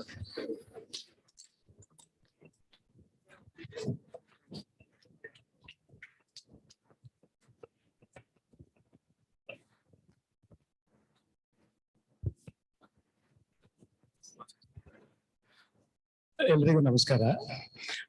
ವಿದ್ಯಾ ವಿಕಾಸ್ ಹೋಟೆಲ್ ಮ್ಯಾನೇಜ್ಮೆಂಟ್ ಪ್ರಿನ್ಸಿಪಲ್ ಆಗಿ ಒಂದು ಪುಟ್ಟ ಪ್ರಶ್ನೆ ಸರ್. ಇದು actually it's a very peculiar scenario create ಆಗ್ಬೋದು ಅಂತ ಅನ್ಸುತ್ತೆ. ಆದ್ರೂ ಆಗ್ಬೋದು, ಆಗದೆ ಇದ್ರೂ ಇಲ್ಲ. ಪ್ರಾಬಬ್ಲಿ 1 in million ಕೇಸ್ ಇರ್ಬೋದು. ಏನಂತ ಹೇಳಿದ್ರೆ, ಈಗ ಎಜುಕೇಶನ್ ಅಂತ ಒಂದು 3 parts ಮಾಡ್ಕೊಂಡ್ರೆ ನಾವು, ಒಂದು ಕಡೆ ಸ್ಟೂಡೆಂಟ್ಸ್ ಇರ್ತಾರೆ, ಒಂದು ಕಡೆ ಒಂದು ಫ್ಯಾಕಲ್ಟಿ ಫ್ರೆಟರ್ನಿಟಿ ಇರುತ್ತೆ, ಮತ್ತೆ ಥರ್ಡ್ ಅಲ್ಲಿ ಒಂದು ಮ್ಯಾನೇಜ್ಮೆಂಟ್ ಅಥವಾ ಇನ್ವೆಸ್ಟರ್ಸ್ ಇರ್ತಾರೆ. ಈಗ ನಾವು ಕಂಪ್ಲೀಟ್ ಕಾನ್ಸಂಟ್ರೇಷನ್ ಎಲ್ಲ ಸ್ಟೂಡೆಂಟ್ಸ್ ಮೇಲೆ ಕೊಟ್ಟಿದ್ದೀವಿ. ಅವ್ರಿಗೆ ಕಂಪ್ಲೀಟ್ ಬೆನಿಫಿಟ್ಸ್ ಎಲ್ಲ ಅವ್ರಿಗೆ ಹೋಗ್ತಾ ಇರುತ್ತೆ. ನಾವು ಎಕ್ಸಾಂಪಲ್ ಸೆಟ್ ಮಾಡ್ಬೇಕಾದ್ರೆ, ಫಸ್ಟ್ ಎಕ್ಸಾಂಪಲ್ ನಾನು ಹೇಳ್ಬೇಕಾದ್ರೆ, ಫಸ್ಟ್ ಇಯರ್ಗೆ ಅವರು ಅಡ್ಮಿಟ್ ಆಗ್ತಾರೆ. ಅಲ್ಲಿ ಒಂದು ಇನ್ಪುಟ್ ಸೀಲಿಂಗ್ ಅಂತ ಇರುತ್ತೆ ಸರ್. ಒಂದು 40 ಆಗ್ಬೋದು, 60 ಆಗ್ಬೋದು, 100 ಆಗ್ಬೋದು. ಈಗ ಫಸ್ಟ್ ಇಯರ್ ಅಲ್ಲಿ ನಮಗೆ ಒಂದು 40 ಸ್ಟೂಡೆಂಟ್ಸ್ ಬಂದಿದ್ದಾರೆ. So they are comfortable. Students are very happy that they are all together in one class studying same subjects ಅಂತ ಒಂದು ಹ್ಯಾಪಿನೆಸ್ ಇರುತ್ತೆ. ಸೆಕೆಂಡ್, ಇಲ್ಲಿ ಟೀಚರ್ಸ್ ನ ತಗೊಂಡ್ರು ಅವ್ರಿಗೂ ಎಲ್ಲರಿಗೂ ಖುಷಿ ಇರುತ್ತೆ. ಈ ವರ್ಷ ಪರವಾಗಿಲ್ಲ, ನನ್ನ ಸಂಬಳ ಬರುತ್ತೆ, ನಾನು ಸೇವ್ ಆಗ್ತೀನಿ ಅಂತ ಹೇಳಿ. ಥರ್ಡ್ ಪಾರ್ಟ್ ಅಲ್ಲಿ ತಗೊಂಡಾಗ್ಲೂ ಇನ್ವೆಸ್ಟರ್ಸ್ಗೂ ಅದೇ ಖುಷಿ ಇರುತ್ತೆ. ಇಷ್ಟೊಂದು ನಾನು ಕೋಟಿಗಟ್ಟಲೆ ಮಾಡಿದ್ದೀನಿ, ಇನ್ಫ್ರಾಸ್ಟ್ರಕ್ಚರ್ ರೆಡಿ ಮಾಡಿದ್ದೀನಿ, ನಾನು ಕ್ಲಾಸ್ ಎಲ್ಲ ಕೊಟ್ಟಿದ್ದೀನಿ, I am happy because I am getting fees from all the 40 students ಅಂತ ಇರುತ್ತೆ. Let's go to the second stage sir. Second year ಬರ್ಬೇಕಾದ್ರೆ ಇಲ್ಲಿ 40 ಒಂದು 20 ಡ್ರಾಪ್ ಆಗ್ಬಿಡ್ತಾರೆ. ನಮ್ಗೆ ಸರ್ಟಿಫಿಕೇಟ್ ಸಾಕು, ನಾವು ಹೋಗ್ತೀವಿ ಕೆಲ್ಸಕ್ಕೆ ಅಂತ ಹೇಳಿ. ಅವಾಗ ಏನಾಗುತ್ತೆ, ಇಲ್ಲಿ ಫ್ಯಾಕಲ್ಟಿ ಫ್ರೆಟರ್ನಿಟಿಗೂ ಸ್ವಲ್ಪ ಭಯ ಸ್ಟಾರ್ಟ್ ಆಗುತ್ತೆ. ಯಾಕಂದ್ರೆ ಅಷ್ಟೊಂದು ಫ್ಯಾಕಲ್ಟಿಗಳು ಬೇಕಾಗಲ್ಲ ನಮ್ಗೆ. ಈ ಬರೀ 20 ಜನ ಟ್ರೈನ್ ಮಾಡ್ಬೇಕಾದ್ರೆ ಇಲ್ಲಿ ನಾವು 10 ಜನ ಟೀಚರ್ಸ್ ಇದ್ರೆ 5 ಡ್ರಾಪ್ ಮಾಡ್ಬೇಕಾಗುತ್ತೆ. ಹಾಗೆ ಮ್ಯಾನೇಜ್ಮೆಂಟ್ ಯೋಚನೆ ಮಾಡಕ್ ಸ್ಟಾರ್ಟ್ ಮಾಡುತ್ತೆ, ಎಷ್ಟು ಜನನ ಕಿತ್ತಾಕೋಣ ಇವಾಗ ಅಂತ. ಯಾಕಂದ್ರೆ ಸ್ಟೂಡೆಂಟ್ಸ್ ಎಲ್ಲ ನಾನು ಟೀಚರ್ಸ್ ಇಟ್ಕೊಂಡು ಏನ್ ಮಾಡ್ಲಿ ಅಂತ. ಥರ್ಡ್ ಇಯರ್ ಬರೋಷ್ಟೊತ್ತಿಗೆ ಇನ್ನೂ ಡ್ರಾಪ್ ಔಟ್ ಆಗ್ಬಿಡ್ತಾರೆ. ಫೋರ್ತ್ ಇಯರ್ ಬರ್ಬೇಕಾದ್ರೆ ಸ್ಟೂಡೆಂಟ್ಸೇ ಇರೋದಿಲ್ಲ ಅಂತ ಇಟ್ಕೊಂಡ್ಬಿಡಿ ಸರ್. ಅವಾಗ ಈ ಫ್ರೆಟರ್ನಿಟಿ ಮತ್ತೆ ಇದು ಮ್ಯಾನೇಜ್ಮೆಂಟ್ಗೆ ಏನಾಗುತ್ತೆ ಅದ್ರ ಬಗ್ಗೆ ಅಂತ ಒಂದು ತಾವೊಂದು ಮಾತು ಹೇಳಿದ್ರೆ. ಯಾಕೆಂದ್ರೆ ಇದು ಬಹಳ ಇಂಪಾರ್ಟೆಂಟ್ ವಿಷಯ. ನಾನು ಪ್ರಾರಂಭದಲ್ಲೇ ಹೇಳಿದೆ, ಈಗಲೂ ಮಕ್ಕಳು ಬಿಟ್ಟು ಹೋಗ್ತಾ ಇದ್ದಾರೆ. ಬಹಳ ಅಪರೂಪಕ್ಕೆ ಬಿಟ್ಟು ಹೋಗ್ತಾರೆ, ಎಲ್ಲರೂ ಬಿಡೋದಿಲ್ಲ. ಯಾರೇ ಆಗಲಿ ನಿಮ್ಮ ಡಿಗ್ರಿಗೆ ಸೇರಿದವರು ಬಿಡುವ chances it would be less than 5%. It will not happen. ಅನಿವಾರ್ಯವಾಗಿ ಬಿಡಬೇಕಾದಂಥ ಅವರಿಗೆ ಇದು ಒಂದು ಸ್ವಾತಂತ್ರ್ಯ ಕೊಟ್ಟಿದೆ. ಏನೂ ಇಲ್ಲದೆ ಹೋಗ್ತಿದ್ರು, ಅವರು ವಿತ್ ಸರ್ಟಿಫಿಕೇಷನ್ ಡಿಪ್ಲೊಮಾ ಹೊರಗಡೆ ಹೋಗ್ತಿದ್ದಾರೆ ಹೊರತು ಈಗ ಎಲ್ಲರೂ ಹೋಗ್ತಾರೆ, ಎಲ್ರಿಗೂ ಜಾಬ್ ಆಗುತ್ತೆ ಅನ್ನೋದಿಲ್ಲ. ಈಗ ಯು ವಿಲ್ ಸಿ ಇನ್ನು 2-3 ವರ್ಷದಲ್ಲಿ ತಮಗೆ ಗೊತ್ತಾಗುತ್ತೆ. Exit option it would be 1 or 2%. ಅದು ಇಟ್ ವಿಲ್ ನೆವರ್ ಹ್ಯಾಪನ್. ಒಬ್ಬ ಡಿಗ್ರಿಗೆ ಸೇರಿದಂಥ ವಿದ್ಯಾರ್ಥಿ 1 ವರ್ಷದ ಸರ್ಟಿಫಿಕೇಟ್ಗೆ ಅವ್ನು ಬರೋದಿಲ್ಲ. ಅವ್ನು ಸರ್ಟಿಫಿಕೇಟ್ ತರೋದಾದರೆ ಯಾವುದು ITI ಯಾವುದಾದ್ರು ಒಂದು ವೊಕೇಶನಲ್ ಕೋರ್ಸ್ ಮಾಡ್ಕೊಂಡು ಹೋಗ್ತಾನೆ. ಹಾಗಾಗಿ ನಿಮ್ಮ ಡಿಗ್ರಿಗೆ ಸೇರಿದಂಥ ಕ್ಯಾಂಡಿಡೇಟು ಬಿಟ್ಟೋಗುವ ಆಪ್ಷನ್ನು ಭಾಳ ಕಡಿಮೆ. ಅದು ಎಲ್ಲರ ಗಮನಕ್ಕೆ ಬಂದಿದೆ. ಈ ಕೆಲವರು ಅನಿವಾರ್ಯವಾಗಿ ಬಿಟ್ಟು ಹೋದವರಿಗೆ ಏನೂ ಇಲ್ಲದೆ ಹೋಗೋದು ಬೇಡ, ಲೆಟ್ ದೆಮ್ ಗೋ ವಿತ್ ಸರ್ಟಿಫಿಕೇಷನು. ಅದು ಈಗ ಬಿಟ್ಟು ಹೋಗ್ತಾನೆ, ಅವನ ಹತ್ರ ಏನೂ ಇರಲ್ಲ, ಎಲ್ಲಿ ಸ್ಟಡಿ ಮಾಡಿದೆ ಏನೂ ರೆಕಾರ್ಡ್ ಇರೋದಿಲ್ಲ. If you wants to come back, ಆವಾಗ ಅವನು ಏನೂ ಸರ್ಟಿಫಿಕೇಷನ್ ಇಲ್ಲದೆ ರೀಜಾಯಿನ್ ಮಾಡೋಕ್ಕಾಗಲ್ಲ. ಪ್ರಾರಂಭದಿಂದನೇ ಜಾಯಿನ್ ಆಗಿ ಸ್ಟಡಿ ಮಾಡಬೇಕಾಗುತ್ತೆ. ಈ ಒಂದು ಸರ್ಟಿಫಿಕೇಷನ್ ಇದ್ರೆ ಆತ ಪುನಃ ಬಂದು ಅಥವಾ ಆಕೆ ಪುನಃ ಬಂದು ಜಾಯಿನ್ ಆಗಿ ಸ್ಟಡಿ ಮಾಡಲಿಕ್ಕೆ it will not be an issue. ಅದು ಯಾವಾಗಲೂ ಸಮಸ್ಯೆ ಆಗಲ್ಲ ಅಂತ ನನಗಂತೂ ಅಚಲವಾದ ನಂಬಿಕೆ. ಯಾರೂ ಬಿಟ್ಟು ಹೋಗೋದಿಲ್ಲ. ಒಂದು ಡಿಗ್ರಿ, ಯಾರು ಒಬ್ಬ ಕ್ಯಾಂಡಿಡೇಟು ಪದವಿಗೆ ಸೇರ್ತಾನೋ, ನೀವು 3 ವರ್ಷದ ಡಿಗ್ರಿ ಇರಲಿ, 4 ವರ್ಷದ ಡಿಗ್ರಿ ಆಗುವವರೆಗೆ ಯಾರೂ ಬಿಟ್ಟು ಹೋಗೋಣ. That is A degree. ಬಿಟ್ಟು ಹೋಗುವಂಥವ್ರು 3 years ಬಿಟ್ಟು ಹೋಗುವಂಥವ್ರು, ಈಗ ಲೈಬ್ರರಿ ಸೈನ್ಸೋ MBAಗೋ ಸೇರುವಂಥವ್ರು ಮಾತ್ರ ಬಿಟ್ಟು ಹೋಗ್ತಾರೆ. ಸರ್ಟಿಫಿಕೇಟ್ ಲೆವೆಲ್ಲು, ಡಿಪ್ಲೊಮಾ ಲೆವೆಲ್ನಲ್ಲಿ ಹೋಗುವಂಥವ್ರು ಯಾರೂ ಮೋರ್ ದ್ಯಾನ್ 5% ಆಗೋದೇ ಇಲ್ಲ. ಆ ರೀತಿ ಆತಂಕ ಬೇಕಿಲ್ಲ ಅನ್ಸುತ್ತೆ. ಮತ್ತೆ ಇನ್ನೊಂದು ಕ್ವಶನ್ ಸರ್. ಈಗ ಫಸ್ಟ್ ಇಯರ್ ಹೋಟೆಲ್ ಮ್ಯಾನೇಜ್ಮೆಂಟ್ ಗೆ ಸೇರ್ಕೊಂಡಿರ್ತಾರೆ, second year they would prefer going to some other subject ಅಂತ ಹೋಗ್ತಾರೆ. ಅವರು ಮತ್ತೆ ಫಸ್ಟ್ ಇಯರ್ ಅಂತ ಸ್ಟಾರ್ಟ್ ಮಾಡ್ತಾರೆ ಸೆಕೆಂಡ್ ಇಯರ್ ಇಂದ. ಯಾಕಂದ್ರೆ ಇಲ್ಲಿ 1 ವರ್ಷ ಕಂಪ್ಲೀಟ್ ಮಾಡ್ಕೊಂಡಿರ್ತಾರೆ, ನಮ್ ಜೊತೆ ಕಂಪ್ಲೀಟ್ ಮಾಡಿರ್ತಾರೆ. ಇಷ್ಟ ಆಗೋದಿಲ್ಲ, ಹೋಟೆಲ್ ಮ್ಯಾನೇಜ್ಮೆಂಟ್ ಇಷ್ಟ ಆಗೋದಿಲ್ಲ ಅವ್ರಿಗೆ, ಬೇರೆ ಇನ್ಯಾವುದೋ ಸಬ್ಜೆಕ್ಟ್ ತಗೋಬೇಕಂತ ಹೇಳಿ ಜಂಪ್ ಆಗ್ತಾರೆ, ಇನ್ನೊಂದು ಕಾಲೇಜ್ಗೆ ಹೋಗ್ತಾರೆ. ಅಲ್ಲಿ ಮತ್ತೆ ಅವರು 4 years ಡಿಗ್ರಿನಲ್ಲಿ ಫಸ್ಟ್ ಇಯರ್ ಇಂದಾನೆ ಸ್ಟಾರ್ಟ್ ಮಾಡ್ಬೇಕು. ಸಬ್ಜೆಕ್ಟ್ ಸ್ಟಡಿ ಮಾಡಿದ್ರೆ ಅದನ್ನು ಸ್ಟಡಿ ಮಾಡಬೇಕು. ಆ ಲ್ಯಾಂಗ್ವೇಜ್ ಏನಾದ್ರು ಕಲ್ತಿದ್ರೆ ಆ ಲ್ಯಾಂಗ್ವೇಜ್ ವ್ಯಾಲಿಡ್ ಆಗುತ್ತೆ. ಕಂಟಿನ್ಯೂ ಜನರಲ್ ಕೋರ್ಸ್ ಏನಿದೆಯೋ ಜನರಲ್ ಆಗಿ ಈಗ ಸಬ್ಜೆಕ್ಟ್ ಹೋಟೆಲ್ ಮ್ಯಾನೇಜ್ಮೆಂಟ್ ತೊಗೊಂಡಿದ್ದಾನೆ, ಅಲ್ಲೋಗಿ ಇನ್ನೇನೋ ಸಬ್ಜೆಕ್ಟ್ ತೊಗೊಂಡ್ರೆ ಆ ಸಬ್ಜೆಕ್ಟ್ ಕಲೀಲೇಬೇಕಾಗುತ್ತೆ. ಲ್ಯಾಂಗ್ವೇಜ್ಗೆ ಎಕ್ಸಾಮ್ಷನ್ ಆ ಇನ್ಸ್ಟಿಟ್ಯೂಷನ್ ಕೊಟ್ಟರೆ ಎಸ್. ಓಕೆ, ಇನ್ಸ್ಟಿಟ್ಯೂಷನ್ ಕೊಡ್ಬೇಕು. ಇನ್ಸ್ಟಿಟ್ಯೂಷನ್ ಕೊಡಬೇಕು. Thank you sir. Thank you.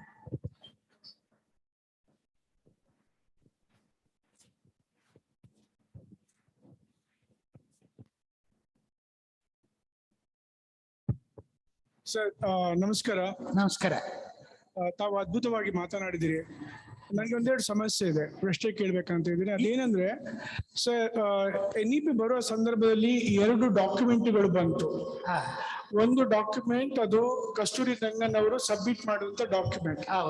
ಮತ್ತೊಂದು ಎರಡನೇದು ಅದು 550 ಪೇಜ್ಗಿಂತ ಮೇಲಿದೆ. ಗೊತ್ತೇಳಿ, ಅದನ್ನು ಕೂಲಂಕುಷವಾಗಿ ಅಭ್ಯಾಸ ಮಾಡಿದ್ದೀನಿ ನಾನು. ಹೌದು. ಮತ್ತೊಂದು 62 ಪುಟದ ಡಾಕ್ಯುಮೆಂಟ್, 66 ಪೇಜಸ್, 62 ಅಂತ ಹೇಳ್ತೀವಿ ಕಡಿಮೆ.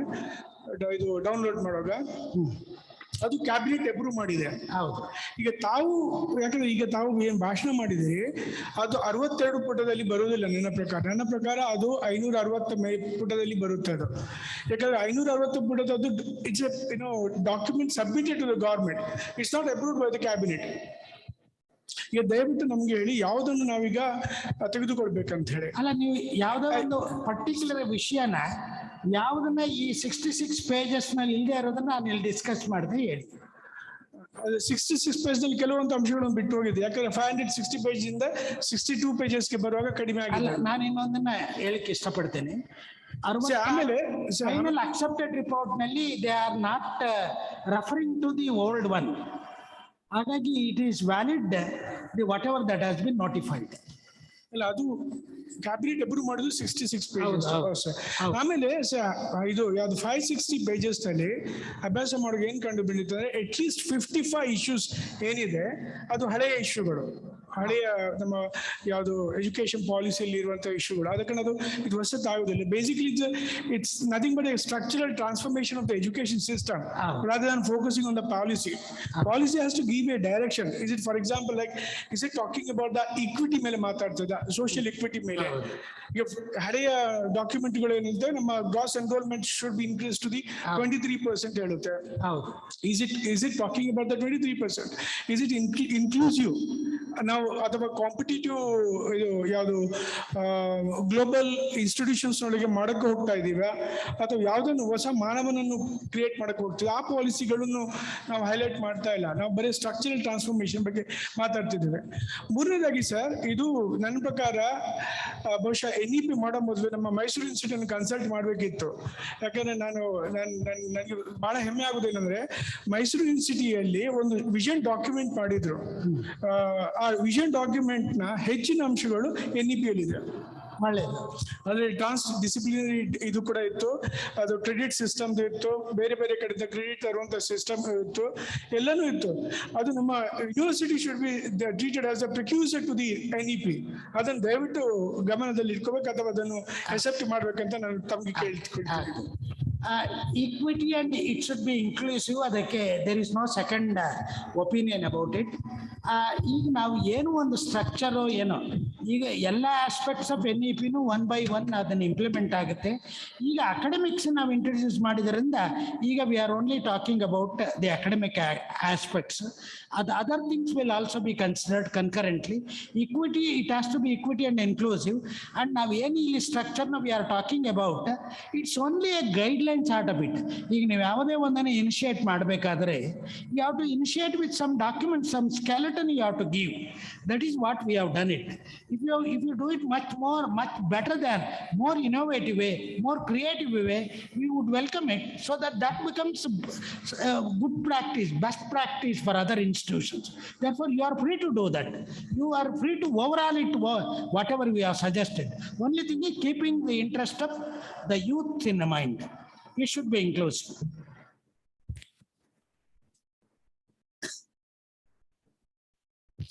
ನನ್ನ ಹೆಸರು ವೆಂಕಟೇಶ್ ಕುಮಾರ್ ಅಂತ, dean faculty of science and technology. Professor Asadi ಅವರು ಹೇಳಿದಾಗೆ ತಮ್ಮ ಪ್ರೆಸೆಂಟೇಶನ್ ತುಂಬಾ ಪರಿಣಾಮಕಾರಿಯಾಗಿತ್ತು. Thank you. ನಮಗೆ ಯಾವುದೇ ಬದಲಾವಣೆ, ಸಾಧಾರಣವಾಗಿ ಯಾವುದೇ ಬದಲಾವಣೆ ಆಗ್ತಿತ್ತು ಅಂತಂದ್ರೆ ರೆಸಿಸ್ಟೆನ್ಸ್ ಅನ್ನುವಂಥದ್ದು ಇದ್ದಿದ್ದೆ ಅನ್ನೋದು ಕೂಡ ನೀವು ಹೇಳಿದಿರಿ. ಅದಕ್ಕೆ ಪರಿಹಾರಗಳನ್ನು ಕೂಡ ಸೂಚಿಸಿದಿರಿ. ನಾನು ಇಲ್ಲಿ ನೋಡಿರುವಂಥದ್ದು ಏನಂತಂದ್ರೆ ತಾವು ಈಗ ಕೋರ್ಸ್ ಸ್ಟ್ರಕ್ಚರ್ನ ಹೇಳ್ತಾ ಇರ್ಬೇಕಾದ್ರೆ ಹೊಸತು ಖಂಡಿತವಾಗ್ಲೂ ಇದೆ. ಆದರೆ ತಾವು ಹೇಳಿದ ಹಾಗೆ ಮೇಜರ್ ಮತ್ತು ಮೈನರ್ ಸಬ್ಜೆಕ್ಟ್ಸ್ ಅಂತ ಹೇಳ್ತಾ ಇರ್ಬೇಕಾದ್ರೆ ಬಹುಶಃ ನಾನು ನನ್ನ ಕಾಂಟೆಂಪ್ರರೀಸ್ ಇಲ್ಲಿ ಯಾರಾದರೂ ಇದ್ರು ಅಂತಂದ್ರೆ ನಾವು ಕೂಡ ಒಂದು ಮೇಜರ್ ಮತ್ತು 2 ಮೈನರ್ ಅನ್ನು ಕೂಡ ಅಭ್ಯಾಸ ಮಾಡಿದಂತಹ ವಿದ್ಯಾರ್ಥಿ ನಾನು. ನನ್ನ ಅಭ್ಯಾಸ ಮಾಡ್ಬೇಕಾದ್ರೆ ಆಗ ಹಾಗಿತ್ತು. ಆದ್ರೆ ಈಗ ಹೊಸತನ ಬಂದಿರುವಂತಹದ್ದು ಏನು ಅಂತಂದ್ರೆ ಕೆಲವು ಸ್ಕಿಲ್ಸ್ ಅನ್ನ ಆಡ್ ಮಾಡ್ಬೇಕು ಅನ್ನೋ ಬಂದಿರುವಂತಹದ್ದು ಖಂಡಿತವಾಗ್ಲೂ ಇಟ್ ಈಸ್ ಅಪ್ರಿಷಿಯಬಲ್. ಇದು ಅಕಾಡೆಮಿಕ್ ಭಾಗ ಆಯ್ತು ಸರ್.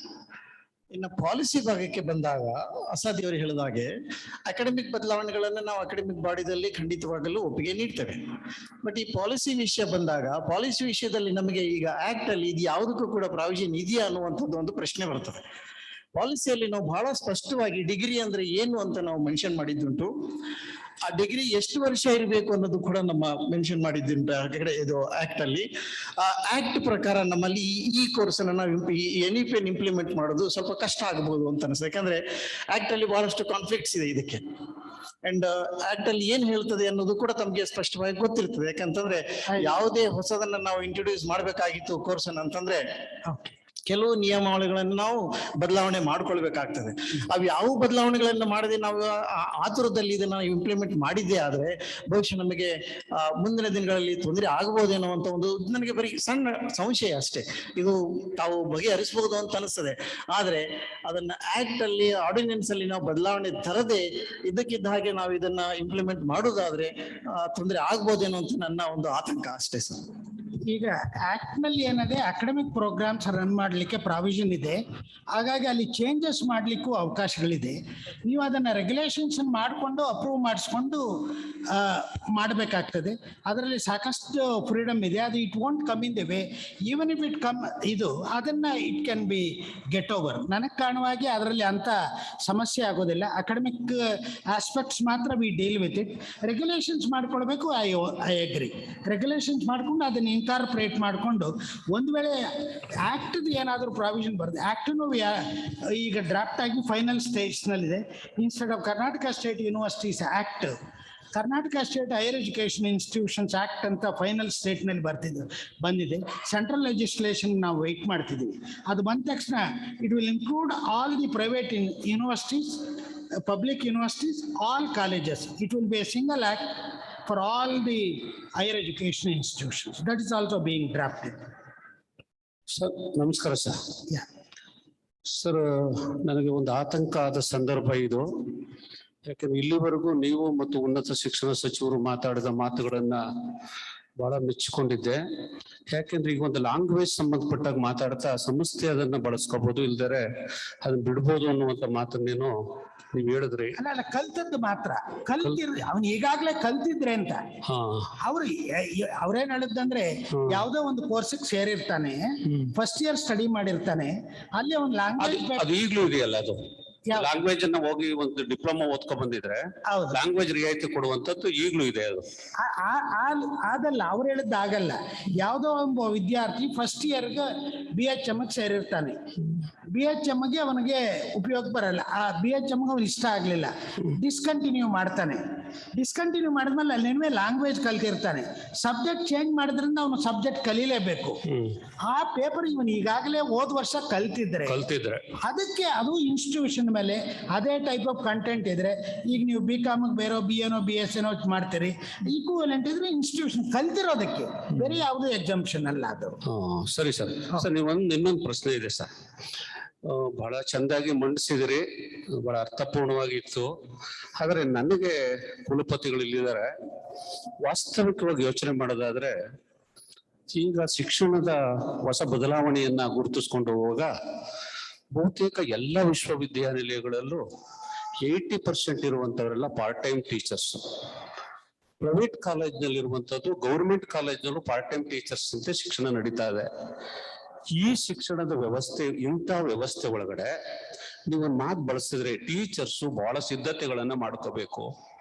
ಬಹಳ ಅವರು ಸದೃಢವಾದಾಗ ನಾವು ಈ ಶಿಕ್ಷಣವನ್ನ ಬಹಳ ವ್ಯವಸ್ಥಿತವಾಗಿ ಕಟ್ಬಹುದು ಅನ್ನುವಂತ ಮಾತು ಹೇಳಿದ್ರೆ, ಇದನ್ನ ಇವತ್ತು ಕಟ್ಟೋದಕ್ಕೆ ಈ ವ್ಯವಸ್ಥೆ ಒಳಗಡೆ ಸಾಧ್ಯ ಇದೆಯಾ ಅನ್ನುವಂತ ಪ್ರಶ್ನೆ. ಯಾಕಂದ್ರೆ ಪಾರ್ಟ್ ಟೈಮ್ ಲೆಕ್ಚರ್ಸ್ ಹೆಂಗಿದ್ದಾರೆ ಅಂದ್ರೆ ವಿಶ್ವವಿದ್ಯಾನಿಲಯದ ಮೈಸೂರು ಯೂನಿವರ್ಸಿಟಿ ನೋಡಿದ್ರೆ 80% ಪಾರ್ಟ್ ಟೈಮ್ ಲೆಕ್ಚರ್ಸ್ ಇಂದ ನಡೀತಾ ಇದೆ. ಅವ್ರು ಇವತ್ತು ಬರ್ತಾರೆ, ಚೆಕ್ ಅಂತ ಹೋಗ್ತಾ ಇರ್ತಾರೆ, ಎಲ್ಲ ಕಾಲೇಜಲ್ಲೂ ಇರ್ತದೆ. ಆಮೇಲೆ ಇದಕ್ಕೆ ಇನ್ನೊಂದು ಪ್ರಶ್ನೆ ಏನು ಅಂದ್ರೆ, ಪ್ರೈವೇಟ್ ಕಾಲೇಜ್ನಲ್ಲಿ ಈಗಾಗಲೇ ಒಂದು 8 ಜನ 5 ಜನ ಪರ್ಮನೆಂಟ್ ಟೀಚರ್ಸ್ ಇದ್ದಾರೆ, ಉಳಿದಂತವ್ರೆಲ್ಲರೂ ಪಾರ್ಟ್ ಟೈಮ್ ಟೀಚರ್ಸ್ ಇದ್ದಾರೆ. ಪ್ರೈವೇಟ್ ಕಾಲೇಜುಗಳು ಜಾಸ್ತಿ ಇವೆ. ಇಂಥ ಸ್ಥಿತಿ ಒಳಗಡೆ ಅವರನ್ನ ಆರ್ಥಿಕವಾಗಿ ಸದೃಢವಾಗಿರುವಂತ ಸಂಸ್ಥೆಗಳು ಬಿಟ್ರೆ, ಆರ್ಥಿಕವಾಗಿ ಈ ವರ್ಷಕ್ಕೆ ಬಂದ ಹಣವನ್ನ ಕೊಟ್ಕೊಂಡು ಪಾರ್ಟ್ ಟೈಮ್ ಟೀಚರ್ಸ್ ನಡೆಸ್ಕೋಗುವಂತ ಸ್ಥಿತಿ ಇದ್ದಾಗ, ಇಂಥ ವ್ಯವಸ್ಥೆ ಒಳಗಡೆ ಈ ಶಿಕ್ಷಣವನ್ನ ಉನ್ನತವಾಗಿ ತರೋದಕ್ಕೆ, ಬದಲಾವಣೆ ಮಾಡ್ಕೊಳ್ಳೋದಕ್ಕೆ ಸರಿ ಆಗ್ತದ? ಅದಕ್ಕೇನಾದ್ರೂ ಹೊಸ ನೀತಿಯಲ್ಲಿ ಶಿಕ್ಷಕರನ್ನ ಸದೃಢ ಮಾಡೋದಕ್ಕೆ ಏನಾದ್ರು ವ್ಯವಸ್ಥೆ ಇದೆಯಾ ಅಂತ ನನ್ನ ಪ್ರಶ್ನೆ. ಈಗ ನಮ್ಮ ಉನ್ನತ ಶಿಕ್ಷಣ ಸಚಿವರು ಈಗ ಕಾಲೇಜುಗಳಲ್ಲಿ ಇರುವ ಅಧ್ಯಾಪಕ ಹುದ್ದೆಗಳನ್ನ ತುಂಬೋದಕ್ಕೆ ಕ್ರಮಗಳನ್ನು ತೆಗೆದುಕೊಳ್ಳೋಕೆ ಮೊನ್ನೆ ತಾನೇ ಇಂಟ್ರಾಕ್ಷನ್ ಮೀಟಿಂಗ್ ಇತ್ತು. I was also part of the delegation. Chief minister ಜೊತೆ ಒಂದು ಪ್ರೆಸೆಂಟೇಷನ್ ಆಯಿತು. ನಾವು ಹೇಳಿದ ಎಲ್ಲ ಸಮಸ್ಯೆಗಳನ್ನು ನಾವು ಅಲ್ಲಿ ಮಂಡಿಸಿದ್ದೇವೆ. ನಾವು NEP ಅನುಷ್ಠಾನ ಮಾಡ್ತಿರೋದ್ರಿಂದ ಈ ಟೀಚಿಂಗ್ ಪೋಸ್ಟ್ನ ಆದಷ್ಟು ಬೇಗ ಫಿಲಪ್ ಮಾಡಬೇಕು ಅಂತ, ಅದಕ್ಕೆ ಅವರ ಅಲೋಕೇಶನ್ ಮಾಡಲಿಕ್ಕೆ ಅವರು ಭರವಸೆ ಕೊಟ್ಟಿದ್ದಾರೆ. ಆ ನಿಟ್ಟಿನಲ್ಲಿ ಪ್ರಯತ್ನಗಳು ಆಗ್ತಾ ಇದೆ. ಅದರ ಜೊತೆಗೆ ತಮಗೆ ಗೊತ್ತೇ ಇದೆ, ಎಲ್ಲವನ್ನೂ ತಯಾರು ಮಾಡಿಕೊಂಡು ಯಾವುದೇ ಒಂದನ್ನು ಪ್ರಾರಂಭ ಮಾಡಿದ್ರೆ ಅದು ಹಾಗೇ ಪೋಸ್ಟ್ಪೋನ್ ಆಗ್ತಾನೆ ಹೋಗ್ತಿರುತ್ತೆ. ಯಾವುದೇ ಒಂದನ್ನು ನಾವು ಮಾಡಿಕೊಂಡು ಆ ಸಮಸ್ಯೆ ಬಂದದ್ದನ್ನು, ಸಮಸ್ಯೆಗೆ ಪರಿಹಾರನ ಕಂಡುಕೊಂಡು ಹೊಸತನ್ನು ತರೋದಕ್ಕೆ ಪ್ರಯತ್ನ ಮಾಡಬೇಕು. ಆ ನಿಟ್ಟಿನಲ್ಲಿ ಹೊಸತನ್ನು ಅನುಷ್ಠಾನಕ್ಕೆ ತರೋದರ ಜೊತೆಗೆ ಅದರ ಜೊತೆಗೆ ಅದಕ್ಕೆ ಪೂರಕವಾದದ್ದನ್ನು ಪ್ರೊವೈಡ್ ಮಾಡಲಿಕ್ಕೆ, ಒದಗಿಸೋದಕ್ಕೆ ಪ್ರಯತ್ನಗಳನ್ನು ಉನ್ನತ ಶಿಕ್ಷಣ ಇಲಾಖೆ ಮಾಡ್ತಾ ಇದೆ. ಸರ್ ನಮಸ್ಕಾರ. ಸರ್ ನಮಸ್ಕಾರ. ನಾನು ಡಾಕ್ಟರ್ ಚಂದ್ರಶೇಖರ್ ಅಂದ್ಬಿಟ್ಟು ಸರ್. ಪ್ಲೀಸ್. ನನ್ನ ಪ್ರಶ್ನೆ ಸರ್, ಎಕ್ಸ್ಟ್ರಾ ಕ್ಯೂರಿಕ್ಯುಲರ್ ಆಕ್ಟಿವಿಟಿಗೆ ಸಂಬಂಧಪಟ್ಟಾಗೆ ಸರ್. ಹೌದು. ಈಗ NCC, NSS ಮತ್ತೆ ಸ್ಪೋರ್ಟ್ಸ್, ಸ್ಕೌಟ್ಸ್ ಅಂಡ್ ಗೈಡ್ಸ್ ಇದು 4ನೇ ಸೆಮಿಸ್ಟರ್ ಅಲ್ಲಿ 3 ಕ್ರೆಡಿಟ್ಗೆ ಇದೆ ಸರ್. 2 ಕ್ರೆಡಿಟ್ಗೆ ಸರ್. ಆದ್ರೆ ಸರ್ NCC, NSS ನನ್ನ ಅನುಭವದ ಪ್ರಕಾರ ಸರ್ ಅದು 2 ವರ್ಷಕ್ಕೆ ಇರ್ತದೆ ಸರ್. ಅಂದ್ರೆ ಈಗ 1 ವರ್ಷ ಕ್ರೆಡಿಟ್ ಇತ್ತು ಅಂದ್ರೆ 4 ಸೆಮಿಸ್ಟರ್ಗೆ ಸ್ಟ್ರೆಚ್ ಆಗ್ಬೇಕಾಗತ್ತೆ ಸರ್. ಅದು ಅಲ್ಲ, ಒಂದೊಂದು ಕ್ರೆಡಿಟ್ 4 ಕ್ರೆಡಿಟ್ ಇತ್ತು. ಅದನ್ನ that's what we have introduced in Bangalore University, and then I went to Bangalore University. There also we introduced 50 marks ಮಾಡಿ 1 credit each 4 semester ಮಾಡಿದ್ವಿ. ಈಗ ಮೊದಲು ಹೆಲ್ತ್ ಅಂಡ್ ವೆಲ್ನೆಸ್ ನಲ್ಲಿ 2 credits ತಂದಿದ್ದೇವೆ. Sports and other things 2 credits ತಂದು 4 credits we have retained it. ಅಲ್ಲಿ ಒಂದು requirement ಏನಂದ್ರೆ ಮಿನಿಮಮ್ 2 credits ಇರಬೇಕು ಅಂತ. ಹಾಗಾಗಿ 4 ಒಂದೊಂದು ಕ್ರೆಡಿಟ್ 4 ಮಾಡೋಕ್ ಬದಲು 2 credits 2 ಮಾಡಿದ್ದೀವಿ. ನಿಮಗೆ ಆಫರ್ ಮಾಡೋದಾದ್ರೆ under open elective also you can offer it. If one is interested in, if one wants to become a sports person, then it can be offered even under open elective. Minor ಆಗು ತಗೊಳ್ಬೋದು. ಯಾವುದೇ ಒಂದು physical education, ಯೋಗ ಯಾವುದೇ ಆಗಲಿ minor ಆಗು ತಗೊಳ್ಬೋದು, major ಆಗು ತಗೊಳ್ಬೋದು, ಓಪನ್ ಎಲೆಕ್ಟಿವ್ ಆಗು ತಗೊಳ್ಬೋದು. It need not have to be these are the compulsory components. ಹೌದು ಸರ್. ಅಂದ್ರೆ ಅದು ಸರ್ 4 ಸೆಮಿಸ್ಟರ್ ಸ್ಟ್ರೆಚ್ ಆಗ್ಬೇಕಾಗುತ್ತೆ ಅನ್ನೋದು ಸರ್. ಅಂದ್ರೆ 1 credit ಈಚ್ 4 semester ಇತ್ತು. ಓಕೆ ಸರ್. ಈಗ 2 credits ಈಚ್ 2 semester ಮಾಡಿದ್ವಿ. 4 credits retained. In addition to that ಬೇರೆ ಕಾಂಪೋನೆಂಟ್ ನಲ್ಲೂ ತಗೊಳ್ಬಹುದು. ಈಗ ಎಲ್ಲಾದ್ರೂ ಸ್ಪೇಸ್ ಪ್ರಾವಿಷನ್ ಮಾಡಿ universities want to introduce somewhere, it can be brought in. ನಾವೇನ್ ಪ್ರಿಸ್ಕ್ರೈಬ್ ಮಾಡಿದೀವೋ ಅಷ್ಟೆಲ್ಲಾನು ಕ್ಯಾಂಡಿಡೇಟ್ ಆಗುವಾಗ ರಿಕ್ವೈರ್ಮೆಂಟ್ಸ್ ಇವೆಲ್ಲ ಬಂದ್ಬಿಡುತ್ತೆ, ಎಕ್ಸೀಡ್ ಆಗ್ಬಿಡುತ್ತೆ. ಆ ವಿತಿನ್ ದಟ್ ಕನ್ಸ್ಟ್ರೈಂಟ್ಸ್, ಈಗ ಅದೇ ಹೇಳಿದ್ರು ಕೆಲವು ಮಾತಾಡ್ತಾ ವರ್ಕ್ ಲೋಡ್ ಪ್ರಾಬ್ಲಮ್ ಆಗ್ಬೋದು ಕೆಲವು ಕಡೆ ಅಂತ. ಹಾಗಾಗಿ ನಾವು ಸಬ್ಜೆಕ್ಟ್ ಲೋಡ್ ಅಷ್ಟು ಬೇಕಿರಲಿಲ್ಲ. Subject load could have been reduced it further. ಬಹುಶಃ ಅದು ನೀವು 4ನೇ ವರ್ಷಕ್ಕೆ ಹೋದ ತಕ್ಷಣ ಸಬ್ಜೆಕ್ಟ್ ಲೋಡ್ ಲೋವರ್ ಮಾಡಿಕೊಂಡು you can bring in these aspects more employability. ಈಗ ಟು ಬಿಗಿನ್ ವಿತ್ ಇದನ್ನು ಮಾಡಿದ್ದೀವಿ. ಇಲ್ಲ subject aspects another 1 or 2 hours reduce ಮಾಡಿ other things can be brought in. That can be done over the years. ನಾವು ನಮ್ಮ teachers concern address ಮಾಡೋಕೆ ಸ್ವಲ್ಪ subject component ಜಾಸ್ತಿ ಇಟ್ಕೊಂಡಿದ್ದೀವಿ ಅಷ್ಟೇ to begin with. Okay sir. But ಅದನ್ನ ಕ್ರೆಡಿಟ್ಗೆ ಇನ್ಕಾರ್ಪೊರೇಟ್ ಮಾಡೋದ್ರಿಂದ ಅಲ್ಲ 4 ಒಳ್ಳೆ ಇದು sir. We have not taken away anything what was there. Okay. Yeah. Okay. Thank you, sir.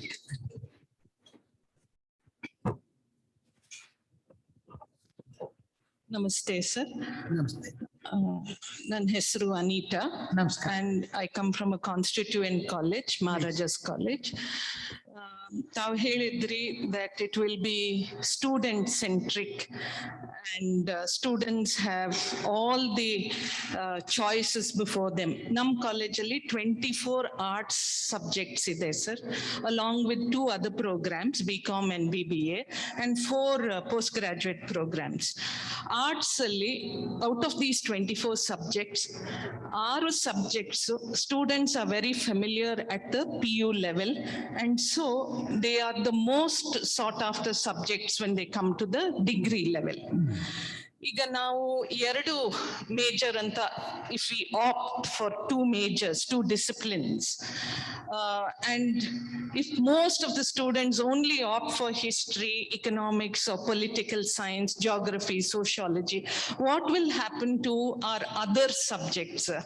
For instance, we have Ambedkar studies, ancient history, archaeology, anthropology, cooperation, philosophy, linguistics, public administration.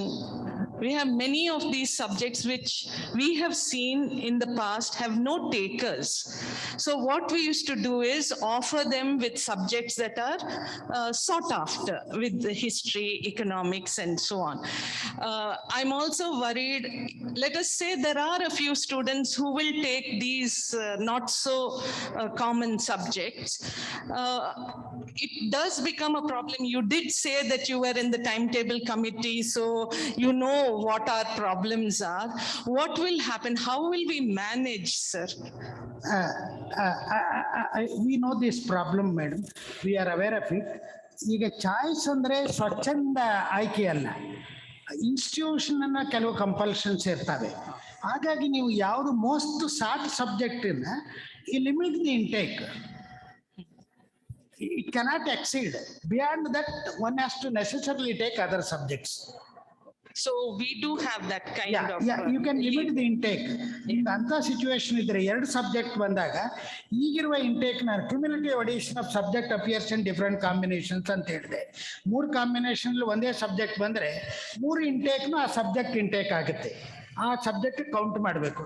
ಅದರದ 75% 80% 70% restrict ಮಾಡಿದ್ರೆ ಆವಾಗ ನಿಮ್ಮನ್ನ ಈಗಿರುವ arithmetic composition remains as it is ಅಂತದೊಂದು formula work out ಮಾಡಿದೀವಿ ನಾವು. ಅದನ್ನ ನಿಮಗೆ ಕೊಟ್ಟರೆ ಒಂದ್ರದ್ದು ಎನ್ಫೋರ್ಸ್ಮೆಂಟ್ ಆಗೋದು ಬೇಡ, ಗೈಡ್ ಲೈನ್ಸ್ ಆಗಿ ನಾವು ಯೂನಿವರ್ಸಿಟಿಗೆ will pass it on to the universities in turn would let you know how it can be worked out. So my other question, which was not addressed, is Kannada going to be a compulsory subject, compulsory language? Madam, ಅದ್ರ ಬಗ್ಗೆ ಸಾಕಷ್ಟು discussion ಆಗಿದೆ, ಸಾಕಷ್ಟು representations ಇದೆ. I am aware of it.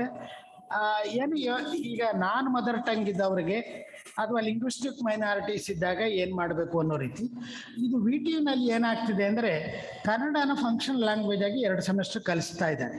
ಹಾಗಾಗಿ thinking ಏನಂದರೆ ಯಾರು first 12 ವರ್ಷದಲ್ಲಿ ಕನ್ನಡ ಕಲಿತಿಲ್ವೋ ಅಥವಾ ಮದರ್ ಟಂಗ್ ಕನ್ನಡ ಅಲ್ಲೋ ಅಂಥವರಿಗೆ 2 ಸೆಮಿಸ್ಟರ್ ಮಾತ್ರ ಫಂಕ್ಷನಲ್ ಲ್ಯಾಂಗ್ವೇಜನ್ನು 2 credits ಟೀಚ್ ಮಾಡಿ ಉಳಿದ 2 ಸೆಮಿಸ್ಟರ್ ಇನ್ನೊಂದು ಲ್ಯಾಂಗ್ವೇಜನ್ನು ತಗೊಳ್ಳೋದಕ್ಕೆ ಆಪ್ಷನ್ ಮಾಡುವ thinking it is going on.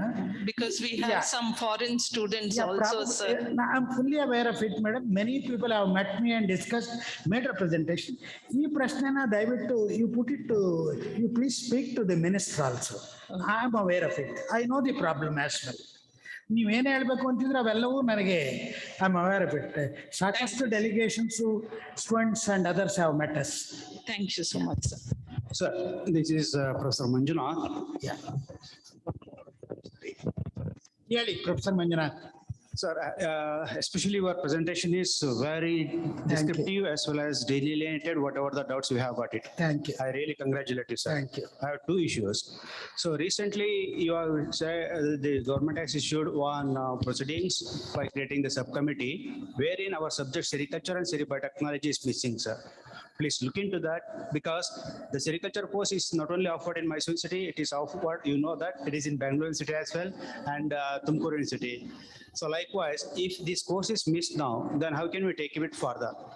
So please take into an account of this, sir. Yeah. One point. The second point, especially now we are talking about all the education reforms, but ultimately when the graduates come out of this system and the government is putting a lot of hurdles while recruiting them, sir, because CNR rule has to be changed on par with this NUP, sir.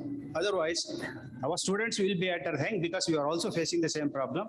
Please, I request you to recommend the CNR rules should also start initiating by now and take up the action, sir. It is an obvious choice, obvious thing that the government has to do it. Yes, sir. We'll do it, that will be taken up. I need your strong suggestions, sir, and recommendation, please. Yeah, in the other first question, Yes, please, sir. we have now constituted 35 committees. Yeah, I've seen it, sir. It is not Yeah, there. while doing it, as I said, we have taken panels from the university gradation list. We went by mostly seniority because we couldn't depend on other things. Yeah. Well, some may say he is good, the other person is good.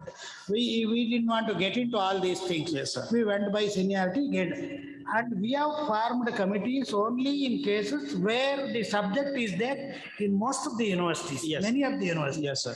Where it is there in one or two universities, we have left it to the respective university to formulate it as per structure.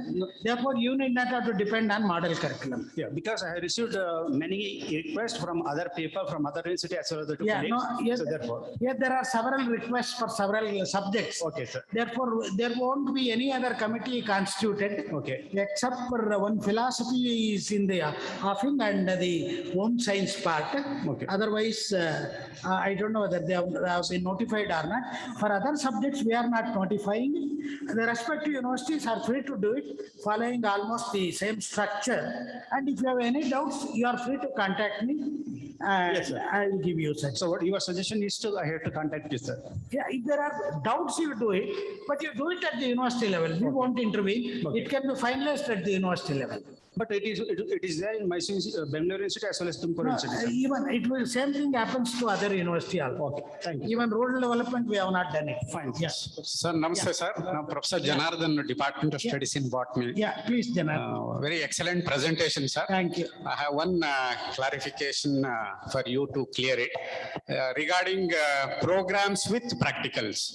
So I think 4 hours of practical is equal to 2 credits. Yes. Only for the convenience it has, because we have all studied all these years, only for 3 hours practicals in CBZ, any other combinations.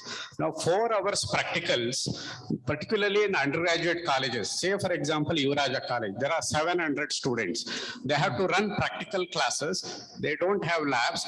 4 hours continuously running practicals, one after the other means practical has to start from, it is happening now, 6:30 a.m. in the morning and ending 7:30 in the evening. Is it possible to retain 3 hours of practical? I think even in chemistry, I have studied CBZ combination. All these years we have maintained. But in CBCS, we are also maintaining 4 hours practical right now in most of our undergraduate colleges. But it is very difficult to run practical classes of 4 hours duration. So is it possible to shift 1 hour of practical and 1 hour of theory, make it a tutorial so that we can also give due credit for LTP pattern, whatever we are embarking on that? Yeah, I know the problem. This problem was discussed. The problem here is we are giving weightage to the application of knowledge and experiential learning.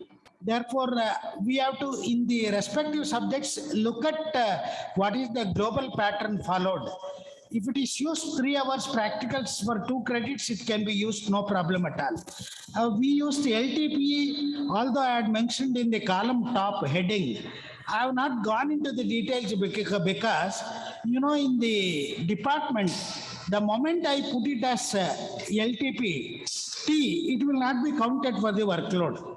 Therefore, you put it as 4 hours, use 3 hours lecture, 1 hour as tutorial.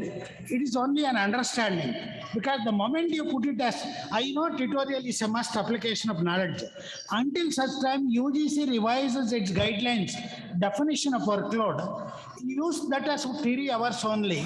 Use 1 hour as tutorial. Otherwise, it would affect the workload in the college. That's the reason. In our university, even your 2 hours of tutorial is equal to 2 hours of workload, sir. I agree. Yes, but sir. workload count, if it goes to collegiate education, for colleges, they face these difficulties. Only in That's the reason. colleges, they have not recognized. Collegiate education has not recognized. Yeah. That's why undergraduates to teachers are facing the Yeah, problem. I was told that there will be redefinition of workload. Yes, sir, Once please, it sir. comes, we'll take it up. Yes, sir. This we have experienced. This is a problem. To help the undergraduate teachers in colleges, we have made this. And it is also true that after 3 hours, most of the students will come out from lab and wandering here. And I know.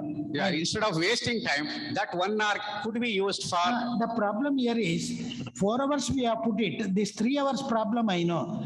The moment I put 3 hours, I have to retain 2 credits. Yes. Then that I cannot shift. If you want if there is a 3 credit paper, you prescribe 4 hours. You just say 4 hours, one undergraduate level, especially first 2 years, you need more spend time with the student. Therefore, for 3 hours of theory, 3 credits paper, prescribe 4 credits. 4 hours of instruction hours. Use 3 hours for instruction, 1 hour for tutorial. That would help the teachers in calculating the workload. That is the reason I have shown it. Really, the last question from the. Yeah, madam. Good afternoon, sir. I'm Dr. Pushparani. I represent an autonomous college, SBRR Mahajan College. Sir, in our college, we are affiliated to University of Mysore itself, but we have the blend of aided programs as well as unaided programs. Yeah. Whether any provision for the students who have aided programs to choose the open elective in unaided programs? If so, what would be the fee structure? Then corresponding fees may have to change. I know the problem. There is one ticklish problem, For example, there is a subject in a particular combination. If the same subject appears in the unaided combination, the directorate has treated that subject as unaided sort of thing. Somewhere that problem was there. I encountered one such problem. I don't know whether it has been resolved, but we have told I know this problem. Yes. The directorate, if that subject is under aided category, don't treat it as unaided, retain it as aided only, that part of it. Your issue, if it is offered, open elective, you make provision, then you can count the workload, claim for additional posts eventually. Because if there are set of students who have to take some open elective, Yes, sir. for that anyway you have to provide some workload, somebody has to teach.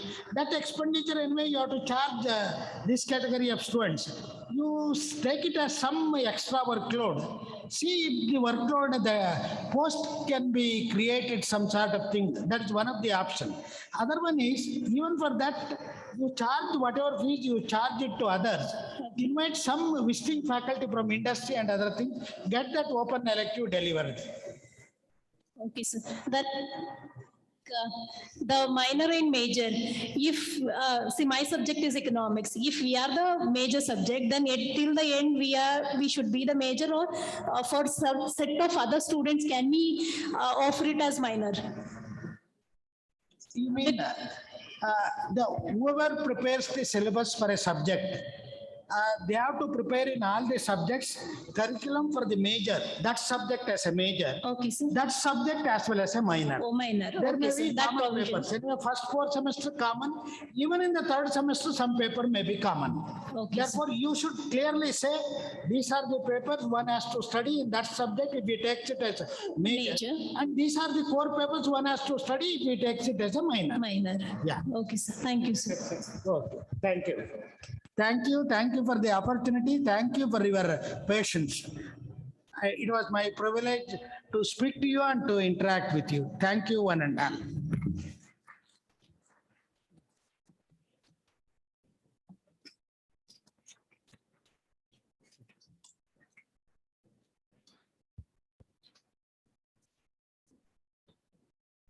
Professor Thimmegowda ಅವರು ತಮ್ಮ ವಿಸ್ತಾರವಾದ ಅನುಭವದ ಆಧಾರದ ಮೇಲೆ ಈ ವಿಷಯಕ್ಕೆ ಸಂಬಂಧಪಟ್ಟಿದ ಅನೇಕ ಪ್ರಶ್ನೆಗಳಿಗೆ, ಆಯಾಮಗಳಿಗೆ ಉತ್ತರವನ್ನ ನೀಡಿದ್ದಾರೆ. ಇನ್ನೂ ಪ್ರಶ್ನೆಗಳಿದೆ, ಅದು ಗೊತ್ತು. ದಯಮಾಡಿ ಲಂಚ್ ಟೈಮಲ್ಲಿ ಅಥವಾ ಅನಂತರವೂ ಕೂಡ ತಾವು ಬಗೆಹರಿಸ್ಕೊಳ್ಬೋದು ಅಂತ ಹೇಳ್ತಾ, ಈಗ ಕುಲಸಚಿವರಾದ ಪ್ರೊಫೆಸರ್ ಆರ್ ಶಿವರಪ್ಪನವರು ವಂದನಾರ್ಪಣೆ ಮಾಡ್ತಾ ಇದ್ದಾರೆ. ಮೂಲತಃ ಸೋಷಿಯಲ್ ವರ್ಕ್ ಅಥವಾ ಸಮಾಜ ಕಾರ್ಯ ಕ್ಷೇತ್ರದ ಪ್ರಾಧ್ಯಾಪಕರವರು, ಸಂಪನ್ಮೂಲ ವ್ಯಕ್ತಿ. Participatory rural appraisals, participatory learning and action, participatory monitoring wheel techniques, ಇದರಲ್ಲಿ ವಿಶೇಷ ತಜ್ಞತೆಯನ್ನು ಹೊಂದಿರೋರು. ನಮ್ಮ ವಿಶ್ವವಿದ್ಯಾನಿಲಯದ ಗತವೈಭವದ ಬಗ್ಗೆ ಅರಿವಿರುವ ಶಿವಪ್ಪನವರು ವರ್ತಮಾನದಲ್ಲಿ ವಿದ್ವಜ್ಜನರ ನಿರೀಕ್ಷೆಗೆ ಅನುಗುಣವಾಗಿ ವಿಶ್ವವಿದ್ಯಾನಿಲಯದಲ್ಲಿ ಏನಾದರೂ ಹೊಸದನ್ನು ಸಾಧಿಸಬೇಕು ಅಂತ ಹೊರಟಿರೋರು, ಮಹತ್ವಾಕಾಂಕ್ಷೆ ಉಳ್ಳವರು. ಪ್ರೊಫೆಸರ್ ಶಿವಪ್ಪನವರು ಕುಲಸಚಿವರೀಗ ವಂದನಾರ್ಪಣೆ ಮಾಡಬೇಕು ಅಂತ ಕೇಳ್ಕೊತಾ ಇದ್ದೆ.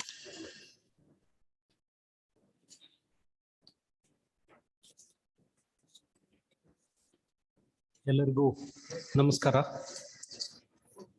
ಇವತ್ತು ಬಹಳ ಸುದಿನ ಅಂತ ನಾವು ಭಾವಿಸಿದ್ದೇವೆ. ವರಮಹಾಲಕ್ಷ್ಮಿ ಹಬ್ಬ ನಡೀತಾ ಇದೆ. ಆದರೂ ಕೆಲವರು ವರಮಹಾಲಕ್ಷ್ಮಿ ಹಬ್ಬದ ದಿವಸ ವರ್ಕಿಂಗ್ ಡೇ ಮಾಡಿದ್ದೀವಿ ಅಂತೇಳಿ ಅಂದ್ರೂ ಕೂಡ ಇವತ್ತು ವರಮಹಾಲಕ್ಷ್ಮಿ ದಿವಸ ಅನೇಕ ಒಳ್ಳೆಯ ಕೆಲಸ ಕಾರ್ಯಗಳು ನಮ್ಮ ವಿಶ್ವವಿದ್ಯಾಲಯದಲ್ಲಿ ಆಗ್ತಾ ಇದೆ. ಬಹಳ ದೊಡ್ಡ ಚಾರಿತ್ರಿಕ ದಿನ ಅಂತಲೇ ನಾನು ಭಾವಿಸ್ತಾ ಇದ್ದೀನಿ. ವರಮಹಾಲಕ್ಷ್ಮಿ ದಿವಸ ತುಂಬಾ ಒಳ್ಳೆಯ ಆರಂಭ ಆಗಿದೆ ಅಂತ ನಾನು ಭಾವಿಸ್ತೀನಿ. ನಾನು ವಂದನಾರ್ಪಣೆಯನ್ನ ಮಾಡುವುದಕ್ಕಿಂತ ಮುಂಚೆ ತಮ್ಮೆಲ್ಲರಲ್ಲಿ ಒಂದು ವಿನಂತಿಯನ್ನು ಮಾಡ್ಕೊಳ್ತಿದ್ದೀನಿ. ಇವತ್ತು ಸದ್ಭಾವನಾ ದಿನಾಚರಣೆಯ ಪ್ರತಿಜ್ಞೆಯನ್ನು ನಾವೆಲ್ಲರೂ ಸ್ವೀಕರಿಸಬೇಕಾಗಿದೆ. ಭಾರತ ಸರ್ಕಾರ ಮತ್ತು ಕರ್ನಾಟಕ ಸರ್ಕಾರ ಇದನ್ನ ನೀವು ಸ್ವೀಕರಿಸಬೇಕು ಅಂತ ಹೇಳಿದೆ. 11 ಗಂಟೆಗೆ ಇದಾಗಬೇಕಾಗಿತ್ತು. ಆದರೆ ಒಂದು ಕಾರಣಾಂತರಗಳಿಂದ 11 ಗಂಟೆಗೆ ಬದಲಾಗಿ ಈಗ ಕರೆಕ್ಟಾಗಿ 2 ಗಂಟೆ ಇದೆ. ಹಿರಿಯರು, ನಮ್ಮ ಮಾರ್ಗದರ್ಶಕರು, ಹಿರಿಯರು, ವಿಶ್ರಾಂತ ಕುಲಪತಿಗಳು, ನಮ್ಮೆಲ್ಲರ ಮಾರ್ಗದರ್ಶಕರಾದಂಥ ಪ್ರೊಫೆಸರ್ ತಿಮ್ಮೇಗೌಡ ಸರ್ ಇದ್ದಾರೆ. ಅವರ ಸಮ್ಮುಖದಲ್ಲಿ ಮತ್ತು ತಾವೆಲ್ಲರೂ ಎದ್ದು ನಿಂತು ಒಂದು ನಾನು ಓದ್ತಾ ಹೋಗ್ತೇನೆ, ತಾವೆಲ್ಲರೂ ಅದನ್ನ ಮತ್ತೊಮ್ಮೆ ಪುನರುಚ್ಚರಿಸುವುದರ ಮುಖಾಂತರ ನಾವು ಈ ಸದ್ಭಾವನಾ ದಿನಾಚರಣೆಯ ಪ್ರತಿಜ್ಞೆಯನ್ನು ಮಾಡೋಣ ಅಂತೇಳಿ ತಮ್ಮಲ್ಲಿ ವಿನಂತಿ ಮಾಡ್ಕೊಳ್ತೇನೆ. ಒಂದು ಕೈಯನ್ನ ಮುಂದೆ ಚಾಚಿ, ಜಾತಿ, ಧರ್ಮ, ಪ್ರದೇಶ, ಮತ ಅಥವಾ ಭಾಷೆಯ ಭೇದ ಭಾವವಿಲ್ಲದೆ ಭಾರತದ ಎಲ್ಲ ಜನತೆಯ ಭಾವೈಕ್ಯ ಮತ್ತು ಸೌಹಾರ್ದಕ್ಕಾಗಿ ಕಾರ್ಯನಿರ್ವಹಿಸುತ್ತೇನೆಂದು ನಾನು ಪ್ರತಿಜ್ಞೆ ಮಾಡುತ್ತೇನೆ. ಅಲ್ಲದೆ ವೈಯಕ್ತಿಕವಾಗಲಿ ಅಥವಾ ಸಾಮೂಹಿಕವಾಗಿ ಆಗಲಿ ನಮ್ಮಲ್ಲಿರುವ ಎಲ್ಲ ಭೇದ ಭಾವಗಳನ್ನು ಹಿಂಸಾಚಾರಕ್ಕೆ ಅವಕಾಶ ನೀಡದೆ ಸಮಾಲೋಚನೆ ಹಾಗೂ ಸಂವಿಧಾನಾತ್ಮಕ ಕ್ರಮಗಳ ಮೂಲಕ ಪರಿಹರಿಸುತ್ತೇನೆಂದು ಪ್ರತಿಜ್ಞೆ ಮಾಡುತ್ತೇನೆ. Thank you sir. ವಂದನೆ.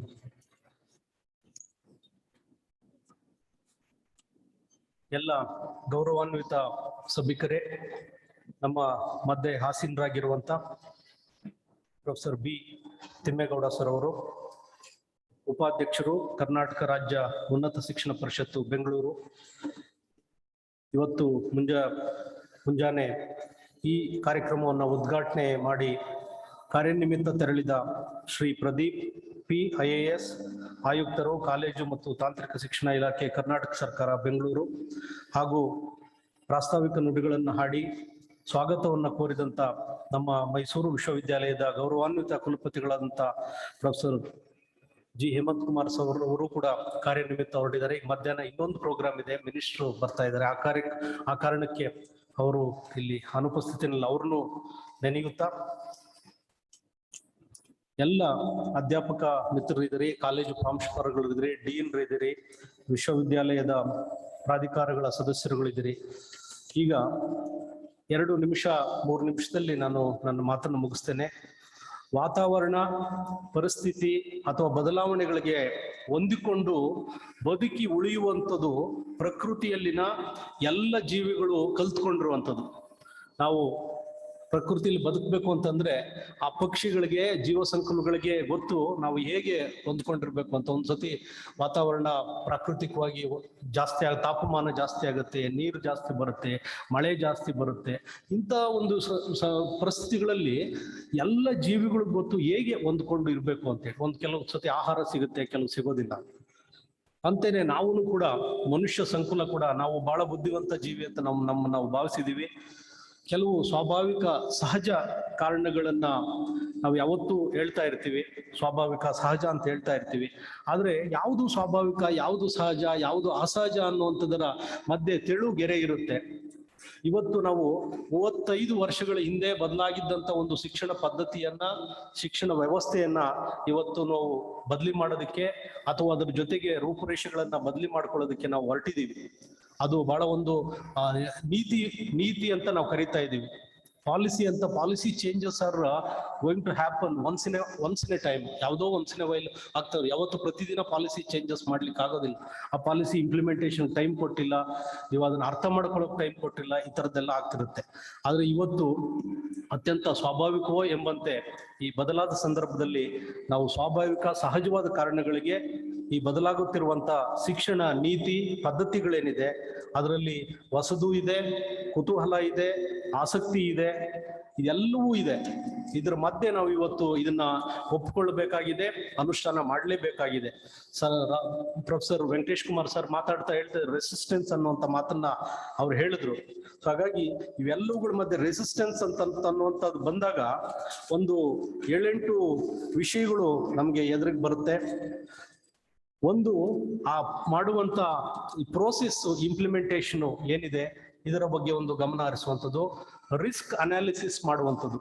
ನಾವು ಇದನ್ನ ಅನುಷ್ಠಾನ ಮಾಡುವಾಗ ಯಾವ್ಯಾವ ತರದ ರಿಸ್ಕ್ಗಳನ್ನ ನಾವು ಎದುರಿಸಬೇಕಾಗಿದೆ ಅನ್ನುವಂಥದ್ದು, ಮತ್ತು ಕಾಸ್ಟ್ ಆಫ್ ಚೇಂಜ್, ಈ ಬದಲಾವಣೆಗೆ ನಾವು ಒಗ್ಕೊಳ್ಬೇಕು ಅಂತಂದ್ರೆ ಅದರ ಬೆಲೆ ಏನು, ಅದರ ವ್ಯಯ ಏನು, ಯಾವ ತರದ್ದು ಒಂದು ಬೆಲೆ ಅದು, at what cost we are bringing in changes ಅನ್ನುವಂಥದ್ದು ತುಂಬಾ ಇಂಪಾರ್ಟೆಂಟು. ಮತ್ತು ನಾವು ತೆಗೆದುಕೊಳ್ಳುವಂತ ಕ್ರಮಗಳಲ್ಲಿ, ಹಂತಗಳಲ್ಲಿ ಬಹಳ ಕ್ಲಾರಿಟಿ ಇರಬೇಕಾಗುತ್ತೆ, ಗೊಂದಲಗಳು ಇರಬಾರದು ಆಕ್ಚುಲಿ. ಸೊ ಆ ಥರದ್ದು ಒಂದು ಕ್ಲಿಯರ್ ಸ್ಟೆಪ್ಸ್ ನಾವು ಮಾಡ್ಕೊಳ್ಬೇಕಾಗಿದೆ.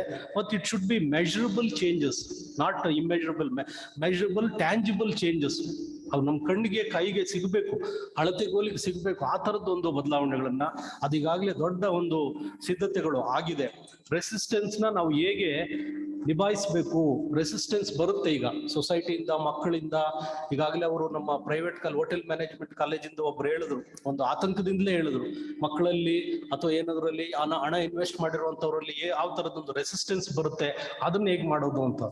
ಸೊ ಈಗೆಲ್ಲವೂ ಇವುಗಳನ್ನು ನಾವು ಅತ್ಯಂತ ಗಮನ ಹರಿಸಿ ಈಗಾಗಲೇ ಇವೆಲ್ಲವುಗಳಿಗೂ ಐಡೆಂಟಿಫಿಕೇಶನ್ ಮಾಡಿದೀವಿ ಪಾಲಿಸಿ ಮುಖಾಂತರ. ಮತ್ತು ಡಾಟಾ ಗ್ಯಾದರಿಂಗ್ ಆಗಿದೆ, ಮಾಹಿತಿ ಸಂಗ್ರಹ ಮಾಡಿದೆ. ರಾಷ್ಟ್ರ ಮಟ್ಟದಲ್ಲಿ ಮಾಹಿತಿಯನ್ನು ಸಂಗ್ರಹಣೆ ಮಾಡಿ ಅನೇಕ ತಿಂಗಳುಗಳ ಕಾಲ, ವರ್ಷ ಕಾಲ ಇದನ್ನ ಅಧ್ಯಯನ ಮಾಡಿ ಕಸ್ತೂರಿ ರಂಗನ್ ಅವರು ಇದನ್ನ 560 ಪುಟಗಳು, ಆಸದಿ ಸರ್ ಹೇಳಿದಾಗೆ 563 ಪುಟಗಳ ವಿಸ್ತೃತವಾದ ವರದಿಯನ್ನು ಕೊಟ್ಟಿದ್ದಾರೆ. ಅದರ ಸಂಕ್ಷಿಪ್ತ ರೂಪವೆಂಬಂತೆ 62 ಪೇಜ್ಗಳಲ್ಲಿ ಅದರ ಒಟ್ಟಾರೆ ಸಾರಾಂಶವನ್ನ ಹೇಳಿ ಈಗಾಗಲೇ ಸರ್ಕಾರಗಳಿಂದ ಅನುಮೋದನೆಯನ್ನು ಪಡ್ಕೊಂಡಿದೆ. ಸೊ ಇದಕ್ಕೆ ಫಂಡಿಂಗ್ ನಾವು ಸಾಕಷ್ಟು ಮಾಡ್ತೀವಿ ಅಂತ ಹೇಳಿ ಈಗಾಗಲೇ ಭಾರತ ಸರ್ಕಾರ ಮತ್ತು ಕರ್ನಾಟಕ ಸರ್ಕಾರಗಳು ಕಟಿಬದ್ಧವಾಗಿ ಇದನ್ನ ನಾವು ಮಾಡಲೇಬೇಕು ಅಂತ ಕೂಡ ಹೇಳ್ತಾ ಇದೆ. ಹಾಗಾಗಿ ಈಗಾಗಲೇ ಆಕ್ಷನ್ ಪ್ಲಾನ್ ರೆಡಿ ಆಗಿದೆ, ಇಂಪ್ಲಿಮೆಂಟೇಷನ್ ಸ್ಟ್ರಾಟಜೀಸ್ ರೆಡಿ ಇದೆ, everything is ready as explained by our honourable ex vice chancellor professor B Thimmegowda sir. So ಇದರೆಲ್ಲದರ ಹಿಂದೆ ನಾವು ಒಟ್ಟಾರೆ ಶ್ರಮವನ್ನು ಹಾಕಿಸಿ ನಾವು ಇದನ್ನ ಅತ್ಯಂತ ಪರಿಣಾಮಕಾರಿಯಾಗಿ ಅನುಷ್ಠಾನ ಮಾಡಬೇಕಾಗಿರುವಂಥದ್ದು ಅಷ್ಟೇ ನಮ್ಗೆ ಇರುವಂತ ಒಂದು ದೊಡ್ಡ ಅವಕಾಶ ಅನ್ನುವಂಥ ಮಾತನ್ನು ಹೇಳ್ತಾ, ಇವತ್ತು ಪ್ರದೀಪ್ ಅವರು ಮಾತಾಡ್ತಾ ನಿಜಕ್ಕೂ ಅವರು ತುಂಬಾ ಚೆನ್ನಾಗಿ ಮಾತಾಡಿದ್ರು. New education policy is A freedom ಅಂತ, ಒಂದು ಸ್ವಾತಂತ್ರ್ಯವನ್ನು ಕೊಡುತ್ತೆ, ಒಂದು ಮೌಲ್ಡ್ ಮಾಡಲಿಕ್ಕೆ, ವೆಲ್ ಗ್ರೌಂಡೆಡ್ ಪರ್ಸನಾಲಿಟೀಸ್ ನ ಕ್ರಿಯೇಟ್ ಮಾಡಲಿಕ್ಕೆ ಇದು ಅವಕಾಶ ಮಾಡಿಕೊಡುತ್ತೆ. ಹಾಗಾಗಿ ಇದು ಒಳ್ಳೆಯ ಅವಕಾಶ, ಇದನ್ನ ಬಳಸ್ಕೋಬೇಕು, ಸ್ಟೂಡೆಂಟ್ ಸೆಂಟ್ರಿಕ್ ಆಗಿದೆ ಅಂತ ಹೇಳ್ಬಿಟ್ಟು ಅವರು ಮಾತಾಡ್ತಾ ಹೇಳಿದ್ರು. ಮತ್ತು ಇಲ್ಲಿರುವಂತ ಫ್ಲೆಕ್ಸಿಬಿಲಿಟಿನ, ಮಲ್ಟಿ ಡಿಸಿಪ್ಲಿನಾರಿಟಿ ಅಂಶಗಳನ್ನ, ಇಷ್ಟವಿರೋದಂತ ವಿಷಯಗಳನ್ನ ಓದೋದಕ್ಕೆ ಅವಕಾಶ ಇಲ್ಲ ಇಲ್ಲಿ, ಅವ್ರು ಇಷ್ಟ ಇರುವಂತದನ್ನೇ ತಗೋಬಹುದು ಅಂತ ಹೇಳಿದ್ರು. ಬಹಳ ಸರಳವಾಗಿ ಅವರು ಅವರು ತಿಂಡಿ ಬಟ್ಟೆ ಉದಾಹರಣೆಯನ್ನು ಕೊಡ್ತಾನೆ ಹೇಳ್ತಾ ಇದ್ರು. ಈಗಿನ ಮಕ್ಕಳಲ್ಲಿ ತಂದೆ ತಾಯಿ ಅಂದ್ರೆ ಹೇಳಲಿಕ್ಕೆ ಆಗೋದಿಲ್ಲ, ಈ ತಿಂಡಿ ತಗೋ, ಈ ಬಟ್ಟೆ ತಗೋ ಅಂತ. ಮಕ್ಕಳು ನೀನ್ ಹೇಳಿದ್ದೆ ತಗೋಬೇಕಾ ಅನ್ನೋ ಮಟ್ಟಕ್ಕಿದ್ದಾರೆ. ಸೊ ನೀನ್ ಹೇಳಿದ ಕೋರ್ಸೇ ಓದ್ಬೇಕಾ ಅನ್ನೋ ತರದ್ದು ಇದೆ. ಈಗ ಮಕ್ಕಳಲ್ಲಿ ತಂದೆ ತಾಯಂದ್ರ ಮಾತನ್ನೇ ಕೇಳಲ್ಲ, ಅಧ್ಯಾಪಕರ ಮಾತನ್ನು ಕೇಳಲ್ಲ. ಅದಕ್ಕೆ ಮಕ್ಕಳಿಗೆ ಅವ್ರಿಗೆ ಒಂದು ಫ್ರೀಡಮ್ ಕೊಡ್ತಾ ಇದೆ ಒಂದು ಎಜುಕೇಶನ್ ಪಾಲಿಸಿ. ಹಾಗಾಗಿ ತೇಜಸ್ವಿ ಅವರು ಹೇಳ್ತಾ ಇದ್ರು, ನಾವು ಆಕ್ಚುಲಿ ಅವ್ರ ಜೊತೆ ಇಂಟ್ರಾಕ್ಟ್ ಮಾಡುವಾಗ ಕಂಪಾರ್ಟ್ಮೆಂಟಲೈಸೇಷನ್ ಆಫ್ ನಾಲೆಡ್ಜ್ ಆಗೋಗಿದೆ ಕಣ್ರಿ. ಎಲ್ಲ ಅವ್ರವ್ರು ಒಂದು ಏನೋ ಒಂದು ಫ್ಯಾಕಲ್ಟಿ ಮಾಡಬೇಕು, ಏನೋ ಒಂದು ಆಗ್ಬೇಕು ಅನ್ನೋ ಕಾರಣಕ್ಕೆ ದೊಡ್ಡ ದೊಡ್ಡ ಗೋಡೆಗಳನ್ನ ಕಟ್ಕೊಂಡ್ಬಿಟ್ಟಿದ್ದಾರೆ. ಈ ಗೋಡೆಗಳನ್ನು ಹೊಡಿಬೇಕು ಕಣ್ರಿ, ಏನಾದ್ರೂ ಒಂದು ಮಾಡಿ ಹೊಡಿಬೇಕು ಕಣ್ರಿ ಅಂತ. ಬದುಕಿದ್ದಾಗ ಅನೇಕ ಬಾರಿ ಅವ್ರು ಹೇಳಿದ್ದನ್ನ ನಾನು ಕಿವಿಯಾರೆ ಕೇಳಿಸ್ಕೊಂಡಿದ್ದೀನಿ ಅವ್ರ ಜೊತೆ ಇಂಟ್ರಾಕ್ಟ್ ಮಾಡುವಾಗ. ನಿಜಕ್ಕೂ ಅವ್ರು ಇವತ್ತು ಬದುಕಿದ್ರೆ ಯಾವ ತರ ರಿಯಾಕ್ಟ್ ಮಾಡ್ತಿರೋ ಗೊತ್ತಿರಲಿಲ್ಲ. ಬಟ್ ಅವರು ಹೇಳ್ತಾ ಇದ್ದ ಮಾತು ಸದಾ ಜ್ಞಾಪಕ ಬರುತ್ತೆ. ಕಂಪಾರ್ಟ್ಮೆಂಟಲೈಸೇಷನ್ ಆಫ್ ನಾಲೆಡ್ಜ್ ಅನ್ನುವಂಥದ್ದು ಇವತ್ತಾಗಿದೆ. ಮಲ್ಟಿ ಡಿಸಿಪ್ಲಿನಾರಿಟಿ ಮತ್ತು ಇವೆಲ್ಲ ಅಂತ ಸರ್ ಹೇಳಿದ್ರು, ಏನ್ ಎಕ್ಸ್ಪ್ಲೈನ್ ಮಾಡಿದ್ರು, ಅವೆಲ್ಲವೂ ಕೂಡ ನಿಜಕ್ಕೂ ಒಂದು ಬದುಕು ಬಂದಿರುವಂತ ಅವಕಾಶ ಇದು ಅನ್ನುವಂಥ ಮಾತನ್ನ ಹೇಳ್ತಾ, ಇವತ್ತು ಅನೇಕ ದೊಡ್ಡ ದೊಡ್ಡ ವಿದ್ವಾಂಸರುಗಳು ಎಲ್ಲರೂ ಇಲ್ಲಿ ಕೂತಿದ್ದೀರಿ. ಅವರವರ ವಸ್ತು ವಿಷಯಗಳಲ್ಲಿ, ಅವರ ಸಬ್ಜೆಕ್ಟ್ಗಳಲ್ಲಿ ನಿಮ್ಗಿಂತ ಉತ್ತಮವಾದಂಥ ಜ್ಞಾನ ಇರುವಂತವ್ರು ಇನ್ನೊಬ್ಬರಿಲ್ಲ. ಸೊ ಹಾಗಾಗಿ ಈ ಒಂದು ಇದನ್ನ ತುಂಬಾ ಗಂಭೀರವಾಗಿ ತಗೊಂಡು ಈ ವರ್ಕ್ಶಾಪ್ ತುಂಬಾ ಚೆನ್ನಾಗಿದೆ. ಎಲ್ಲ ಅಧ್ಯಾಪಕ ಮಿತ್ರರು ಬಂದಿದ್ದೀರಿ, ಎಲ್ಲ ಪ್ರಾಂಶುಪಾಲರುಗಳು ಬಂದಿದ್ದೀರಿ, ನಿಕಾಯದ ಡೀನ್ರುಗಳು ಇದ್ದಾರೆ, ಎಲ್ಲ ಅಧ್ಯಯನ ಮಂಡಳಿ ಅಧ್ಯಕ್ಷರುಗಳು ಇದ್ದಾರೆ. ಸೊ ಹಾಗಾಗಿ ಇದನ್ನ ಅತ್ಯಂತ ಗಂಭೀರವಾಗಿ ತಗೊಂಡು ನಾವು ನಮ್ಮ ವಿಶ್ವವಿದ್ಯಾಲಯ ಮಾದರಿ ವಿಶ್ವವಿದ್ಯಾಲಯ, ಇಡೀ ಕರ್ನಾಟಕದಲ್ಲಿ ಮೈಸೂರು ವಿಶ್ವವಿದ್ಯಾಲಯ ಏನ್ ಮಾಡಿದೆ ನೋಡಿ, ಅದು ನೋಡ್ಬಿಟ್ಟು ಅವ್ರು ಏನ್ ಮಾಡಿದ್ದಾರೆ, ನಾವು ಸ್ವಲ್ಪ ಆತರ ಮಾಡೋಣ, ಸಣ್ಣ ಪುಟ್ಟ ಬದಲಾವಣೆಗಳನ್ನ ಮಾಡ್ಕೊಂಡು ಮಾಡೋಣ ಅಂತ ಇಡೀ ಕರ್ನಾಟಕದ ಎಲ್ಲ ವಿಶ್ವವಿದ್ಯಾಲಯಗಳು ಕಾಯ್ತಾ ಇರ್ತವೆ. ಹಾಗಾಗಿ ನಾವು ಇಡುವಂತ ಹೆಜ್ಜೆ, ನಾವು ತೆಗೆದುಕೊಳ್ಳುವಂತ ನಿರ್ಧಾರ, ನಾವು ಅನುಸರಿಸುವ ನೀತಿ ನಿಯಮಗಳು ಇನ್ನೊಬ್ಬರಿಗೆ ಮಾದರಿಯಾಗಿ ಸದಾಕಾಲ ಇದೆ. ಇವತ್ತಿಗೂ ಕೂಡ ನಾವು ಅವತ್ತು ಮಾಡ್ಕೊಂಡು ಹೋಗುವಂತ ಒಂದು ದೊಡ್ಡ ಜವಾಬ್ದಾರಿ ನಮ್ಮೆಲ್ಲರ ಮೇಲೆ ಇದೆ. ಅದನ್ನ ನಾವೆಲ್ಲರೂ ಮಾಡೋಣ ಅನ್ನುವಂತ ಪಣವನ್ನ ತೊಟ್ಟು ಈ ಒಂದು ರಾಷ್ಟ್ರೀಯ ಶಿಕ್ಷಣ ನೀತಿಯನ್ನ ತಿಮ್ಮೇಗೌಡ ಸರ್ ಅವರು ಎಷ್ಟೇ ಸರಳವಾಗಿ ಒಂದು ಚಿಕ್ಕ ಪ್ರಶ್ನೆಯನ್ನು ಕೇಳಿದ್ರು ಎಷ್ಟು ವಿಶದವಾಗಿ ಅವರು ಎಷ್ಟು ತಾಳ್ಮೆಯಿಂದ ಉತ್ತರ ಕೊಡ್ತಾರೆ ಅಂತ. ಒಂದು ಫೋನ್ ಮಾಡಿದ್ರು ಸಹ ಅಷ್ಟೇನೆ, ಬಹಳ ತಾಳ್ಮೆಯಿಂದ ಅವರು ಉತ್ತರ ಕೊಡ್ತಾ ಹೋಗ್ತಾರೆ. ನೀವೇ ನೋಡಿದಿರಿ ಒಂದು ಇದರಿಂದ ಅವರು ಜೊತೆ ನಾವು ಕೆಲಸ ಮಾಡ್ಲಿಕ್ಕೆ ಬಹಳ ಸಂತೋಷ ಆಗ್ತಿದೆ. ಸೊ ಇದನ್ನ ಇನ್ನೂ ಹೆಚ್ಚು ನಾವು ಪರಿಣಾಮಕಾರಿಯಾಗಿ ಅನುಷ್ಠಾನ ಮಾಡೋಣ ಅನ್ನುವಂಥ ಮಾತನ್ನು ಹೇಳ್ತಾ, ನಾನು ಈ ಎಲ್ಲ ಹಿರಿಯರಿಗೆ, ನಮ್ಮ ಕುಲಪತಿಗಳಾದಿಯಾಗಿ professor G Hemanth Kumar sir ಅವರು, ಶ್ರೀ ಪ್ರದೀಪ್ ಅವರು, ಹಾಗೂ ನಮ್ಮ ಸಂಪನ್ಮೂಲ ವ್ಯಕ್ತಿಗಳಾಗಿ ಭಾಗವಹಿಸಿ ನಮ್ಮೆಲ್ಲರ ಒಂದು ಈಗಾಗಲೇ ಏನು ತಿಳುವಳಿಕೆಗಳಿತ್ತು, ಏನು ಅರಿವಿತ್ತು, ಅದನ್ನ ಅರಿವಿನ ವಿಸ್ತಾರವನ್ನು ಮಾಡಿದಂತ, ಆಳಕ್ಕೆ ಕರ್ಕೊಂಡು ಹೋದಂತ ಪ್ರೊಫೆಸರ್ ಬಿ ತಿಮ್ಮೇಗೌಡ ಸರ್ ಅವ್ರಿಗೂ ನಾನು ವಿಶ್ವವಿದ್ಯಾಲಯದ ಪರವಾಗಿ ಬಹಳ ಹೃತ್ಪೂರ್ವಕವಾದಂತ ಧನ್ಯವಾದಗಳನ್ನ ಅರ್ಪಿಸಲಿಕ್ಕೆ ಇಷ್ಟಪಡ್ತೇನೆ. ಹಾಗೇನೆ ಈ ಒಂದು ನಮ್ಮ ಈ ಕಾರ್ಯಾಗಾರದಲ್ಲಿ ಅಧ್ಯಯನ ಮಂಡಳಿಗಳ ಅಧ್ಯಕ್ಷರುಗಳು, ಡೀನರುಗಳು, ಬೇರೆ ಬೇರೆ ಕಾಲೇಜುಗಳಿಂದ ಬಂದಿರುವಂತಹ ಪ್ರಾಂಶುಪಾಲರುಗಳು, ಅಧ್ಯಾಪಕ ಮಿತ್ರರು, ಸಿಂಡಿಕೇಟ್ ಸದಸ್ಯರು, ಶಿಕ್ಷಣ ಮಂಡಳಿ ಸದಸ್ಯರು, ಎಲ್ಲರೂ ಪತ್ರಕರ್ತ ಬಂಧುಗಳು ಎಲ್ಲರೂ ಭಾಗವಹಿಸಿದ್ರಿ. ತಮ್ಗೆಲ್ರಿಗೂ ನಾನು ವಿಶೇಷವಾದ ಧನ್ಯವಾದಗಳನ್ನು ಅರ್ಪಿಸಿ, ಹೊಸ ಒಂದು ಮನ್ವಂತರಕ್ಕೆ ಇದು ಒಂದು ನಾಣ್ಣುಡಿ ಅನ್ನುವಂತೆ ಇವತ್ತು ಕಾರ್ಯಕ್ರಮ ಆಗಿದೆ, ಬಹಳ ಚೆನ್ನಾಗಿದೆ ಅನ್ನುವಂಥ ಮಾತನ್ನು ಹೇಳ್ತಾ ಮತ್ತೊಮ್ಮೆ ತಮ್ಮೆಲ್ಲರಿಗೂ ಒಂದ್ಸಿ ನಾನು ಮಾತನ್ನು ಮುಗಿಸ್ತಾ ಇದ್ದೀನಿ. ಜೈ ಹಿಂದ್, ಜೈ ಕರ್ನಾಟಕ.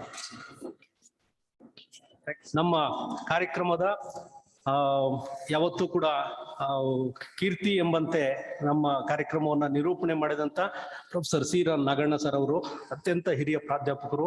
ಟ್ರಾನ್ಸ್ಲೇಷನ್ ವಿಚಾರ ಇರಲಿ, ಕನ್ನಡ ಸಾಹಿತ್ಯ ಇರಲಿ, ಕಂಪ್ಯಾರಿಟಿವ್ ಲಿಟ್ರೇಚರ್ ಇರಲಿ, ಆಮೇಲೆ ಯಾವುದೇ ಒಂದು ವಿದ್ವತ್ಪೂರ್ಣವಾದ ಚಟುವಟಿಕೆಗಳಿರಲಿ, ನಮ್ಮ ಜೊತೆ ಸದಾ ಇರ್ತಾರೆ ಅವರು.